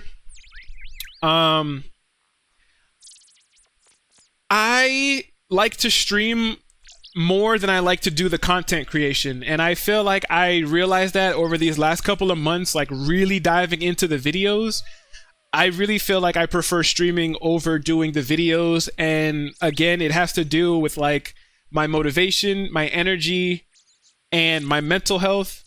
Because on those days that I'm feeling negative and pessimistic, I may not get a video done, but if I live stream, I always come out of the live stream feeling so much better than I went into it, if that makes sense. Like, actually playing this game live makes me feel like I'm playing it with the viewers, because I get to talk about a variety of different things, and I get to share a lot of cool moments with people. So like if we end up getting like a really valuable drop or something like that, it's really cool celebrating that with people live, right? So I haven't changed my channel trailer on YouTube yet, but the channel trailer on YouTube still says that I'm going to be uploading every Monday, Wednesday, and Friday. But right now, I told myself I'm trying to switch it. I'm trying to live stream at least every Monday, Wednesday, and Friday, because I feel like it's so much easier to do. The videos I upload Tuesdays and Thursdays are kind of like optional. If I do have a video to upload, those are going to be the times that I do upload them. And if I'm going to be streaming a lot more, I still want to create the hardcore Iron Man videos for everything I've done on this hardcore up to this point. So I am still going to be working on that. And if there are games that I would rather do videos for instead of live streaming, I'm still going to do that as well. So games like Grand Theft Auto, for example, I still want to play Grand Theft Auto. I still want to put it on the channel, but it's not something I want to live stream because of the content that it has inside of it, you know? So I definitely want to do a video on it so I could, censor where it needs to be censored and things like that. But yeah, I honestly enjoy live streaming a lot more, so we're going to be getting more into the live streams to get a feel for doing this more often than the actual videos and just see how everything goes.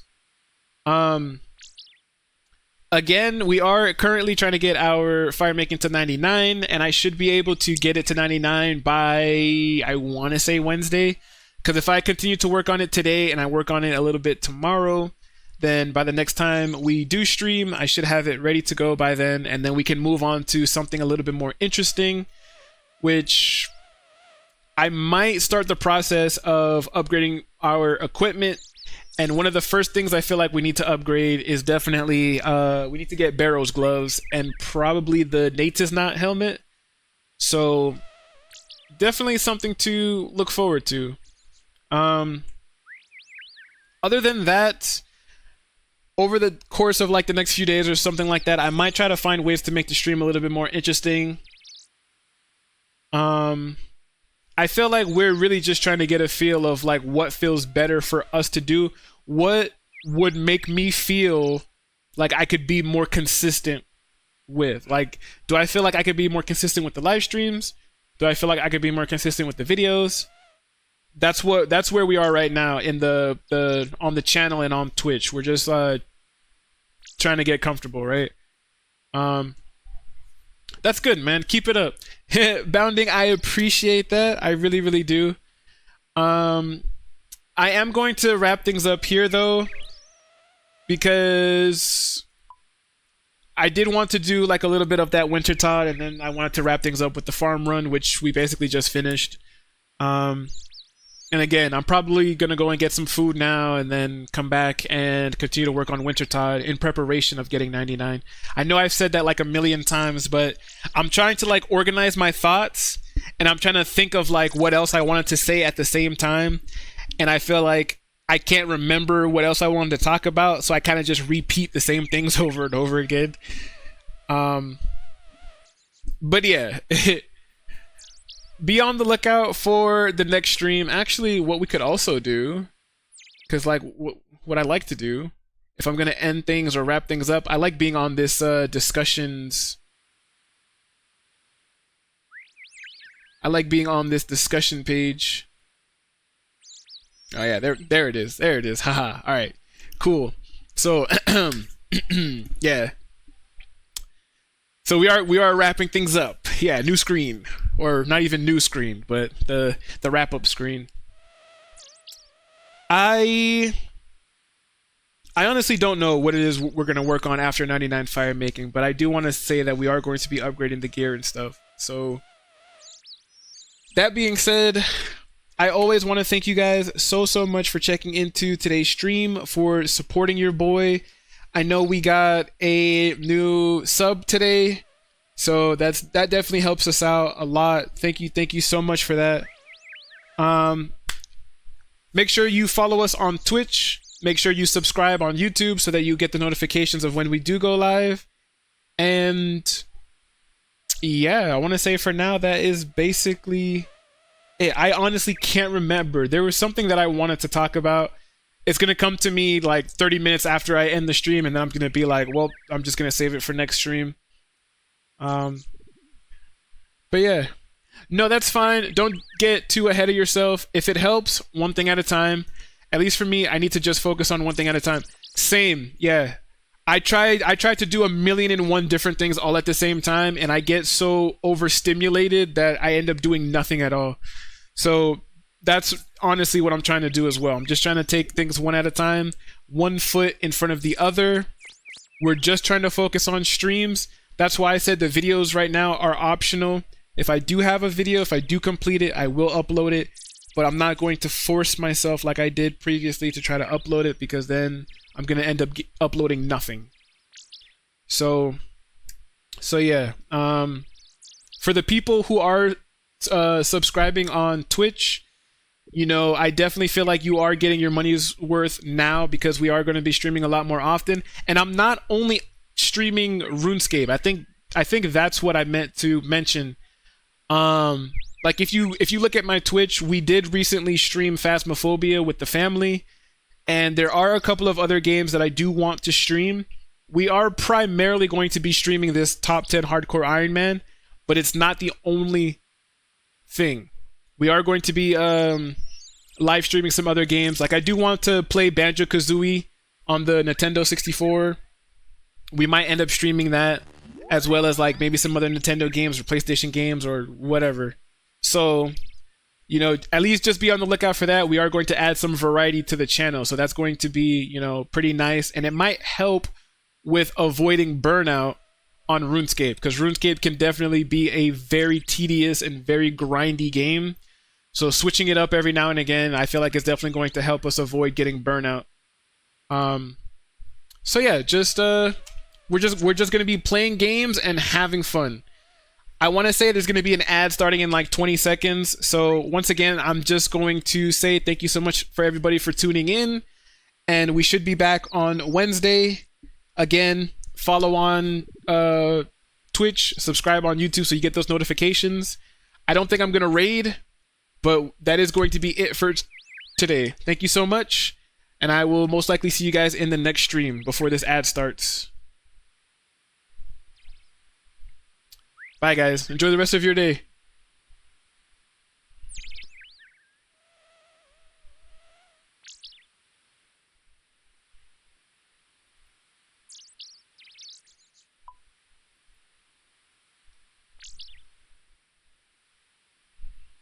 I want to say it showed like it was going to be an ad, and then never came up as an ad.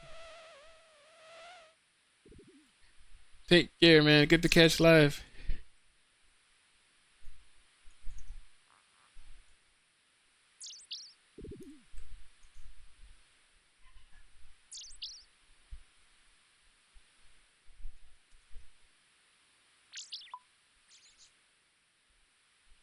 I see you in everything. See you.